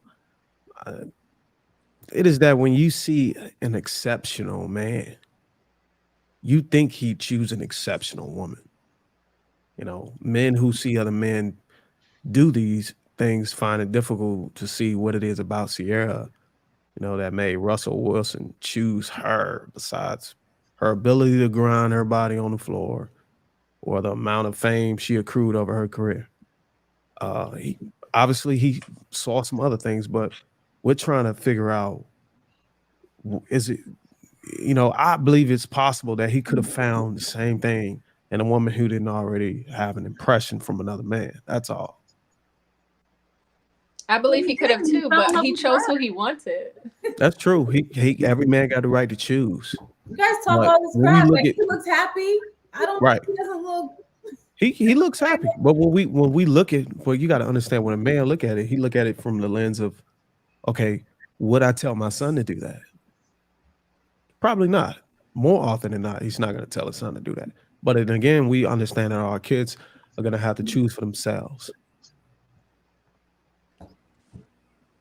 I think that's a problem right there, Bruiser. Our kids having to choose for themselves. And that was leading me to something that I was going to share with you guys, basically, that I got married 20-something odd years ago. And when I got married, I thought I knew, or no one could tell me anything. But 15 years later, I found out that I probably shouldn't have got married because no one taught me how to be a husband. No one taught me how to be a father. No one taught my ex-wife, how to be a wife or mother.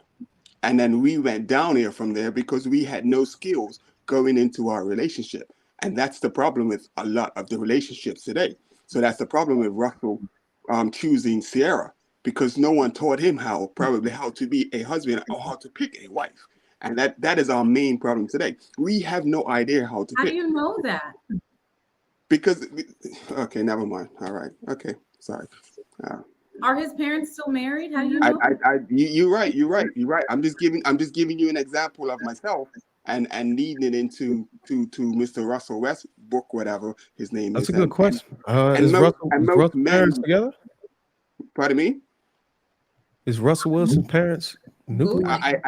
I don't know, but I'm giving you an example of most men and women today. We are throwing into the deep end, and no one has shown us this is what a father does. This is what a husband does. This is how you be a husband. And this, My parents did. So we have to. Sorry, Callie, we have to put the anomalies to the side and speak to the masses. No, the anomalies should speak to the masses. Well, the anomaly should speak to the masses. I'm not saying put you. It shouldn't be put to the side. I'm saying, well, you understand. You understand what I'm getting at. But you're not speaking this. You're not. I'm saying this. I'm saying this because I went through it, and I know that if I had someone teach me, put me up on game, I would probably still be married. Russell Williams' parents were married until the dad died at 55 from a long battle with diabetes, but they were married successfully. Yeah, but that doesn't say that he taught him how to be a husband. I was around. I grew up how with do my you teach him? grandparents. You teach him by showing him an example of. So you learn to be a husband by seeing how your parents interact. No, exactly. That's not how you do it. And not only training by visual, but teaching, sitting them down and telling them this is what you do, this is how you do it. This is an example of it. So it's verbal and it's visual. So you have to sit and talk to your kids, which is what a lot of people aren't doing. Even if they are in the picture, they're not talking to their children. They're not actually they're not giving everything that they have in them and pouring that to their kids. But that's what I'm getting at. They're letting this raise them. That's what I'm getting at. I grew up in a house with my grandparents that were married for 60 plus years because my dad somewhere else, but I still had that family structure in front of me. And I got to see. Do you see? I got to wait. Listen. Your dad was gone and your grandparents stepped in. Wow. Listen, they did not step in. You didn't even let me finish. You didn't even let me land the plane. I got excited. I apologize. Go ahead. There you go. But anyway, so basically, my grandparents had a massive house, and we stayed in the second level. So I was around my grandpa and a lot. He taught me construction and all of this stuff. He talked to me hard, but he didn't sit me down and say, you know what? I've taught you masculine traits. I've taught you how to go out, fend for yourself. I've taught you how to, provide and, so you can feed yourself. But there was no one that came in and said, okay, now this is what a husband does. This is how you look after. This is why your grandma is still here. It was all hard. It was all like, like be a man. There was no teaching of be a family man, to be, and you just can't do it by just because you're in the environment. You need instruction. And that's what most people think, that because you're around something, you're gonna, pick it up. You need instruction. We're not giving instruction. Do you know why there's the saying, like, you're a product of your environment? Is because what you were around and what you has a big influence on how you are. So whether someone is teaching you, like, opening up a book, this is how you cook, what you do, here's the instructions, versus you just visually seeing how they are doing every single day, that is the structure that you have. It may not, I'm teaching you a lesson on this paper here, but you sample that I lay before you every single day. So that is teaching in a way. Now it's when you in a book, but you're seeing a certain format, just like people see a whole lot of lens and a whole lot. That is how they turn out, because that is what they see. It's not always a verbal thing. Like, not everybody has to teach you a lesson, but what you see has a big impact on how you are. So you go to school and you don't have to write in any books. You just go to school, teacher says whatever, and you can say, I was there. I was in the place. I was in the house. I was in the building. So give me my degrey. Well, that's basically what you're saying. Yo, what is? Hey, no, I just want to say to this dude that's up there, hey, dude, you need to stop crying and begging women. And Logic, I was a fan, I was a fan. You was a fan, but guess what? If you're a fan, you're a fan. Just, hey, the truth is the truth. When y'all sit back and listen to y'all replays and y'all sit here and say y'all the leaders of women, and y'all begging them for submission? Nah, bro. Hey, wait. Listen, think about this. Think about you a boss, right? Hold up. Just chill out for a minute, right? You know what I'm saying? Nigga, you on the coke and the smile, nigga? I got you. Look. Don't drink that shit. Think about this. You cool there. Think about this. You're a boss and you're begging your subordinates for submission. Who is? Most of these, look, and I had to re-engage, right? Because trust me, I'm looking at it different now, because I thought we was talking about issues, but now it's personal issues that the guys have with women. If the closer you look at what y'all say, when y'all say that y'all the man, that y'all decision making, all y'all get up here and start complaining about is because the lack of the decision making you hold, and she hold it all. Ask yourself why. So that's a whole nother conversation, though. But you know what I'm saying, and I ain't got no smoke for you. I think I remember. No, but I agree with you. That's Logic. That's what I was saying. I put it on myself. I said that. I actually said that. I actually said what you're saying, but I said a little differently. But I said what you're saying. I got no instruction. I wasn't taught. Whatever. There you go. Go ahead. No, it's not just you. We wasn't taught. I'm not gonna just put over you. We wasn't taught. Over a period of time, our women started obtaining power. We accepted for our women to carry on our roles. So now once they start carrying on our roles, by default, they'll start carrying our power. That's why they can throw y'all around the house like they do. That's why they can treat you like they do. You know what I'm saying? And when Mr. Logic get on the panel and say, I kick a whole out for the little shit. Oh, Logic, you're so... No. Kick them out for the little shit. And then not, like I said, regain your power. But you can't regain your power by complaining about them having power. I apologize. What up, JR? What up, Bruiser? Hey, Minds for Life. What's up, girl?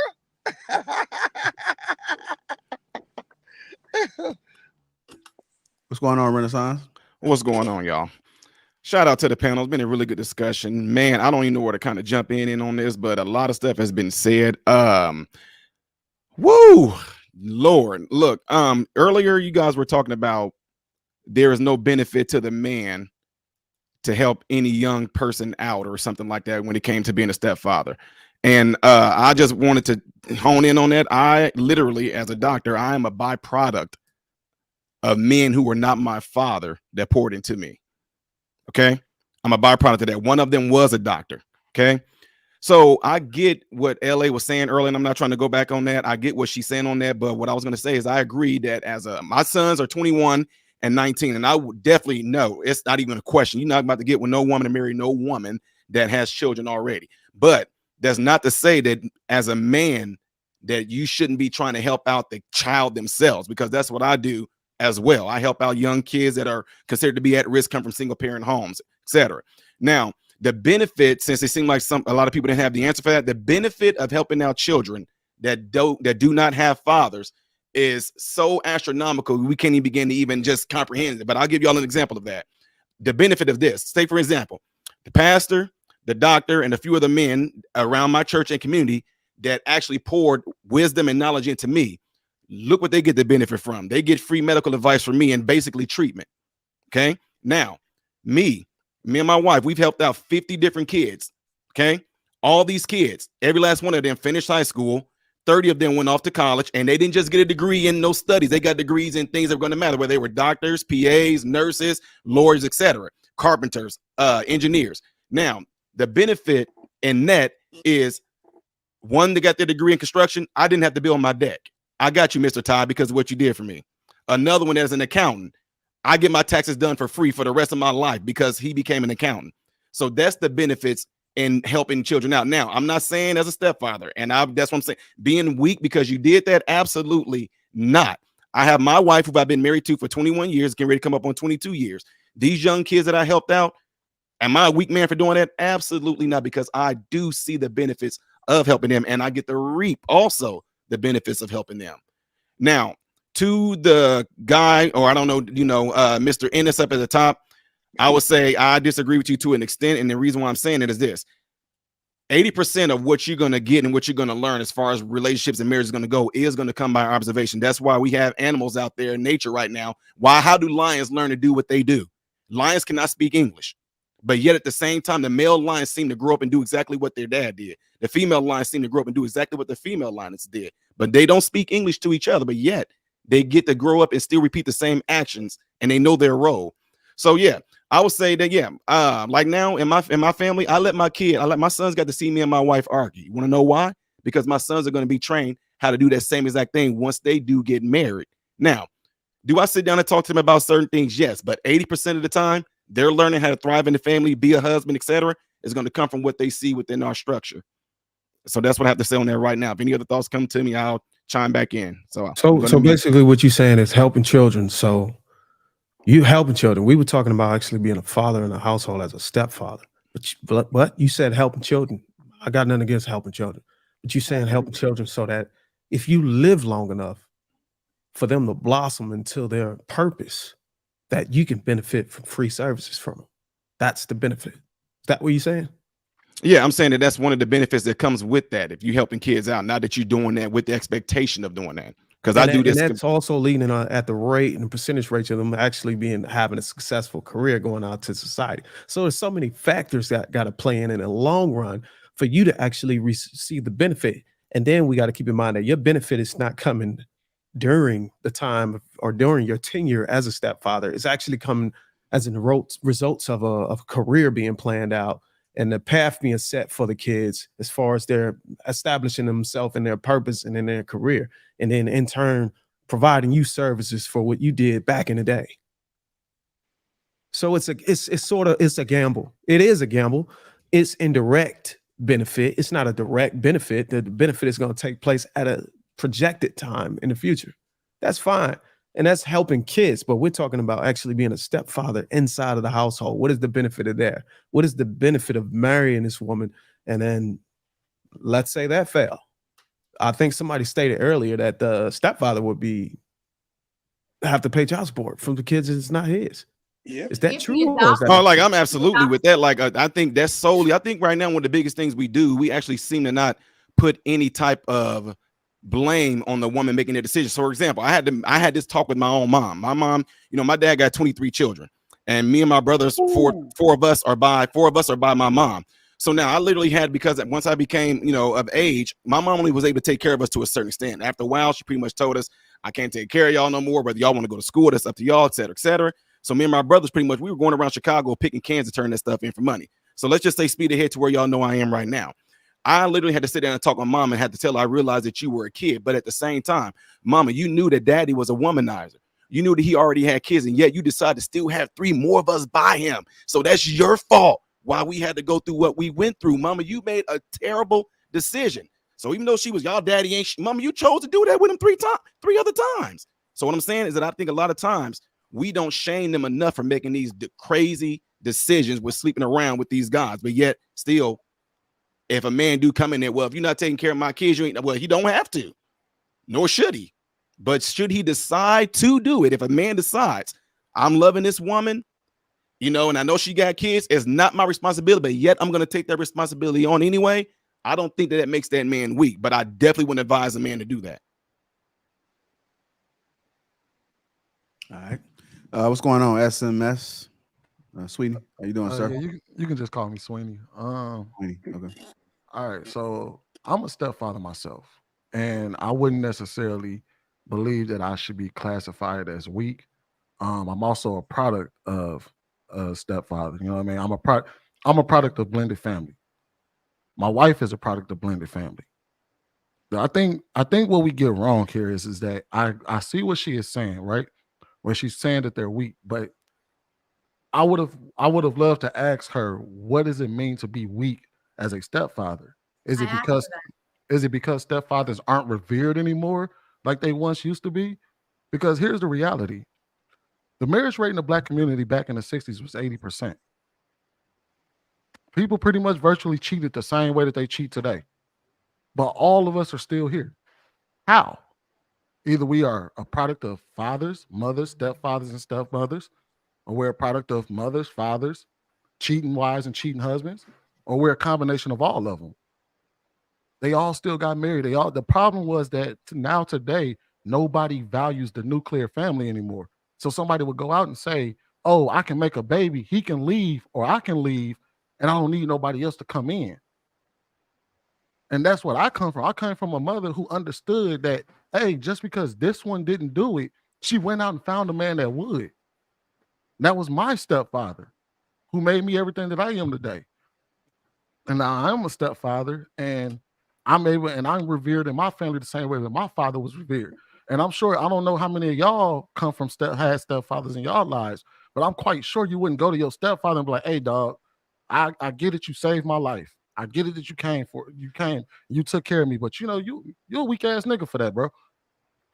No, we put context behind it. I don't think it's just being direct.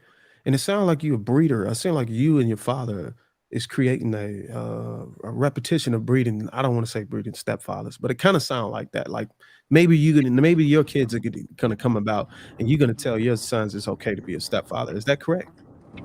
No, I didn't say that. Well, so basically it's more context behind it. It all depends on the circumstances, background. How did you get into this situation?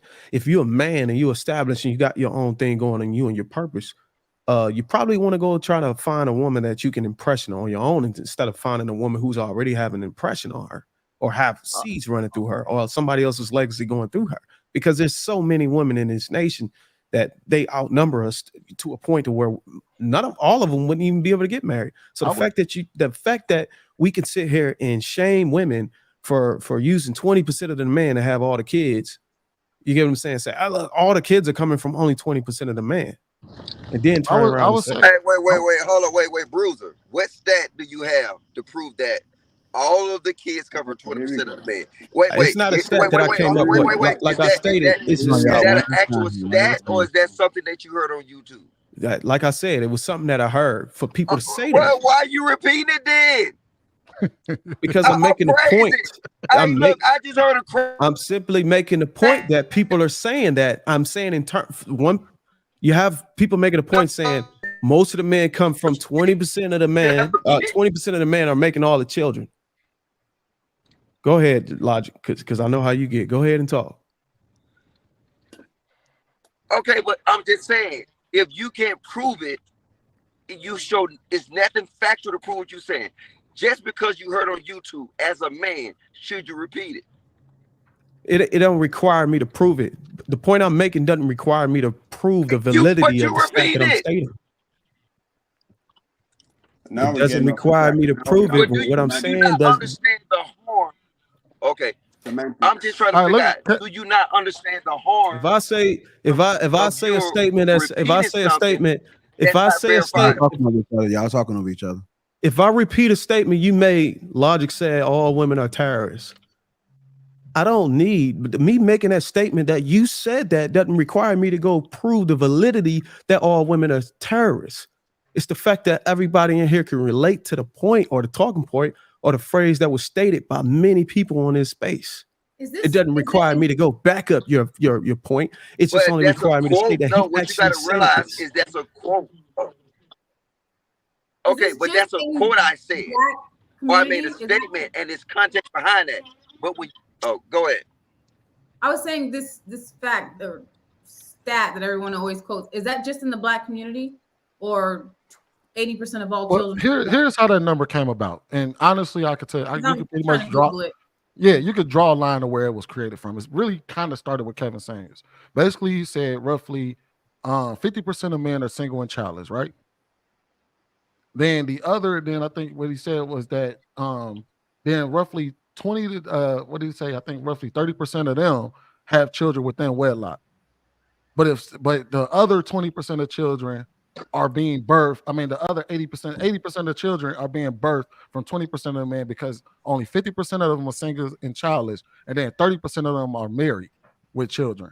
So who's birthing all these babies? That's where the number came from. That's all I was saying. But I hate to say it, but he's wrong. Because if you want to know the only stat that shows any validity to that statement, is that 20% of Black community is low income or damn near in poverty. So that's what they're related to. All the talking points that everybody have is related to the worst portion of the Black community. Do I think the Black community is shit? Yes, because the 80% get their morals and they get it from that 20%. But like now, look, you know what? In the ghetto, yeah, Pookie and Ray Ray is having babies by all the chicks in their community.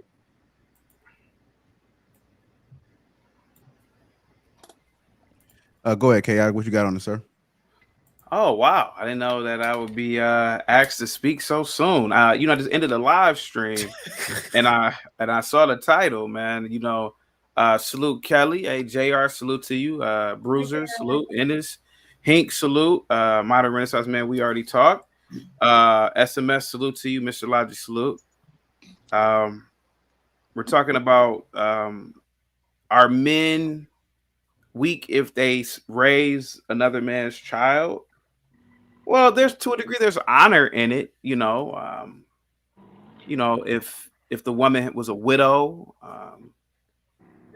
if the woman's husband died during war, but just in my opinion, just to come in as the stepfather, it might be a little bit too much. There's too much liability, in my opinion, with dating someone with a child. Particularly if you're a smaller man like myself. I'm not trying to get knocked out by the child's father. I'm not trying to get knocked out by the kids either. A lot of times, you got to be honest with yourself. A lot of these kids don't like you anyway, and so with me being 4'11", I'm taller than 4'11", but with me being under 6 feet, it's too much of a liability. Have I met beautiful women in my past who had children? Yeah, and it was cool kicking it with them. But, if that kid gets injured, hurt, mad at you or something, you can be instantaneously viewed as a perpetrator. If you can't discipline the kids, you can't say anything to them. So are are men weak for it? No, I wouldn't say that they're weak. I would just say that a man is risking a lot if he himself doesn't have children. Now, if a man has a child, then that's a little bit different. But there's no reason why a single man should be with a single man with no children should be with a woman with a small child, especially. And I learned that early on in life. And I don't like kids either, me personally. I don't like kids. I'm sorry. Get to talking. I don't like kids anyway. But no, not at all. And like I said before, man, I was a teacher for many years, and kids lie. And kid get the lying on you, said the day you said something to him, then the child's father want to come whoop your ass. Listen, nigga ain't about to have me touching every wall in the damn room or something. Forget that. So no, but I'm already married. So I don't have to deal with this anyway. Yeah. And I didn't have the luxury of being tall like Hink or MRM. Nah, so I'm too small. So if you're under 6 feet, I would listen, don't do it. Don't do it. Please don't do it. That's just my opinion, man. Hey, can I ask you something? I'm sorry, Logic, go ahead. I want to ask you something, right? Go ahead. Fit, feminine, all this kind of stuff, right? That's ideal, correct? Fit, of course feminine, it's ideal. childish, it's ideal, right? Yeah. The same thing that a woman said that a man with 6 figures, 6 feet, goddamn 6 inches of dick is ideal, right? Yeah. What's the chances that a woman to get a man that's 6 feet, 6 figures with 6 inches of dick? Or whatever amount what they want. Well, I mean, Logic is very low considering Less than 1%. Okay. Yeah, So most men don't make that kind of money. So it's low, right? So it's low. So why can men understand that what they possibly want is not ideal? No, it's different. It's night and day on the opposing side for a man to find a woman without a child. If that's what you're trying to make parallel. Women outnumber us by No, far. I'm making not even parallel. close. If Bruce, if you listen to what I said, Bruce it. If you and a dog, nigga, cut on your light so you can hear what I'm saying. If you listen to what I'm saying, I don't know my damn internet. Yeah. All right, let me catch back up. All right, can y'all hear me? You got that Obama service, Lodge. You got that Obama service. We got about 10 more minutes, y'all. 10 more minutes.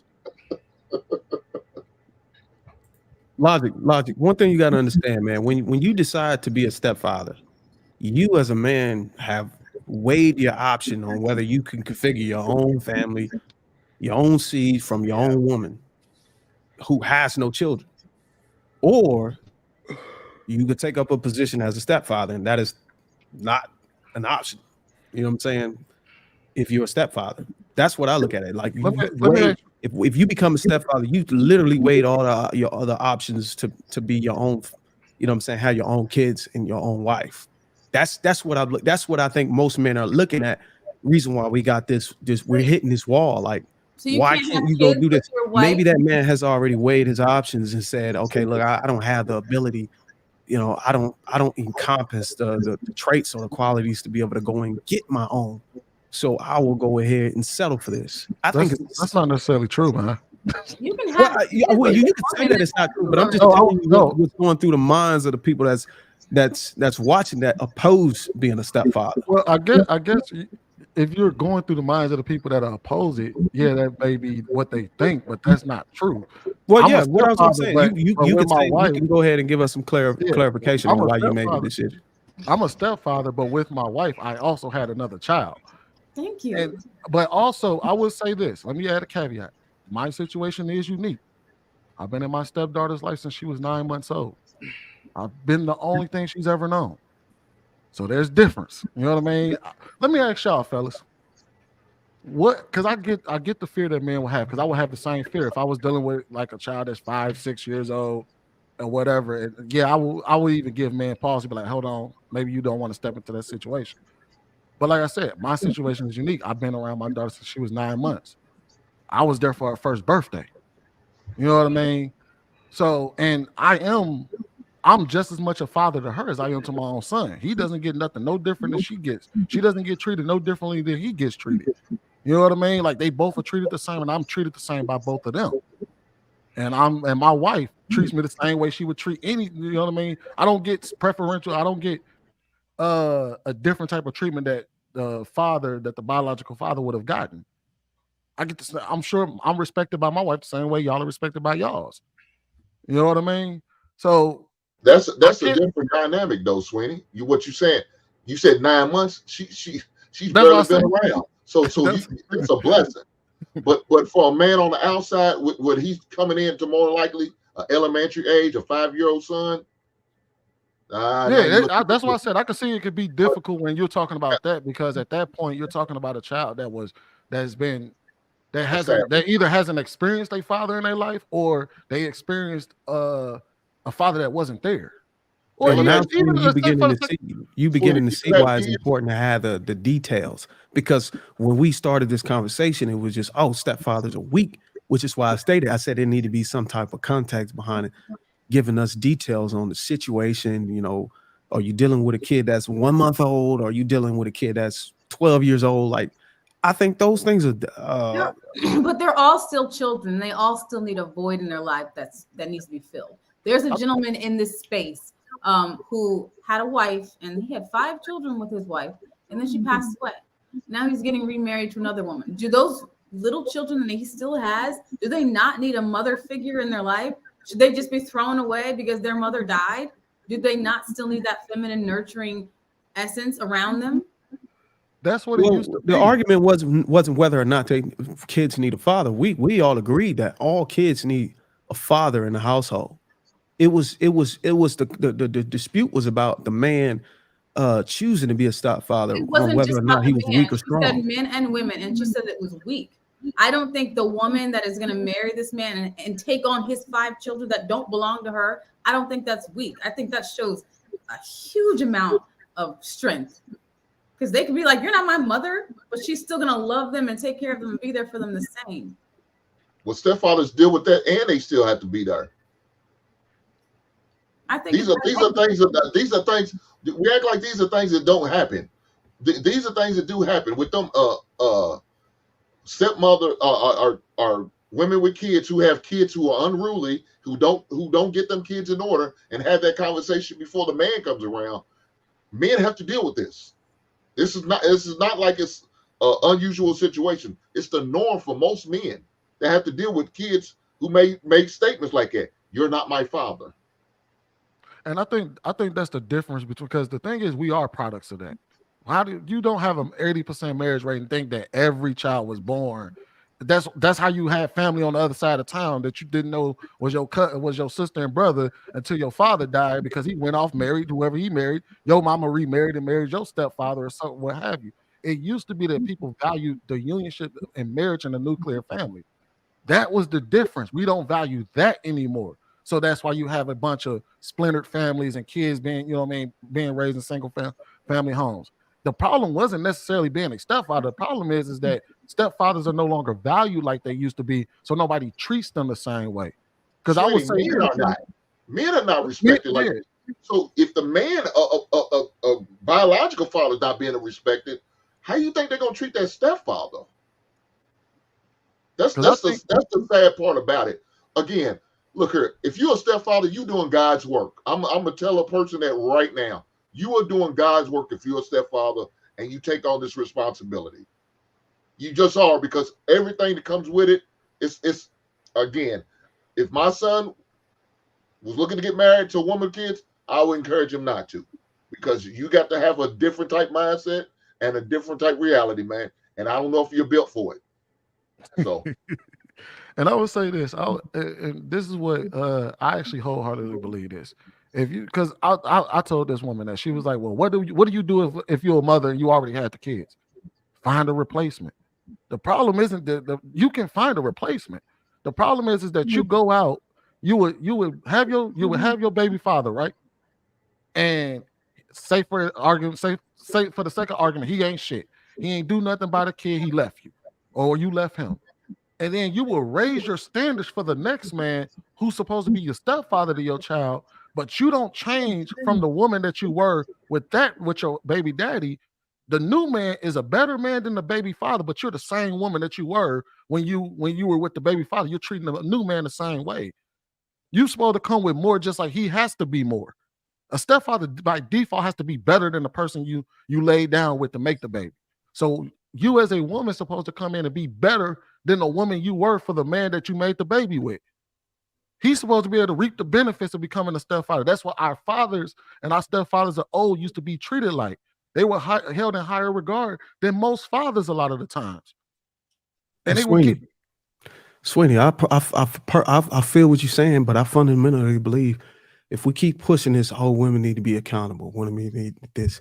We can't keep applauding or incentivizing bad behavior. In a way, we incentivize it. That's why I say certain women should meet a criteria in order for a man to be a stepfather. If she's widowed, her husband was prior military, he died.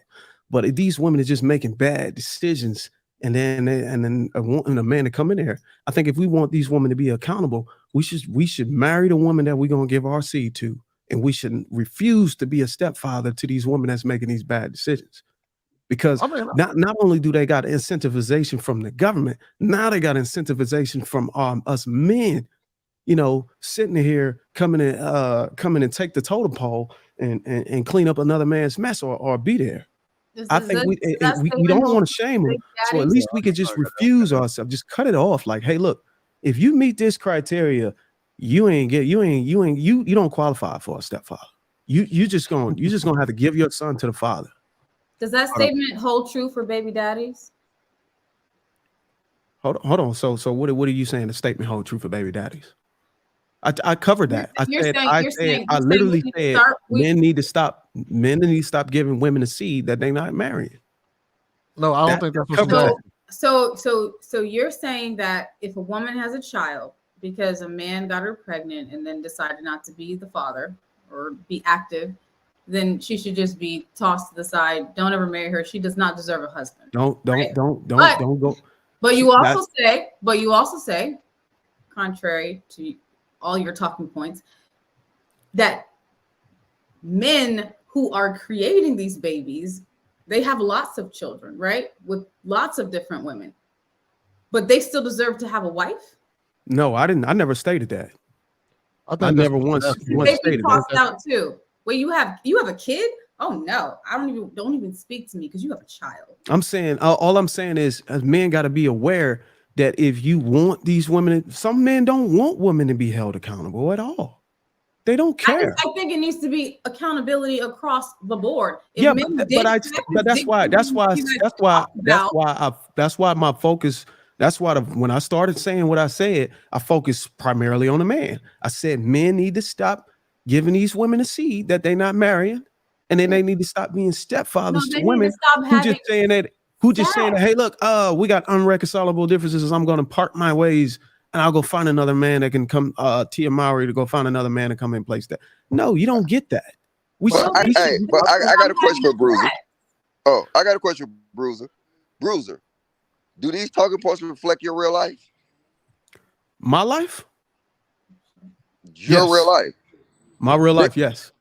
Do it reflect you and your relationship? Yep. Your wife ain't wasn't a single baby mama. Never.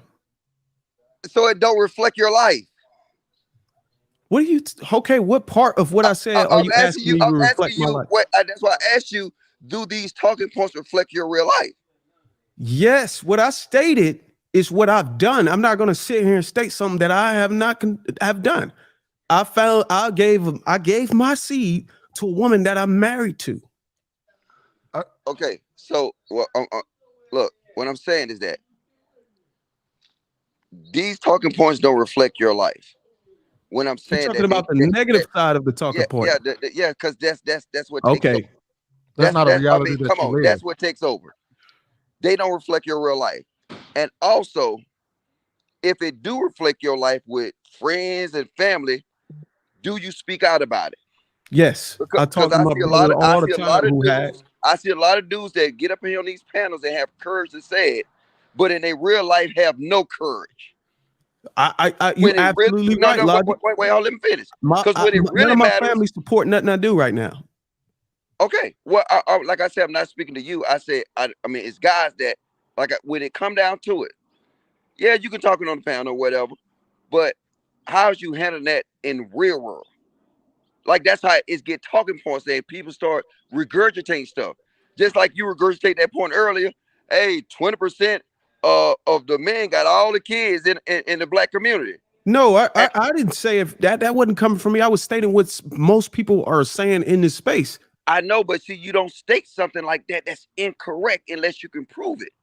Well, I couldn't disprove it because I never did the research on it. But I'm saying, okay, well, don't bring it up until you can prove it or disprove but I'm a man. I can decide to So bring up how you- any how you- point that I've heard on a common basis you can decide to get I want. And you're right. And then you could decide to get me up here and say you look like a fool for saying You can something say that you that can't all you prove. want. Then we'll just be having a conversation. No, but I'm just saying, if you gonna sit here and say something that you can't prove, but what I'm telling you, I can't prove that Jonathan Majors has a daughter, but I can go on Wikipedia and see that he has a daughter. And he's a single father. Who? Jonathan Majors. We talked about Jonathan Majors earlier. We talked about his family, how he came from a I'm not two-parent talking about household. this. I can't go ahead and sit here and Hold prove up, put this that nigga data back to up. you. Is he a sweet nigga? Hold up, wait. Hold up, wait. Put him back up. Hey, hold up, shut up, nigga. Hey, this example you gonna use talking to me? You Man, I'm out damn of this right, bitch, because bro. I that was can't the do this part of the shit. Man, topic. fuck this. All right, JR, all y'all, I gotta go, man. If you gonna use that as example, I don't want to talk to you. You missing a whole, he missing a whole context, man. Missing the whole context. So Bruce, I gotta Hold on real quick. Hold on. Okay. Let me get Grant in there. Go ahead, Grant. Welcome to the Yeah, show. thanks. I think everyone's making some very amazing points. MRM, I think you spoke wonderfully eloquent on sort of what changed the trajectory of children going forward. I think the question that was posed was whether or not stepdads are weak. And so if you are in the affirmative, or again, you're going to say, well, yes, I think that is a reasonable statement. For other people who are going to say, no, that isn't a reasonable statement. I think we could all hold positions. You know, I'm not particularly religious, but I'm not going to speak ill of the religious to get my point across. I have to talk to someone. I have to sort of put my position point. And so I would just say I'm not someone who's sort of agreeable just calling someone a name or using that type of language as a position point. And so I would say it would be problematic. That may seem simpish to some. Remind anyone who thinks that sort of having a disagreement puts you in the place of a simp. I think the inability to communicate effectively and not call someone names is more problematic if you're unable to verbalize your disagreements. Then we get to the point about kids who are in sort of we consider broken homes. I think we conflate single moms and we take this whole cohort of individuals and say they're all the same. They're not. Poverty is a problem. And that cohort of people at the bottom are less likely to get married than any other group that's impoverished. You can look at white communities, you can look at other countries. Once you're poor and have a series of bad decisions, you're going to continue to make those bad decisions because your wiring is already off. You're less likely to have the skill sets to sort of figure things out. But let's say you take two engineers, they both get divorced. Their kids are more likely to be engineers regardless if they're divorced or not.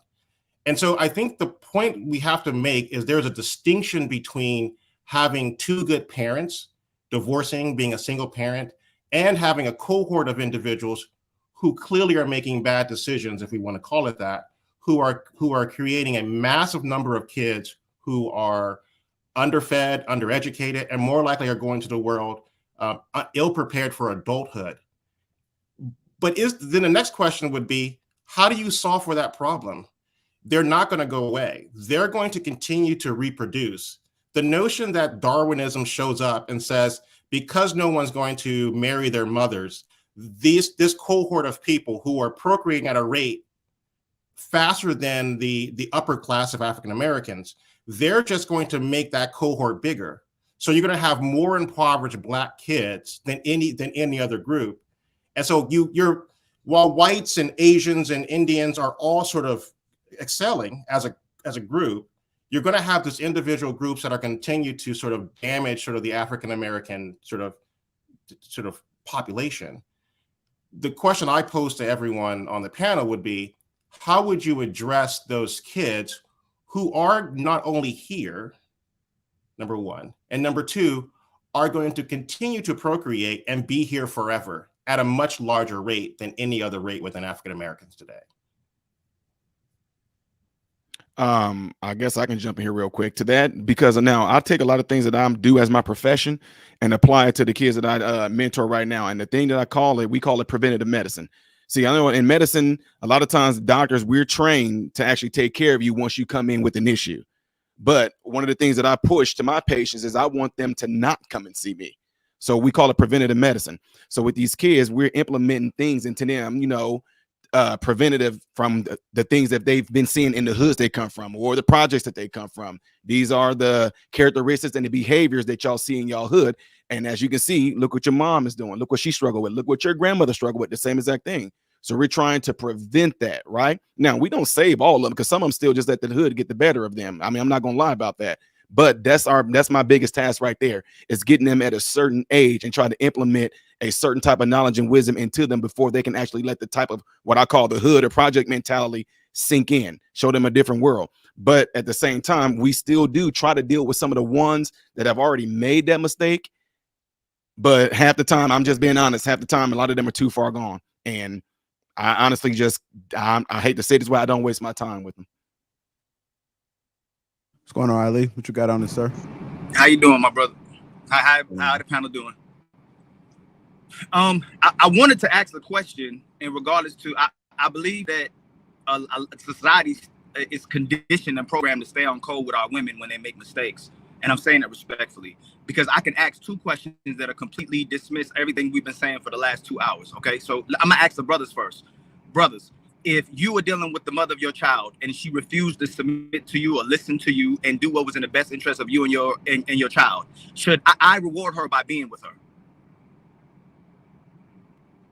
No. I need all the brothers' answers. No, I say no. Right. So what's ironic is when women go to this, women will call the fathers who refuse to women that didn't listen. They'll shame those brothers, calling them baby daddies, and then they'll right away y'all line us all day long. The women will tell that man to go marry that woman. Correct me if I'm wrong. You said the women will tell the men to go marry that woman? You're kind of breaking up. The women will can y'all hear me now? Yeah. Go ahead. The women will shame brothers, call him a baby daddy, and will tell that brother to go marry that woman he had a kid with. Correct me if I'm wrong. Yes. That's the truth. Yeah, go ahead. Right. So as a whole, none of us promote anybody dealing with no stepfather. So when the sister said that earlier, we have to acknowledge that what she meant was that the mother should focus on the biological father as long as he's not toxic or dysfunctional or detrimental to that child. Her primary focus needs to be that biological father. And it's because if she could, like Hink said earlier, if she can't listen to him, she don't have to listen to stepfather because he's 50% man with her. He can't discipline them kids. He can't make those kids do anything that father was supposed to do. Even if that father's out the picture, there's nothing that father can do. Well, excuse me, unless that father is completely out the picture, there's nothing that stepdaddy can do. So I get if we're promoting men taking care of kids that are unwanted completely, but it's disingenuous to promote women to deal with men because they didn't deal with the last man, and it happens continuously. But would you say that having the father, if the two positions you're holding here, at least if I'm getting this right, would be, one, you don't want to marry someone who has the father in their life, therefore the kid has a father. Yes, but we're also okay with. We should promote that woman. If I'm dealing with her or any of us run to that woman, we should go, what did that man do? Oh no, you need to go back to that man. I'm not entertaining you. Facts. That's I agree. If we're gonna say we gotta have big discipline, then we need to be responsible of how we don't hold women accountable. And when she making 50,000 mistakes, we gonna have sex. It ain't about the kids. It's the fact that she has a vagina. Yep. We're not out here adopting kids. That's facts, Ali. Yeah, I will say again, my situation is different. I am a stepfather that was a stepfather to a child where the father wasn't there at all. You know what I mean? So again, since the baby was 9 months old, he wasn't there at all. So again, take my situation with a grain of salt because it's unique. A lot of people don't get that opportunity. A lot of people, you know what I mean? So, and I agree with you. I think because I tell people that all the time, especially like people, like a couple of my friends are now recently divorced, and I tell them all the time, don't nobody out here want you. Go back to wherever the hell you came from because nobody out here wants you. Right. But we're saying what sounds good to women, because if that brother's relationship didn't work, what would we all do to that man? We would shame him. You should have never dealt with that with no baby mama. We would shame him. But we standing on code with our women if we don't want to hurt feelings today. When we all, brother, as much as we do this, we know that our sisters are not held accountable. We say brothers are responsible for everything. No matter how reckless, no matter how irresponsible, you need to commit to that woman, even if you were reckless. But that woman has to submit to that man's authority. Since you didn't want to give that man a right to not be a father, then you have to submit to that man's authority. I have a question. Yes, ma'am. So you said toxic. So that's the only excuse that she has. If she was in an abusive relationship, you're okay if she leaves it. If it's abusive, if it's abusive, if it's domestic, if he's completely detrimental to that child and her, that's the only excuse. She needs to work it out with that man. Okay. Yeah. And I would say that like one of the things we do as well is I get with the parents first before I do anything with their child. That's the first thing I do. And we have this, thank God we're able to do this. We have it into place where the parents are kind of signing over a type of a guardianship to us to where we discipline them. And we even have it to where we record it on camera. We have 2 witnesses right there because we believe in spanking. I'm not about to go down that road, but I'm just letting y'all know that's something that we implemented. And we have to have the parent completely 100% on board with what we're doing, because if they're not, then that's going to be toxic to the child as well. Because if you're going to teach your child, single mother, do you contact the father and also get his permission? yeah, we try to find it, but most of the time they're incarcerated. Most of them are dead. But if the father is capable of being in the child's life, we definitely reach out to the father and try to get him on board with the child as well. We try to actually, what's the word I'm looking for? We try to actually like recompense him to his child, because some of them are young men. They're like 19, 20, 18, 17. We try to actually put them in on that dynamic as well. Right. But you know, because there's no matter what, although I had a bunch of males that were like fathers to me, I definitely rather have had my biological dad be there versus them. So I mean, I'm not going to even trip. I'm not even going to lie about that. But at the same time, yes, if that father can be there, definitely get that father. But if he's definitely toxic to that child's well-being, then I think that as a single mother, they definitely should seek out some type of male role model to help their child, not help her per se, but there for the child. Do you happen to keep sort of anonymized data? It would be nice to, like, these are great things. I think oftentimes we talk in abstract about these sort of individuals. Well, it would be nice to know how many fathers you reach out were in their family, their kids' lives, how many rejected the idea, how many. It would be nice to sort of, at least with this group. Obviously, you're not a large enough sample size, but it would be nice. I don't know if you have your own YouTube page. It'd be nice to know some anonymized data on that, because it'd be nice to share. We could use our own personal experiences as well, though, if you engage with a baby mother. So I did it twice, and people would probably call me a dummy, but I was acknowledging the part of society that was like, hey, everything's a man's fault, and it's not the woman. The man was mistreating her. The man wasn't doing right by her, and he wasn't taking care of the kids. When I realized in both those situations, the fathers were right. Yeah, I've never had that experience. So I mean, there's no way for me to have a personal experience. So I can't say that I can share in that experience. What do you mean there's no way for you to have that? Well, I could speak on that experience. I could attest to what Ali said. Hold on, before we start going down there, I want to let Ali finish up, but let me get Brandon in there, because we got to wrap up in about like 10 minutes. Right. So when a lot of brothers are saying they don't have that experience, y'all telling me y'all never had sex with a baby mama? I just said I can attest to that. I can, so yeah. Which means she wasn't prioritizing those. Right. No, one of the brothers said they could. No, I don't. I don't. All I'm saying is that I've never engaged someone who's been a baby mama. So it's not the sort of individuals I tend to deal with personally. So you're a rarity. So you're a rarity. But all I'm saying is that as brothers in being in leadership, we have to make sure that the women and the men hold themselves accountable, because at the end of the day, there's a lot of men coaching and instructing men on how to get women to submit, but they ended up with a good woman. Typically, they didn't end up with a toxic woman. The only man that can coach on how to get a woman submit and make a relationship work is a man who dealt with a toxic woman and got that relationship to work. So a good woman, that's a good woman's value. It doesn't show your value. If you're in a healthy relationship, it demonstrates the woman value. It don't necessarily demonstrate our value. Do we need to be good leaders and be able to take care of ourselves and our family? Of course. But when you have a woman that has a capacity to keep us together, that shows her value. It has nothing to do with you. All right. Brandon, go ahead and chime in on the conversation. Welcome, sir. Oh, sure. Thank you for having me, Lapeef. Shout out to everybody on the panel. Just like Mr. Sweeney, I'm a stepfather. I'm a product of a stepfather. My stepfather came in when I was about 13 years old, me and my sister. So when I met my wife of 8 years, she had a 5-year-old son. Now, the father wasn't in his life at all until me and the wife got serious. Then we had to deal with that dynamic of, as far as parenting styles and stuff like that.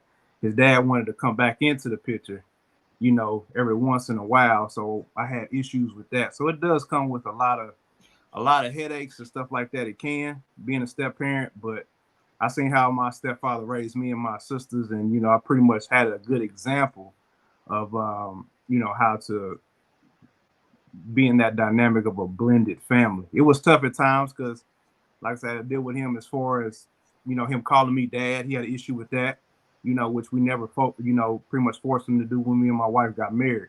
It was something that he did on his own. And my situation is kind of different because when I met my wife, like I said, I come from a single mother. So when I met my wife, I seen this little boy and I had the empathy that I seen myself in this little boy.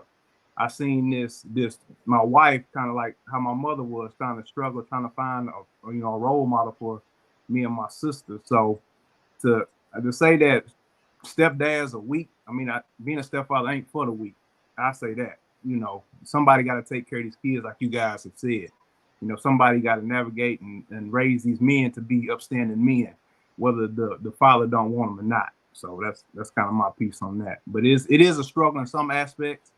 But as long as you and your wife on the same program, and she's following you and know where you trying to lead your family, and you got a good role model, which I was to my son, you shouldn't have too much of an issue. She was willing to submit to that because she seen what her baby father was, that he wasn't in the picture at all. Well, let me ask you guys on the panel, man. If for any guys who have sons or even daughters, it doesn't matter, kids, period. And they have no kids, right? And they're at the age of marriage. Would y'all encourage y'all kids to marry a person who has kids? They don't have Absolutely kids. not. No, none of us would. No. That's the point. No. But if they brought home someone that they fell in love with and they had a child, you would say, no, don't marry her. Yep. I'm saying, I would navigate that. I would try to tell them the pros and cons, like Mr. Sweeney said, you guys have said, tell them some of the pros and cons of, okay, this is what type of stuff you're gonna be dealing with, son. This is the type of stuff I dealt with, with my wife and stuff like that. So you just got to give them a heads up, and you can't really help who your sons or daughter choose. You can only try to teach them as much as you can can. help it. You can help it. You can help it. They learn from you. They They do follow learn your from you. example. The Yeah, thing they is follow that your while they may learn from me, and the reality is that the only thing I can do for you is guide you. Hey, look, here's the pros and the cons of the decision that you're going to make. This is some things you may deal with. These are some things you may not deal with. I can't make you do anything as a grown man, and you want to go out there and marry a baby mama. I can't tell you to do anything other than What did I say earlier, though? What did I say earlier about not being taught how to choose, how to pick, how to find that person? This is what we're not doing. The issue isn't that we're coming down to being taught. We're just expecting them to watch us and see what we're doing and learn from what they need to do from watching us what we're doing. Well, hold on. It doesn't One at a work time, like y'all. that. One at a time. We It got to start doesn't work wrapping like up. that. We need to teach. If you want to become an electrician or a carpenter, you don't just watch the guy who's running the wires or becoming. He says, "Here, hold the pliers or take the hammer. Now you hammer, and you learn as he talks to you. And this is what we're not doing with our young men. So this is where we're going wrong. This is where everyone's losing. So everyone's expecting because someone's in your presence and they're watching you do something, that don't mean squat. I'm in the class listening to the history teacher, but all I'm thinking about is going outside and chasing some skirt or playing football or basketball or something.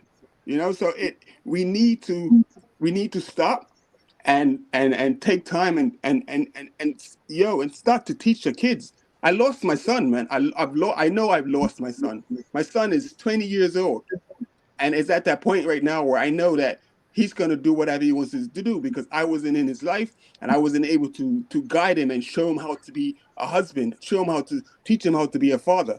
And whatever he brings or whatever comes of whatever the situation, a part of me is to blame. That's my fault. I was sort of, that opportunity was taken from me, but it's still my fault. You know, you can't like just blame society or whatever just because you were in the. We're not teaching. We are not teaching. That's it. That's all I have to say. Dennis, I will say this though. If my son is watching me, he's watching a stepfather. Right. Who's also a product of a stepfather. Yeah. But my father, hold on, wait, let me finish. My stepfather was in this marriage for 20 years. My stepfather been with my mother for 20 years, still going strong. I am a product of that, and I'm married to my wife, and I'm a stepfather. So if my son is looking at me, he sees the success of it. Right. I can still give him the reality, but I'm essentially teaching my son that he may or may not be a stepfather, but he sees what a stepfather should be and how to pick a woman properly, even if she is a baby mother. Right. I'm just contradicting what you said. But my man, you just contradicted what you said. And say you're not a stepfather, though, my man. You've been with the little baby since 9 months. Your son had no idea that you wasn't a biological father. Now, again, you're an anomaly. There's no way. 9 months, that's all she never knew was you was daddy. You understand what I'm saying? So your son, your biological son, would never know that that's his stepsister. He don't see it as that. It shouldn't even come into question with me. I wouldn't use step because you've been in there. The father's not around. I wouldn't even say stepdaughter. That's to me. That's your daughter. Well, yeah, obviously that's my daughter. I'm just within the context of the conversation. Now, yeah, hold on, y'all. Hold on, y'all. After Hank, sorry, Mike. And the situation I'm in, I'm about to venture in down that road of stepfather. I was that before with my ex. So now I'm about to go in a situation again where that's what I'm going to be. Now, again, I'm a man with kids. I have no problem with that. My future wife already knows what the deal is. She already has her kids in line. They know I'm coming in the picture. I'm that man. Whatever he says go, just like what she says go with my kids. We already worked that dynamic. Men have to work that dynamic out before you. And if she hasn't worked that dynamic out, you don't need to get on the knee. You don't need to propose to her. You don't need to take her to the courthouse. You need to just walk away if she's not willing to do it, because you're not ready to be a wife if you don't set the dynamic where it needs to be, so we can have harmony coming into one home. Right. So can I comment on something Ali said about on the woman's behalf, her having value, getting a woman to submit is only value on her side.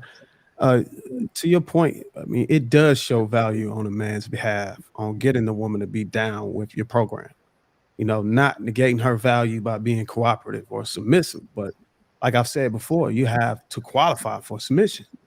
A woman just simply being submissive to any man isn't value on her behalf.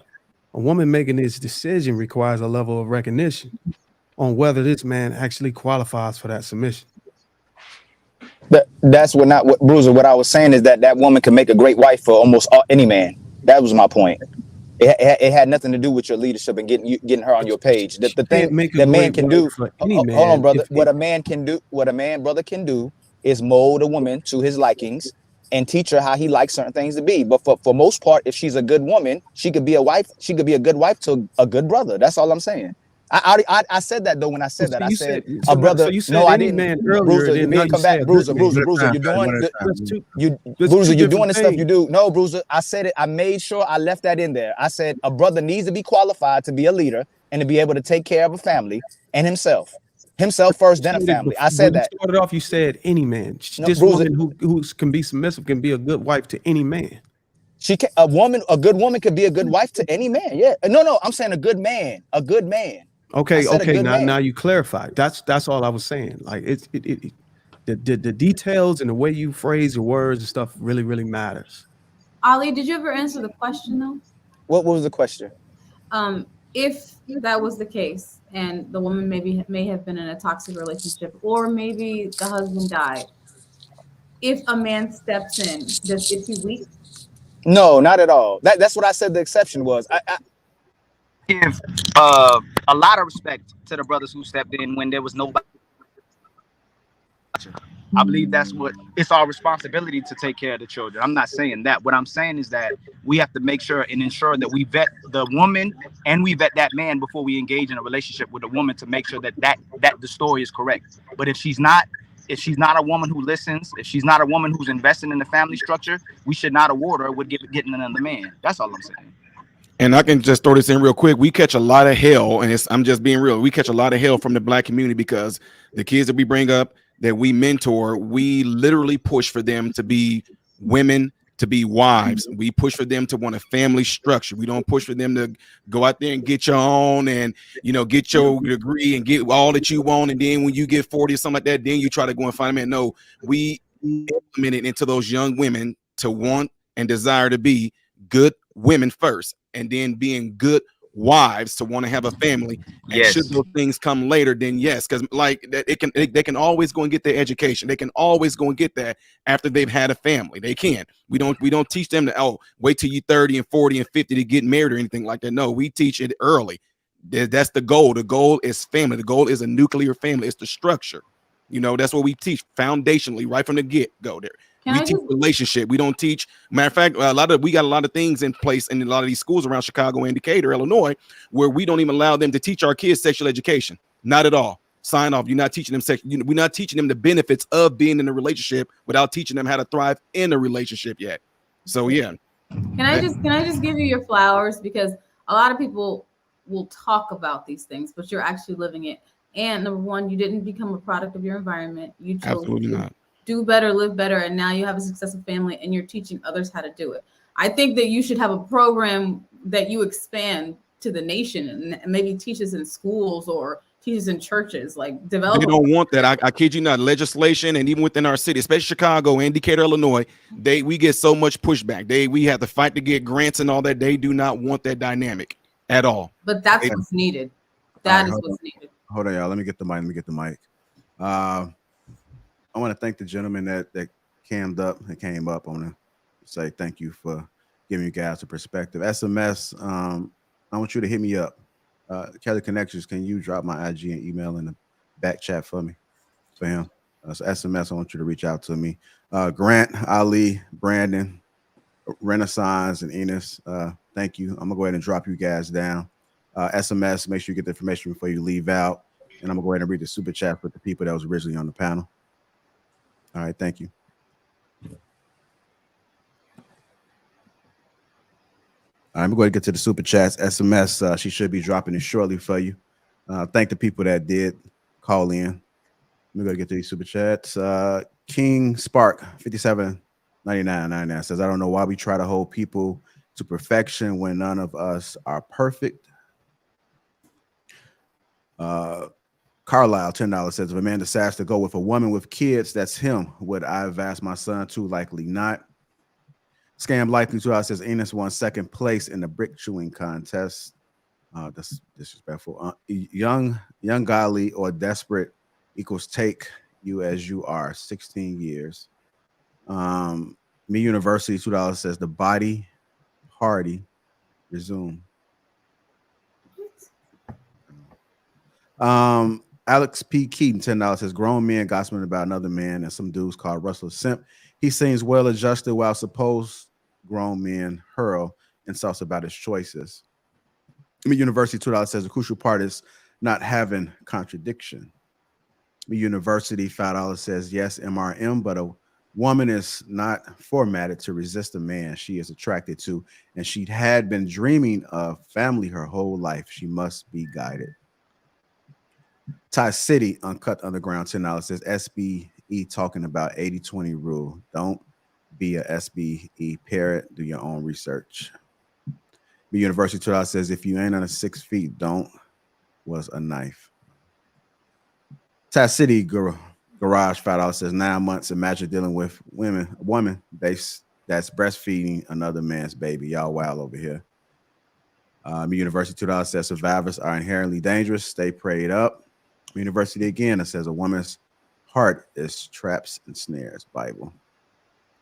Taz City Uncut Underground $5 says whatever happens after you trust a woman is your fault. Taz City again says having children in poverty is child abuse. The university says marriage is for godly. Everyone else stole it. Kobe Jordan 199 says I have no stepdaddy. Clothing tap in. Sir Shady 7 says can't lie. I kind of agree with Kelly. Also Ali too. See if we had any more that popped in. I think that was it. I want to thank you guys for all your donations and contributions. If you haven't, make sure you guys hit the like button. Also, make sure you subscribe to the channel. Make sure you guys stay tapped in to Lapeef. I know that link has been dropped. Also, make sure you guys catch Kelly Connections on the Lapeef Experience page, which is Bridging the Gap, which is on Wednesdays at 7:30 Central Time. Check out Hink in the Basement and my brother Bruiser. Special thanks to you guys for hanging in there. I know it's been a long one. I'm going to have to compensate you guys some way, some form, but just thank you. Follow these guys, man. Let's make sure we support each other around this YouTube space because we all we got, right? Concur Network, right? Concur Network. Concur Network. That's where it's at. And Hink in the Basement. Make sure the mods drop that in. I'll play some music. Drop their channels. SMS. Hope you got the information. I still see you in the back. Thank you, Kelly Connections, for that drop. And that's another bang in the books, man. I said extra 10 minutes and wound up being what, extra hour and a half, couple hours, something like that. But nevertheless, man, I love what I do. I love you people, and we do it for you guys. So hopefully you guys learn something, could take some from this, catch it on the replay. Hit the like button. Also make sure to subscribe to the channel. And we out. We out. All right. Thank you guys again.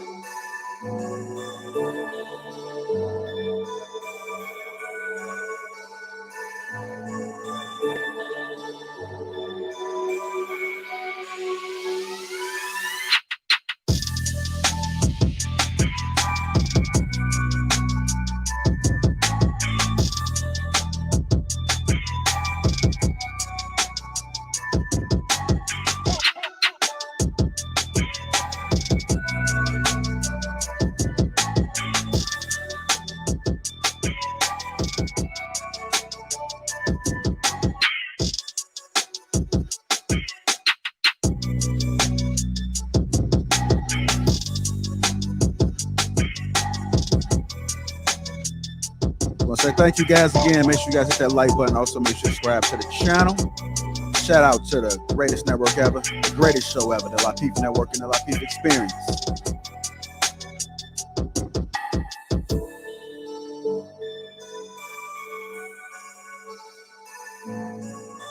Still got some mods in the chat. So make sure you go ahead and drop Bruiser and Hink in the Basement's YouTube channels. Also have the red couch from the video, the clip. That link is in the description. Shout out to the sponsor, T Channel.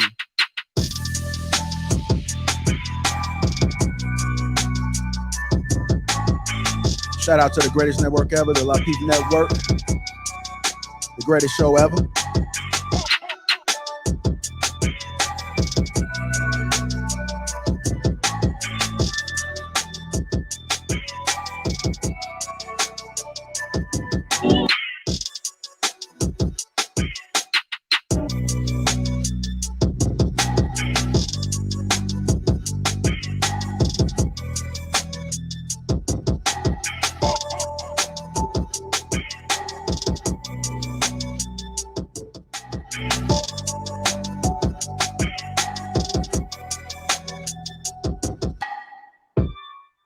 want to say thank you guys again, man. It's the last track. It was a great show today. I appreciate everybody that tapped in. If you haven't already, hit that like button. Also, make sure you subscribe to the channel. Shout out to the greatest network again, the Lapeef Network. This is the greatest show ever. Thank you guys. Make sure you guys follow everybody on their individual platforms. Let's go ahead and support each other.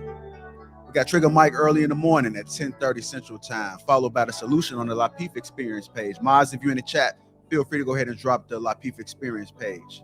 That's where you'll find the Kelly Connection that on Bridging the Gap as well, family.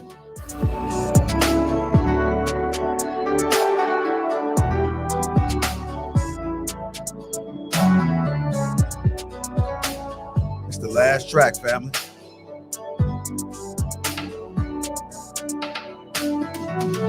I see you, Kelly Connections. I see you, baby girl. You know, this is my jam. Go ahead and acknowledge some of this green gang in the building. Matt G, appreciate you, sir. Nas, I see you.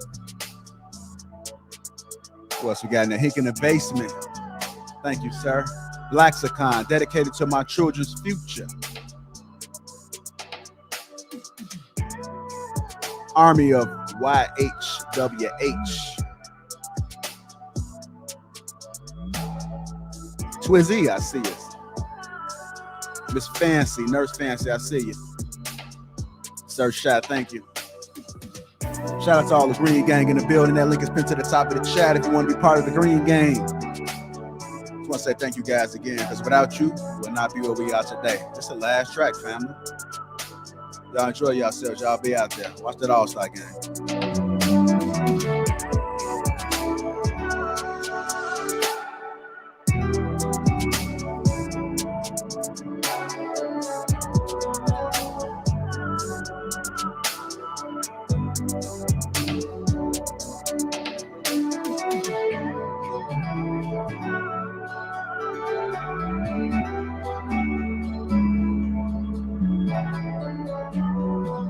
We got a long show for y'all, man.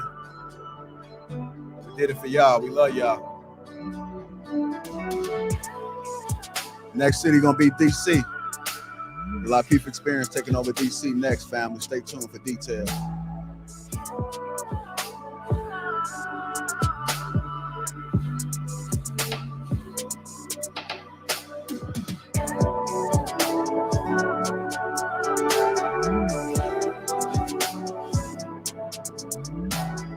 Y'all want to hear me talk more? Make sure y'all tap in on IG. I'm going live. Kelly Connections. With that 5 love language quiz. Y'all make sure y'all tap into the IG. It's the last track, family.